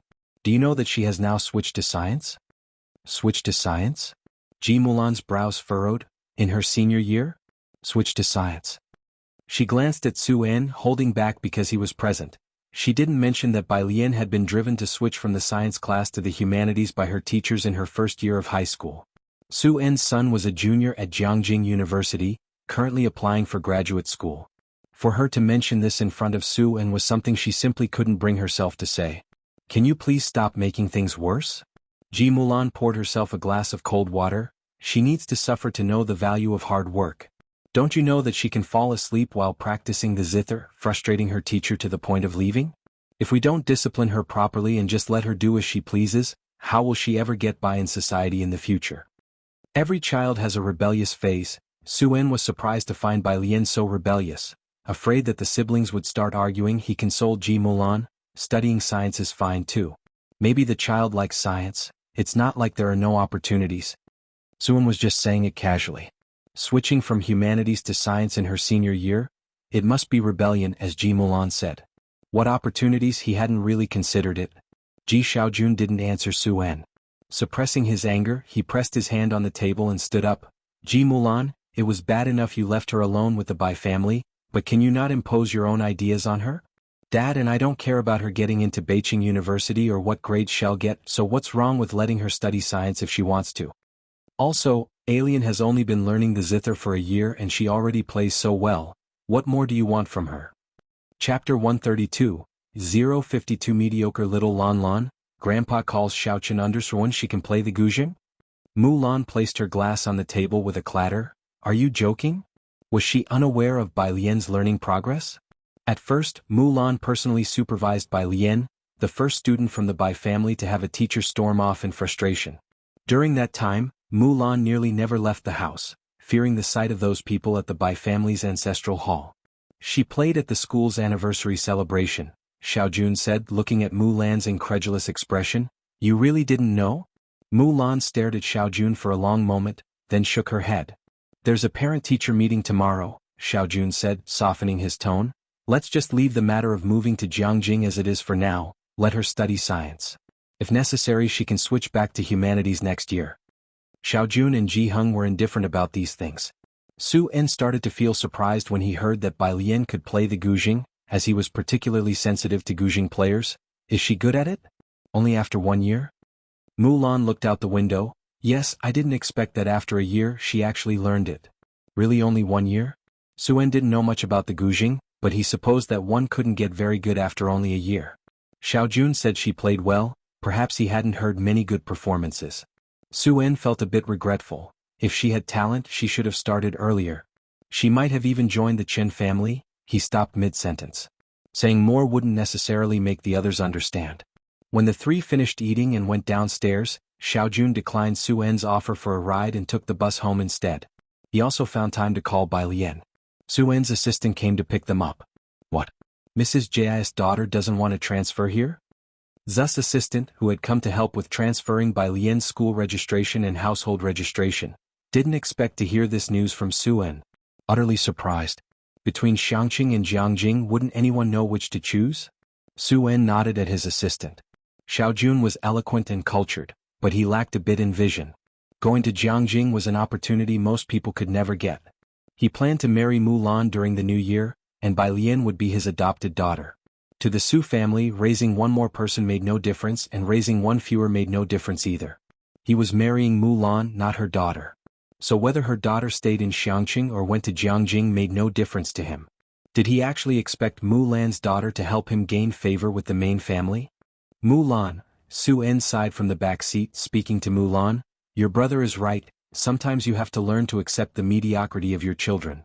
The assistant listened to their conversation and roughly understood the situation. If Su-en could nonchalantly use the word mediocre in front of Mulan, that must mean quite ordinary. "President Su," the assistant waited for the two to finish before reporting, "I've confirmed it, Patriarch Qin is indeed in Xianxia." "Really?" Su-en sat up straight. "Then this matter is settled?" Mulan listened quietly to their conversation. Even though she had spent some time in Jiangjing, she still wasn't clear about the state of affairs there, and she had no idea who this Patriarch Chen was. Just like how now, she didn't understand why Su-en was so confident that Xianxia could develop. She had previously thought the Bai family in Beijing was already at the peak of prosperity. But the higher she climbed, the more she realized how limited her vision had been. On Bai Lian's side, Ming Dongheng entered the kitchen to cook for Qi Yundai and was driven out with a cold face after about 3 minutes. "He's a lawyer," Jianghu Lai surveyed the hall, his light eyes and thin lips emitting an air of detached coldness as he introduced with indifference, "He's pretty good at cooking." After Ming Dongheng came out, he brewed tea for Bai Lian and Jianghu Lai. After smelling the tea leaves and feeling something was off, he glanced at the kitchen. Then Ming Dongheng took a jab at Bai Lian. Last month, during an economic case, he was in a rush because of a cake at home. He felt he had the upper hand, so he left 10 minutes early. As a result, some funds were lost. Jiang Shijua didn't dare to confront Jianghu Lai but had someone else report back. Jianghu Lai erupted in a rage, lashing out at everyone from top to bottom in the Jiang family, suspended Qi Yundai from his job and ordered him to focus on making cakes in Xianxia. Ming Dongheng placed the teacups in front of Bai Lian and Jianghu Lai. When he turned around, he was startled by Jianghe staring at him, poker-faced. Ming Dongheng jumped. "Young master, you're so quiet, I wouldn't see you if I didn't bend down." Jianghe was too short. Even shorter than Bai Lian, let alone from Ming Dongheng's perspective. Jianghe swore that not only did Jianghu Lai give him a glance but he also scoffed. Chapter 133, 052 Mediocre Little Lan Lan, Grandpa calls Xiaoqian understood. He silently climbed next to Bai Lian, ignoring Jianghu Lai and Ming Dongheng. As Bai Lian was quietly reading an English text, a message appeared at the top of her phone, sent by Mao Kuan. Picture, Mao Kuan. "Sis, Xiaoqi and the others have finished the logo design, take a look." Bai Lian opened it and glanced at it. The logo was very thoughtful, overall shaped like a gourd lying on its side, with a silver needle stuck upside down at its waist, and the head of the needle was 2 small leaves. The overall tone was a soft shade of green. Fresh, saving the world by dispensing medicine, a silver needle. A very atmospheric logo. Bai Lian rarely praised. "Very good," Mao Kuan was excited. "Right? You know, Sun Chun has studied painting before." Mao Kuan, "And Xiaoqi, he hasn't studied it but he's very good too." With that, Mao Kuan became somewhat melancholic. Everyone was talented, except he couldn't seem to make out anything special. After dinner, Ming Dongheng drove to Pura Street. Bai Lian didn't message Ji Heng, and since Ji Heng didn't pick her up today, Jianghu Lai got out of the car and walked into the alley with her. "I can go by myself." Bai Lian looked at the dark alley. Jianghu Lai, with one hand in his coat pocket, merely glanced at her upon hearing this, saying nothing as the shadow cast by the street light behind him partially covered his face. Bai Lian truly wasn't afraid of this stretch of road. She had traversed even darker paths before. But Ji Heng would always be here waiting for her, and now with Ji Heng absent, it was another person who accompanied her through this long and dark road that seemed to have no end. It was as if since coming into this world, she had never been alone. "Have you ever been to the Snow Mountain?" Jianghu Lai tilted his head slightly, his voice clear yet not cold. But not exactly unapproachable either. Bai Lian shook her head. Jianghu Lai, usually brisk in his pace, walked with a swift wind even in the lab, but now he walked at a leisurely rate. Under the moonlight's cloak, his sharp contours seemed to soften. Over 6,000 meters. When I used to feel down, I'd stay up there for a long time, sunlit golden mountain, clouds billowing and mist rising, purifying everything. If there's a chance they'll take you to see it. Jianghu's house was just up ahead. Bai Lian stopped, her white dress immaculate in the moonlight, her smile lazy. Okay. She waved at him. As a sign that she had arrived. Jianghu stood still, his figure upright. He didn't speak, but he visibly seemed in a good mood. Only when Bai Lian extracted her keys and opened the gate, did he turn and vanish into the night. The yard was dark, not a single light on, shrouded in a thin mist. Jianghu sat by the stone table, quietly smoking, his attention snapping back when he heard the gate. Bai Lian was latching the door as she looked back. Grandpa, why didn't you turn on the lights? Having secured the door, she casually reached for the yard light. The pitch-black yard instantly lit up. Jianghu, still holding the smoking pipe, looked at Bai Lian in surprise, his mouth opening but no words emerging. What's up? Bai Lian put the book down. Her eyebrows slightly raised. Your uncle told me. Jianghu looked down and took another drag of smoke, his voice muffled. Your mom's back and she wants to take you to Jianghu. He thought she wouldn't come back today. Oh, Bai Lian lazily returned to her room. I had a falling out with her. Jianghu was taken aback. Then he stood up again. Why? Because I'm not going to Jianghu. Bai Lian's voice lazily floated out the window. While Jianghu was reluctant to see Bai Lian leave, he knew that children eventually need to spread their wings and fly out of the nest, and he would come to terms with it in a couple of days. Even he knew Jianghu offered much better opportunities than here. Actually, Jianghu, he took 2 steps forward, pipe in hand, about to explain to Bai Lian. Then Bai Lian methodically picked up her biology book. Grandpa, since you're not sleepy yet, let's discuss the DNA replication process. ACGT is. Jianghu abruptly halted. And took 2 steps back, his demeanor calm. Never mind, Jianghu isn't that great. He dejectedly went back to his room with the smoking pipe. Behind him, Bai Lian leaned lazily against the window, arms crossed, an eyebrow raised. Sunday. There was a parent-teacher meeting. The meeting was at 9, but Bai Lian had gone to the library to read first, and only around 9:30 did Jianghu arrive at the bus stop. Waiting to go to school with Bai Lian. And this gentleman is... Chen was looking for Ming Dongheng and saw Bai Lian waiting at the bus stop, so he joined her there.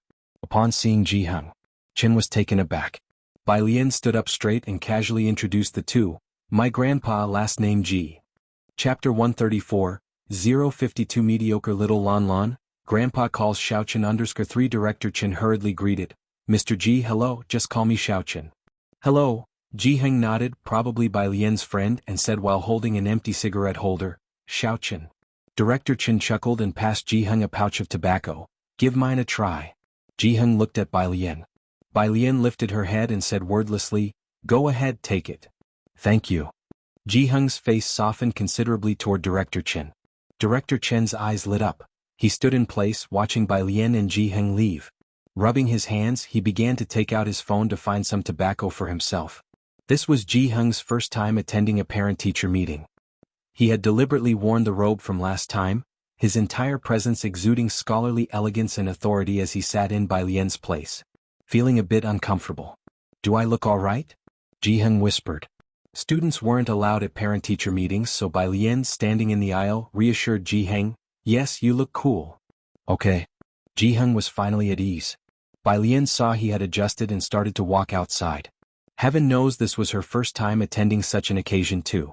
As she reached the doorway, Bai Lian glanced at the seat of the student sharing her desk. No one had arrived and she hadn't seen them today either. Behind her, Xianxia came in with his head up, leading his mother. Physics 37, why do I even have to attend this parent-teacher meeting for you? His mom scolded, twisting his ear. Do you think I don't feel embarrassed? Xianxia bent over and shouted his grievances. Mom, I told you I got 39, not 37, don't listen to the physics teacher's nonsense. What, those 2 points are very important to you. You can ascend to heaven with them? His mom scoffed. Xianxia's, you're right about everything. Xianxia's mom, face stern, deeply resented having to attend this meeting for him. Upon seeing Bai Lian, she softened a bit. Bai, your physics? Xianxia, startled, quickly shoved his mom inside, then slammed the door shut with a bang. Swift and decisive. Next time you'll surely bless me to score 50, right? He prayed to Bai Lian with hands clasped together. Bai Lian just 50. Even in dreams so unambitious, Lu Lingxi, holding a stack of papers, began distributing each student's results to the parents and started talking about important matters for senior high school students, including their physical and mental health. Jianghu received Bai Lian's grades and ranking. Slightly surprised. He had learned about the college entrance examination before. 750 points. Bai Lian, from humanities to sciences, scored in the 400s. These were excellent results. Lu Lingxi talked at length and Jianghu listened attentively, even taking notes. By the time the parent-teacher meeting concluded, it was already past 10 o'clock. Not fond of crowds, Jianghu waited until most of the class had left before slowly making his way downstairs, with Bai Lian waiting for him at the cake shop outside. Dressed in his distinctive robe, his unique demeanor stood out immediately in the crowd. The Secretary General, standing at the bottom of the building, spotted Jianghu at once. His gaze fleetingly swept over the report card in Jianghu's hand, and the Secretary General gave a sarcastic smile at 450 points. Ren Qian was busy today and had no time to attend Ren Wangshuan's parent-teacher meeting. Ren Jiawei was always very busy. And Ren Wanxian didn't want Ji Xiaorong to come, so it was almost always the Secretary General who showed up. He didn't see eye to eye with the Ji family members. Secretary General. The principal, hearing of the Secretary General's arrival, hurried over with several leaders to greet him. This was the person second only to Ren Qian. The Secretary General gave them a slight nod. When the principal approached the Secretary General, it was clearly for a reason. He smiled and got straight to the point. Yesterday Miss Ren had a conflict with a student from class 15. It's just a little friction between students. We hope Miss Ren is generous and will continue to shoot tomorrow. Ren Wanxian had already spoken to the Secretary General about this incident. He merely glanced at the principal and the others while walking forward, scoffing, "Principal, do you really think it's just a little friction?" The principal was taken aback. The students of Class 8 have good living conditions and can afford a small cafeteria. That's what their parents and grandparents worked for, the Secretary General said with a smile as he looked at the principal. How the other students live, that's their ancestors' issue, Principal, do you understand? The words of the Secretary General were veiled yet mocking. Was he implying that students from other classes were jealous of Class 8 students and deliberately targeted them? The principal pursed his lips without speaking immediately. The lady is with her senior brother. The Secretary General looked faintly at the principal. I believe you've also heard of him. He might help our miss to submit an entry for the Orchid Pavilion Award this year. Everyone knew about the Orchid Pavilion Award, which had an influence not unlike the 100 Flowers Award in the entertainment industry. Those present were all quite astonished. The Secretary General enjoyed their expressions before speaking. Our miss isn't opposed to continuing writing. Possibility arose.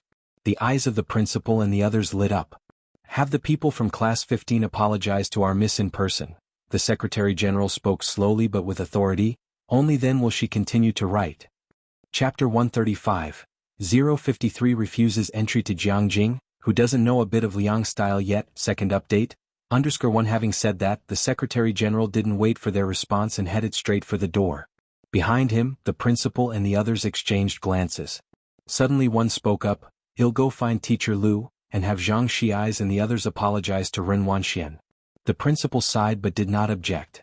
Indeed, yesterday's incident was Xianxia's fault, and students from Class 15 should apologize to Ren Wanxian. Although it seemed a bit much, the principal always had to think about the bigger picture. There was no one else in the entire school who could film that shot other than Ren Wanxian. The Secretary General had essentially represented Ren Qian's stance. This wasn't just the Secretary General's attitude, but also Ren Qian's. The bunch of students from Class 15 were indeed lively and lovely, and he had a good relationship with them, but to offend Ren Qian over this trifle and consequently be unable to shoot the video, was simply not worth the loss. Outside at the milk tea shop, Bai Lian was brushing up on her work while waiting for Jianghu at the milk tea shop. The place was as crowded as ever. Qi Yundai, expressionless, finished his morning tasks and taking off his chef's hat, was about to leave coldly. Nobody in the kitchen dared to speak to him. It was only when Qi Yundai observed Bai Lian sitting outside that he turned around 180 degrees. "Miss Bai, what brings you here?" Qi Yundai took a seat opposite her. He was very surprised. Today Bai Lian was dressed in sky blue long sleeves, with each black button fastened meticulously. One hand held a black pen, the other casually pressed down an exercise book, lazily working on questions. Upon hearing him, she raised an eyebrow indifferently. Master Qi, because of his delicious cooking, Bai Lian had quite a bit of respect for him. Just call me Xiaoqi. Yundai sat across from her, the unwelcoming expression on his face was gone, and he began to complain. I've been making cakes for over half a month now, you know. He really missed his cases. He would even prefer to go back to teaching that group of blockheads. He had almost forgotten what his main job was. Yundai was around 40, a bit older than Chief Chen. Bai Lian couldn't bring herself to look at his face. But don't you like it? Bai Lian listened to him attentively, her fingers writing a string of neat characters. Yundai spoke despondently. No, that was in the past. He was paying for his youthful recklessness. When Jianghu came to find Bai Lian, he found Yundai chattering non-stop in front of her. A stranger arrives. Instantly, Yundai's face turned cold, and he regressed to his expressionless self. Bai Lian introduced Jianghu to him. Yundai stood up, graceful. Mr. Ji, hello, I am Xiaoqi, the cake chef here. Yet another stranger. Following Bai Lian, Jianghu felt that in this past month, he had met all the people he was meant to meet in his lifetime. Hello, Xiaoqi. Jianghu, holding his pipe, greeted politely. But he wasn't particularly warm. Yundai only complained to people he knew well. Bai Lian praised his cooking last night. Jianghu was a bit nicer to him, so unilaterally, Yundai counted her as one of his people. In front of Bai Lian he could vent. In front of others he remained a cold, heartless cake-making machine. Mr. Ji, Yundai returned to the kitchen and took out a bag of freshly baked cakes. This is a new product with less sugar.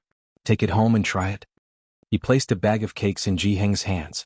Before Jianghu could react, Yundai greeted Bai Lian and turned to leave. It was Jianghu's first time receiving these little cakes. He looked down and, subconsciously, glanced at Bai Lian. With her slender legs crossed, Bai Lian tapped on them as she methodically finished a problem, one hand propping her chin and lazily smiled at Jianghu. The cake is delicious. In meeting your mother later, Jianghu didn't sit down. Holding his pipe he stood in front of Bai Lian, his weathered eyes deep. Will you come with me? Jianghu had decided to accept Ji Mulan's invitation. If it had been 2 years earlier, Jianghu would never have agreed to meet Ji Mulan. But now, simply because of Bai Lian, Jianghu was willing to see her. Especially since Ji Xiaojun had mentioned that the person Ji Mulan had found this time had better character than Bai Qiming. He decided to check it out. No. Bai Lian rested her wrist on the table, calmly capped the pen with her other hand and spoke in a light tone. Jianghu nodded. Okay. Not wanting to see Ji Mulan again, Bai Lian headed back to the library to plan dining out with Jianghu. It was a small restaurant near the school. With her legs propped up, her slender, fair fingers pulled out a menu hidden under the teacup, and she tilted her chin toward Jianghu, casually asking, Is there anything you don't eat? This wasn't her first meal with Jianghu. Chapter 136. 053 refuses entry to Jiangjing, who doesn't know a bit of Liang style yet, second update, _2 but it was the first time she had ordered dishes for him. Jianghu slowly looked at Bai Lian. Bai Lian did not realize the seriousness of the issue, only squinting her eyes slightly. Jianghu bowed his head and began to list the dishes. I don't eat celery, potatoes, carrots, lotus root, cucumbers, lettuce, soybeans, asparagus. A lock of black hair fell by Bai Lian's forehead, her fair fingers holding a pencil, her dark eyes filled with self-doubt. Ah? Jianghu quietly added the last one, tribute vegetable. Although he only said it once and listed a long string of names, Bai Lian remembered them all. She looked at Jianghu with a smile that was not quite a smile and then casually ordered a few dishes, avoiding those he did not eat. After she finished ordering, she took out her phone, wanting to complain to someone. Bai Lian, this world actually has so many dishes. Jianghu was still busy at this time. His team member had placed his lunch next to his desk, which he put aside dismissively to attend to later, after finishing his tasks. He massaged his forehead and removed his glasses. He looked coldly at the team members, his brows and eyes frosted over as if sunlight shone onto a snowy field. Has your brain grown mold? Hewen led the apology. I'm sorry. Don't ask. If you do, apologize. Are you apologizing to me? You're apologizing to Euler. If he had known that you would treat his formula this way, he would have preferred to take it with him to King Yama, Jianghu said icily. Hewen's head almost drooped to the floor. Here he was, the up-and-coming prince of mathematics, only to find his reputation ruined in the laboratory today. Jianghu bowed his head and closed the file. Looking at his phone screen, he took a deep breath. Don't be angry, at least Hewen is a person. Get out, we'll have a group meeting at 2, he said as he looked up, his tone cold and clear. Considerably calmer. Hewen and the others left as if fleeing, and the moment they exited the office, Hewen was pinned by the neck. Didn't you say to write it like this? I believed you and didn't check. How could you betray our trust? It's not, cough cough. Hewen struggled and waved his hand. Doesn't anyone care about our life-saving benefactor? In the office, Jianghu opened his lunchbox with one hand and unlocked his phone with the other, replying to Bai Lian's message. Jianghu, what dishes did you also just have lunch? Bai Lian, image, Bai Lian, what a pity so many dishes did not grow into Jiang Xianiao's liking. Jianghu clicked on the image Bai Lian sent. It was the 2 dishes she had ordered. He does not eat a lot of things, which Jianghu was aware of. He raised an eyebrow and slowly, deliberately replied, don't worry about him, he's just picky, that's why he's so short. He quickly switched to Jianghe's WeChat. Jianghu, smile? Meanwhile, Jiheng also met Ji Mulan. In front of others, Ji Mulan was assertive, but facing Jiheng she became much more silent. The two hadn't sat down for a proper talk in almost 20 years.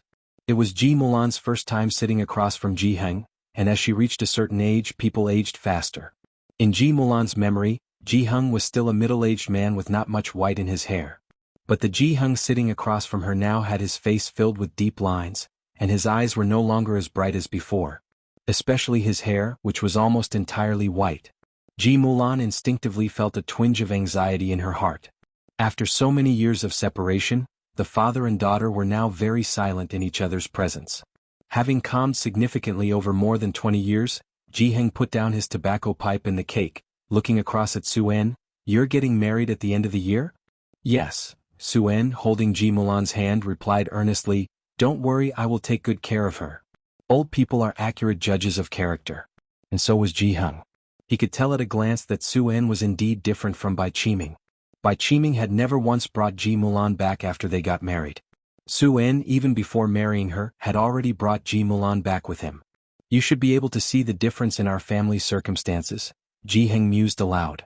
Anyone in Jiangjing from an ordinary family was beyond their comparison. This time Suen fell silent for a moment. His mother indeed was not willing. Life is for 2 people to share, Suen pondered for a moment before seriously saying, I don't live with my parents anyway, so she won't feel pressured being with me. That was when Jiheng refrained from speaking. The atmosphere fell silent once again. Suen changed the subject, looking at the cake Jiheng had placed on the table. This cake you bought for Alien is very nice looking. Jiheng glanced at the cake, his tone much warmer when mentioning Bai Lian. He bowed his head and methodically opened his tobacco pouch. No, it was a gift from her friend Xiaoqi. The tobacco was from Xiaochen. Chapter 137. 053 refuses entry to Jiangjing, who doesn't know a bit of Liang style yet, second update, _3 Xiaoqi. Xiaochen? Suen nodded. He didn't care who this Xiaoqi or Xiaochen was as long as the atmosphere wasn't awkward. Alien got 450 on her monthly exam. Jiheng began slowly, she switched from liberal arts to science, and her teacher said she has a lot of spirit. You don't need to worry about this matter. 450? Suen nodded without saying anything. He was surrounded by geniuses. Saying words of praise for a score of 450 would just be too insincere. But since the elder was so happy he didn't say anything. I'm going to see why the dishes haven't arrived yet. Suen smiled as he stood up, leaving the private room to the father and daughter. After he left, Ji Mulan, clutching the bag, spoke in a somewhat hoarse voice. Dad. Jiheng said, lowering his head as he slowly folded the report card and put it in his pocket. Is Suen's family even better off than the Bai family? Although it was phrased as a question, he was already certain of it. Ji Mulan came back to her senses, quickly wiping her eyes. She regained her savvy and beautiful appearance. Yes, his family has many connections, so I thought of taking Alien. Let Alien stay in Xianxia. Jiheng lit his tobacco and took a rough drag. Smoke blurred his face. Dad, you... Ji Mulan was sparked at once. She had come back this time for Bai Lian. But Jiheng raised his hand, interrupting her. As you said, Suen's family is well off, and he's surrounded by capable and outstanding people. What kind of life could our Alien lead there? There are barriers between Xianxia and Jiangjing. Ji Mulan paused. Also, Jiheng sighed, his family doesn't agree with your marriage, does it? If you take Alien there as well, to what extent do you two plan to live at the mercy of others? That silenced Ji Mulan completely. The Su family actually supported many people. Taking in one more person was not a big deal for them. But among those they supported, who wasn't talented? To Mrs. Su, Bai Lian might be less important than even the dogs she raised. Did she really want to take Bai Lian to live such a life? Then my marriage to Su En? Ji Mulan opened her mouth. Jianghu took another drag of his cigarette, looking down. We will go. Great, great. Ji Mulan unavoidably became emotional. It was the first time she spoke calmly with Jianghu, and he was willing to attend her wedding. He'll have someone come to pick you up when the time comes.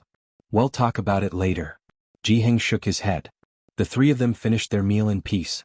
After escorting Jianghu away, Ji Mulan finally confirmed with Su En that they would not be bringing Bai Lian back to Jianghu. Not going back? Su En glanced at her. Although he was surprised, he didn't ask much. He didn't try to persuade Ji Mulan to bring Bai Lian back to Jianghu. After all, Bai Lian wasn't some irreplaceable lab talent, not yet to the point where he'd be troubled. Go and find out what Mr. Chen's recent likes are, Su En instructed his assistant, and present my card of respect. Monday. After lunch with Pu Xiaohan and Yang Lin, Bai Lian returned to the class. Passing by the office, Lu Lingxi hadn't left yet. She was arguing with the principal. You must be joking. Having Xianxia apologize to her? Let me ask you, what did he do wrong? I haven't even dealt with you yet about Ren Wanxian, Qin Zhu, and Qin Wei tricking our class longsword. And you have the nerve to speak up. The principal helplessly tried to appease Lu Lingxi. We should focus on the big picture. Don't you want to complete the task given by the Bureau of Culture and Tourism? It wasn't Ren who said it, it was decided by Mr. Ren and his Secretary General. The principal hadn't expected Lu Lingxi to react so strongly over just an apology. Lu Lingxi knew that getting angry with the principal was pointless. She fell silent for a moment, then called the Secretary General. The phone was answered after just 2 rings. Lu Lingxi politely recounted the entire sequence of events, emphasizing longsword, and finished by saying, this publicity won't harm Ren's reputation. In the future, Ren will also be a spokesperson for Xianxia. The Secretary General naturally knew this. More so, he was more aware of the situation than the school. The development was initiated by Mr. Chen. From beginning to end, the Secretary General hadn't planned for Ren Wanxian to step down. His tone remained calm. Do you think our Ren family would care about this? Lu Lingxi pressed her temples. This is also a request from the Bureau of Culture and Tourism. You wouldn't want to cause them embarrassment, would you? So? The voice from the phone, while the Secretary General glanced at the conference room's Ren Qian, revealed a smile. Why should the Bureau come to us about something concerning your miss? Unless there's an apology, apologize, forgive our miss for not cooperating. He hung up the phone with a click. Office. The principal looked helplessly at Lu Lingxi and then sighed. Then should we just let Xianxia apologize? Outside the door, Bai Lian heard everything loud and clear. She was dressed in a white shirt, casually holding her school jacket, her black eyes narrowed slightly, a lock of hair lazily resting across her brow as she raised a hand. Do they have to have her? The principal and Lu Lingxi were both startled. They turned around. Bai Lian looked at them, tilting her head slightly. Or is anyone who knows Liang-style calligraphy all right? Chapter 138, 054 Imperial Tutor. The true strength of Bai Lian _1 Xianxia is taking this cultural and tourism planning very seriously. From Ren Qian and his likes down to the children, everyone is cooperating to maintain Xianxia's civilized appearance. From ancient times till now, Xianxia No. 1 Middle School has carried on its traditions for many years. The stone in the middle of the schoolyard is the biggest highlight. When the Culture and Tourism Bureau sent the order to the school, the principal immediately entered into full combat mode. He even emotionally and logically persuaded Lu Lingxi, pulling out Bai Lian. At the moment, when Ren Wanxian unilaterally said she didn't want to record, the principal really panicked. To him, the matter of making an apology, Lu Lingxi took it far too seriously. Calligraphy is most important. The principal had a very good impression of Bai Lian. He knew she always studied earnestly everywhere. Others might not know, but the principal was very aware that her physics grades had caught the attention of Jianghu. But in our school, only Ren Wanxian has achieved the highest level of study. The history and culture of Xianxia are profound, especially the Bai family. The most glorious stroke of the great Yong dynasty was like a brilliant firework. Resplendent yet fleeting. It bloomed only in Xianxia. The stone standing in the courtyard of Xianxia No. 1 Middle School represented Liang-style calligraphy, and the culture presented in the video had to be the Liang style. Not to mention, that was also the style that Mr. Chen valued. Therefore, the only choice for this role was none other than Ren Wanxian. The Ren family was firmly holding on to the principal's lifeline. Oh, Bai Lian's gaze didn't fall on the two of them, her dark pupils seemingly fixed on some point in the void. In that case I can give it a try. What are you going to try? Lu Lingxi blurted out instinctively. You and Xianxia's don't need to worry about this. Halfway through speaking, Lu Lingxi suddenly realized what Bai Lian meant. She scrutinized Bai Lian carefully. The girl's snow-white shirt was meticulously buttoned from bottom to top, and the cuffs and collar were embroidered with green gentleman bamboo. Her black pupils reflected the scattered sunlight outside the window. Peaceful and calm. You know Liang style too? Yes, Bai Lian nodded. Lu Lingxi knew about Bai Lian's foundation in Guanga-style calligraphy. Although Guanga-style was good, it was quite limited by the development of other styles.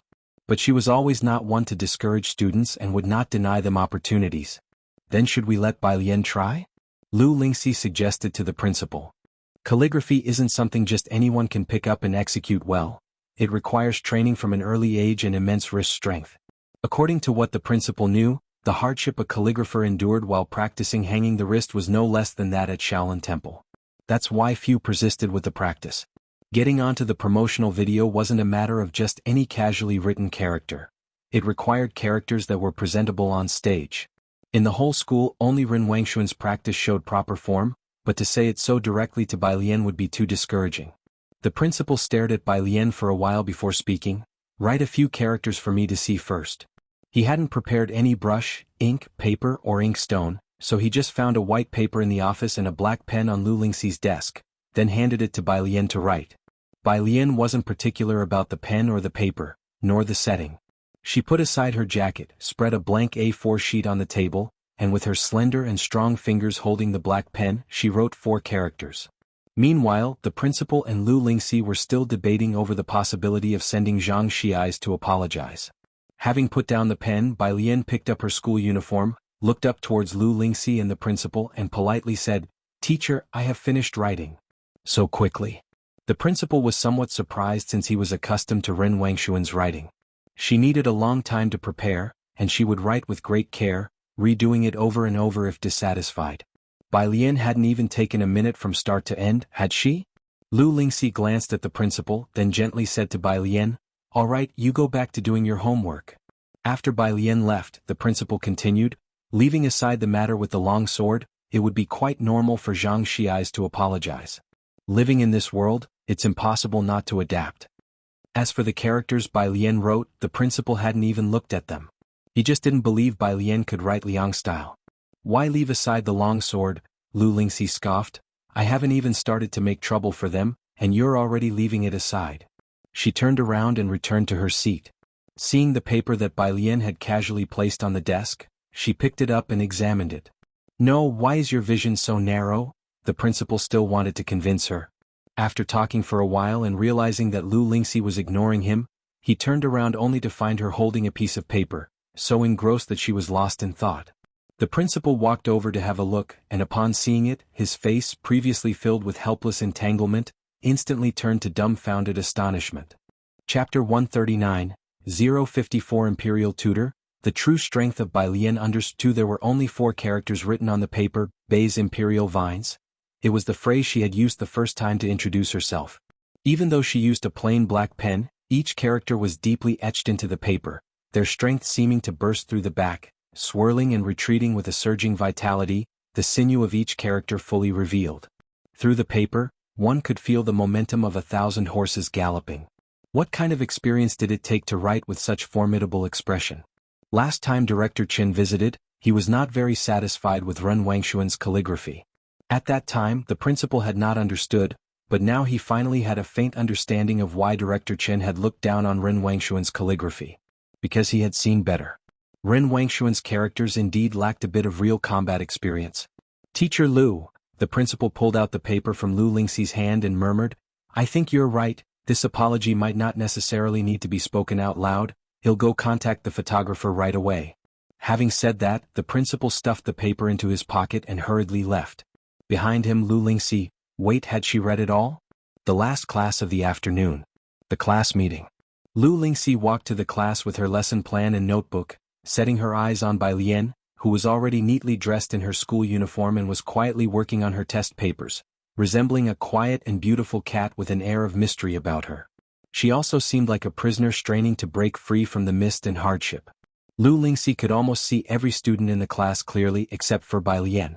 She was diligent and studious, more so than anyone else in the class, but sometimes she seemed to step out of this world, quietly observing everything from a bystander's perspective.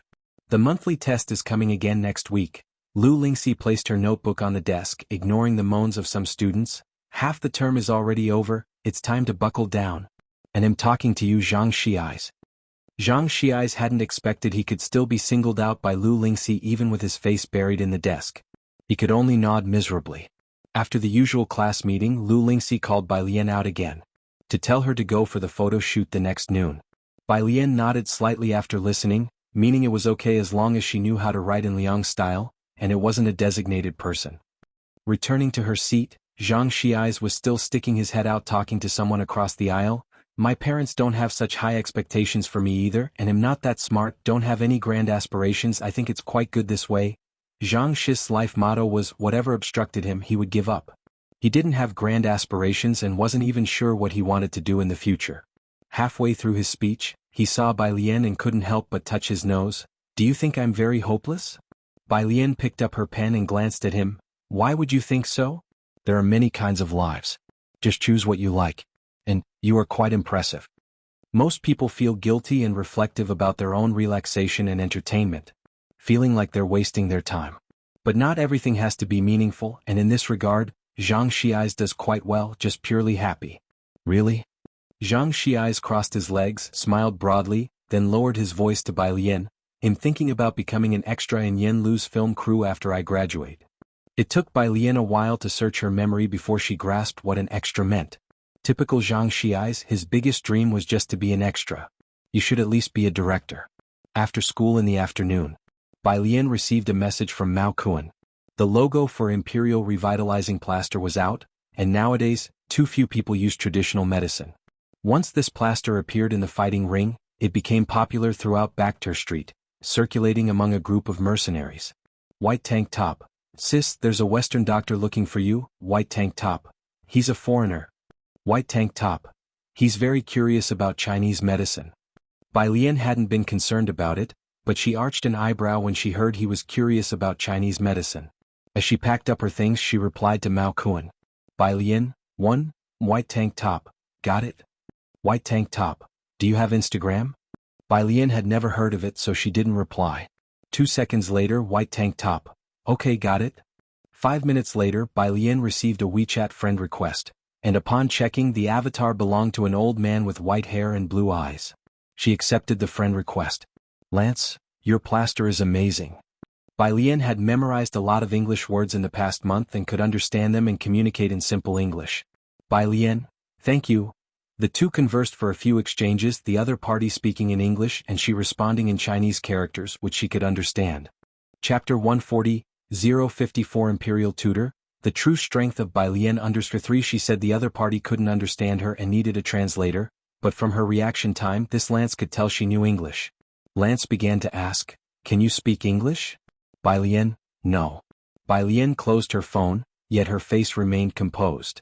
She indeed knew a bit of foreign languages because she needed to understand others' languages to study their items, but she only spoke and typed in Chinese. You don't understand? Then it had nothing to do with her. Yang Lin was much better today, and the bruising on her arm had disappeared. She went to the milk tea shop with Bai Lian. She went there for a part-time job.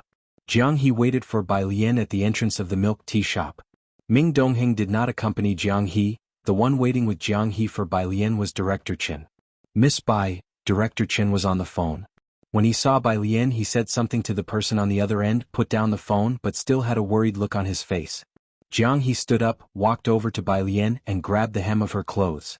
Bai Lian didn't want to talk much with Director Chen, but remembering that he had given Ji Heng tobacco the day before, she set down her backpack and asked lazily, ran into some trouble? Yeah, Director Chen didn't guard against Bai Lian and just vented to her. In working on Xianxia culture and tourism, lots of relics needing restoration, the clash between workers and the police force yesterday, it's blowing up online. Some media had fermented the situation. This incident had a terrible impact on Xianxia. On one hand, they said the wretched terrain breeds troublemakers, on the other, they said the local police department was corrupt. The incident itself was overly sensitive. Director Chen wondered whether to entirely lock down the news and stop journalists from reporting on it. Of course, he only wanted to vent at the moment and wasn't expecting advice from Bai Lian. As Bai Lian walked toward the library, she listened quietly. Only after he finished did she look at Director Chen. It's best not to block this issue. Huh? Director Chen looked at Bai Lian in surprise. Bai Lian unpleasingly looked back at him, her almond eyes misty. Blocking is worse than channeling. As an administrator, what you want isn't to shut people up, but to show that survival is fundamental to the common people, to openly investigate. She laid out a clear strategy for Director Chen. Finally, she extended a pale finger, lightly tapped Director Chen's chest, and lazily turned her head with a smile. There's no absolute in law. You represent authority, credibility, so never let yourself lose the power of speech. Director Chen rarely discussed such matters with anyone. Ming Dongheng couldn't understand. Jianghu didn't have the time to talk about it with him. He never imagined that he'd hear these insights from a high school senior. It was like breaking through layers of fog. I understand. Director Chen straightened up, now looking at Bai Lian with a touch of respect. Thank you, Miss Bai. This Miss Bai was more respectful than any he had said before. The library was one stop away from the school, and Bai Lian walked there because she was talking with Director Chen. The two of them talked about a lot more in bits and pieces. Upon reaching Xianxia Library, Director Chen respectfully saw Bai Lian off as she went in, his heart shocked from his first casual chat with her. Many strategies she spoke of were enlightening. If Bai Lian wasn't clearly a high school senior, he couldn't help but wonder, had she been an official? Otherwise, where had she learned such art of governance? After Bai Lian entered the library, he took out his phone, calling his people. Have you found any good tobacco yet? Make it quick. After giving orders, Director Chen opened the chat with Ming Dongheng. He faintly sensed a broad and open path spreading out before him. Qin Yongkuan, Mr. Ming, what does Miss Bai like to eat? Qin Yongkuan, what are her hobbies in daily life? Qin Yongkuan, besides gouging, what else does she like to do? Ming Dongheng just sent back 2 characters. Suicidal? Director Chen, who was furiously typing. Damn it, this guy's sharp when he shouldn't be and as oblivious as a dog when he needs to be sharp. Unbelievable. Well, he might as well put more effort into his work with Mr. Ji. Of course, Director Chen wouldn't know Bai Lian's teacher was Liang Zuan, the emperor's teacher, the greatest prime minister through the ages, who taught the emperor's technique and practiced the way of the world. His students included one who became an emperor. Could the other one be far behind? Chapter 141, 055 Blue Crystal Flower. Let classmate Ren also take a look at classmate Bei's handwriting, Part 2, _ Ren family. As soon as Ren Wanxian got home, she saw Ren Qian instructing the secretary, Tobacco, do you have a channel? Get more tobacco. The Secretary General nodded. He too had heard of Qin Yes Men's recent frantic search for various tobaccos. On the surface, everyone seemed peaceful, but secretly, who knows how many people had been reassigned to this task. Tobacco production wasn't prominent in Xianxia. They were looking for rare tobaccos across the country to pave the way to Qin Yes' door. It wasn't until Ren Qian went upstairs that the Secretary General turned to Ren Wanxian. Miss, did those people from Class 15 come to apologize to you today? No. Ren Wanxian shook her head, feeling uneasy. The principal didn't seek me out either. Could something have happened? Even if the people from Class 15 didn't come, the principal should have, at least.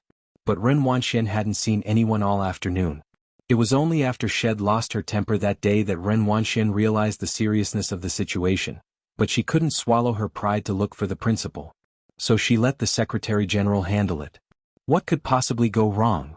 The Secretary General had full confidence in Ren Wangshuan's capabilities. What else could they do? Aside from you, could they find another person to assist them with the shoot?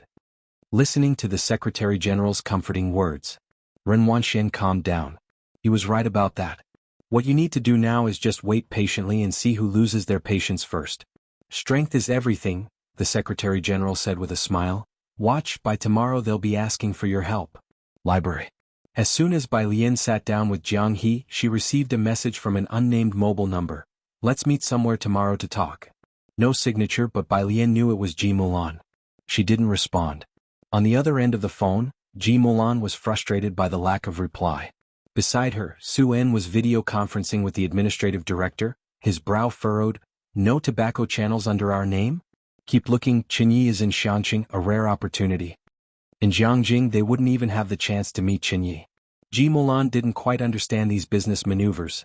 She and Su En indeed had a significant gap between them, Just as Ji Heng had said, bringing Bai Lian might not have been a good idea. She quietly sat aside and listened, not disturbing them. After Su En ended the video call, he turned to Ji Mulan. She didn't agree to meet with you? Yes.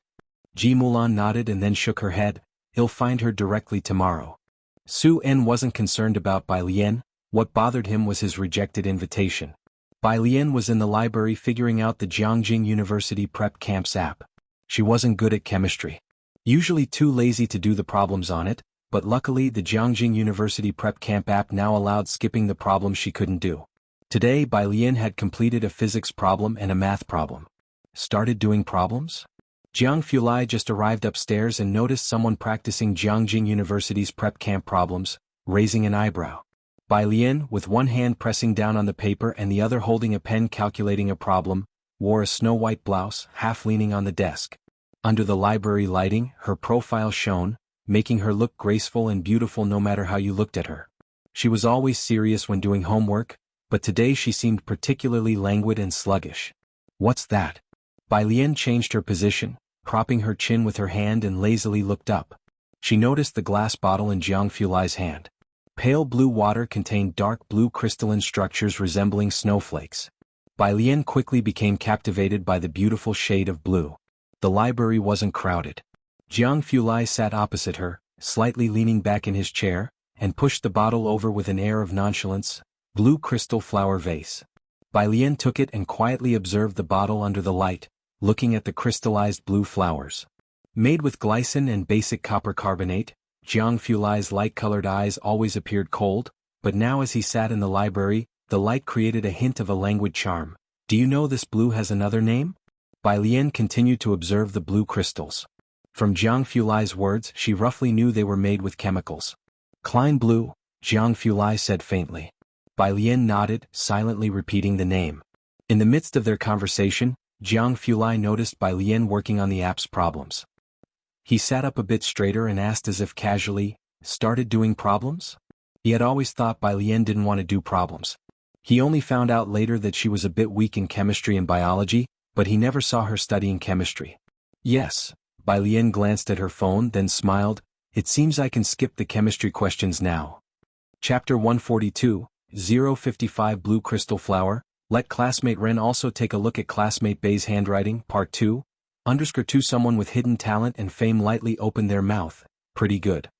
Jianghu sat next to Bai Lian, flipping through a large dictionary expressionlessly. During your winter vacation the Jianghu app will have a local training camp. Jianghu Lai reached for Bai Lian's phone and flipped through it a bit. It's quite helpful for chemistry. This was the first time Bai Lian had heard about the training camp, and she pondered it. 9 o'clock. The library closed. Jianghu Lai watched Bai Lian pack her book bag, his phoenix eyes slightly narrowed, and after a moment's thought he said, Qiyundai made a lot of delicious food today. Qiyundai was the best cook Bai Lian had ever encountered. She hesitated a bit about the meal he prepared but still swooshed to zip up her jacket and slanted her head towards Jianghu Lai with a hint of regret. Then you'll have to go eat with Jiang Xianxia. I have to go back and have dinner with my grandfather. Ji Heng had been restless these past few days. Bai Lian would go back every night to have dinner with him. Your grandfather hasn't eaten yet? Jianghu Lai looked at her. Emichim, you guys go eat. Bai Lian waved behind her, he'll take the bus back. Having said that, the bus came to a stop, and Bai Lian got on board with her backpack. Jianghu Lai watched expressionlessly as the bus swayed into the distance, leaving him staring at its rear. Next to him Jianghu crouched on the ground. He silently looked up at Jianghu Lai. Jianghu Lai looked down at him with a high and mighty gaze and let out a cold laugh. Are you crouching down to avoid being found by someone? The next day, Tuesday. Bai Lian didn't have lunch because she had to reshoot the promotional video. It was still the same photographer from last time. He recognized Bai Lian and was surprised. Bai can also write in the Liang style? Before Bai Lian could speak, the excited principal beside her explained to the photographer. Yes, and Bai writes the Liang style very well. Today was for reshooting the scene of writing in large characters.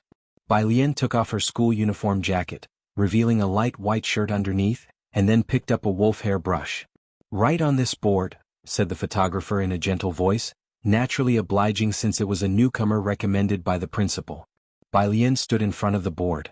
She held down the rice paper with one hand and lifted the wolf hair brush with the other, her eyes and brows lowered. Her hair was loosely secured by a wooden hairpin. The sun filtered through the trees and the window, casting mottled shadows on her, shrouding her in a hazy and mysterious aura. Without any extra movements like those of Ren Wanxian, everyone on set involuntarily held their breath. She always had an inexplicable quality about her that seemed to link with the entire Xianxia in countless ways. This sense of a collision between the past and the present was all too obvious. Without hearing the next step for a long while, Bai Lian looked up, asking in surprise, "Can I start now?" "Oh," the photographer came back to his senses. "Yes, you can start. Just like that, it feels great." He turned on the camera. Only then did Bai Lian lift her wrist and write a line on the paper. After drinking wildly to the heart's content with enemies, one man, one arrow stormed through Fengdu. This was the line from a stone in their school, and also the one that Ren Wanxian had tried and failed to write well over and over again that day. Bai Lian completed it in one go. As she wrote, her strokes were fluid like drifting clouds and flowing water, her calligraphy robust and forceful. She had felt an overwhelming presence while writing with black ink for the principal the day before, and this was nothing compared to today when she was using the wolf hair brush she was most comfortable with. At a glance, each character seemed to exude an aura of ferocity and pride. This line of text made it easy to envision scenes of brave combat. Such was the charm of calligraphy. This was the resonating passion etched in the DNA of the people, felt through just a line of writing. Bai Lian, after writing, looked at the line for a while and was dissatisfied. Then she turned her head towards the photographer. "I want to do it over." Since this was for promotion, it didn't need to be perfect. She had not removed the iridium bracelet from her wrist, and the brushstrokes hadn't quite reached the necessary strength. Bai Lian was about to take the inkstone and crumple the paper into a ball. The principal hurriedly stopped her, snatching the paper from Bai Lian's hands. "Do it over? It's written so well, why would you want to redo it?" The photographer also replayed the video. He didn't understand calligraphy but could feel the impact from Bai Lian's writing. Last time they filmed Ren Wanxian, he knew that calligraphers needed to be in the right state of mind to write well. A good state meant good writing, no state meant dissatisfaction no matter the effort, as was the case with Ren Wanxian. If Bai Lian's writing, as impressive as it was, got destroyed, what if she couldn't reproduce the same effect? "Let's just leave it like this, Bai." The principal carefully dried the ink, his eyes never leaving the piece of writing. "You go back to your class. This writing will remain as it is." You're tuning in to the Phantom Sword Chronicles YouTube channel. Don't forget to subscribe and join us on this journey to catch the most captivating stories.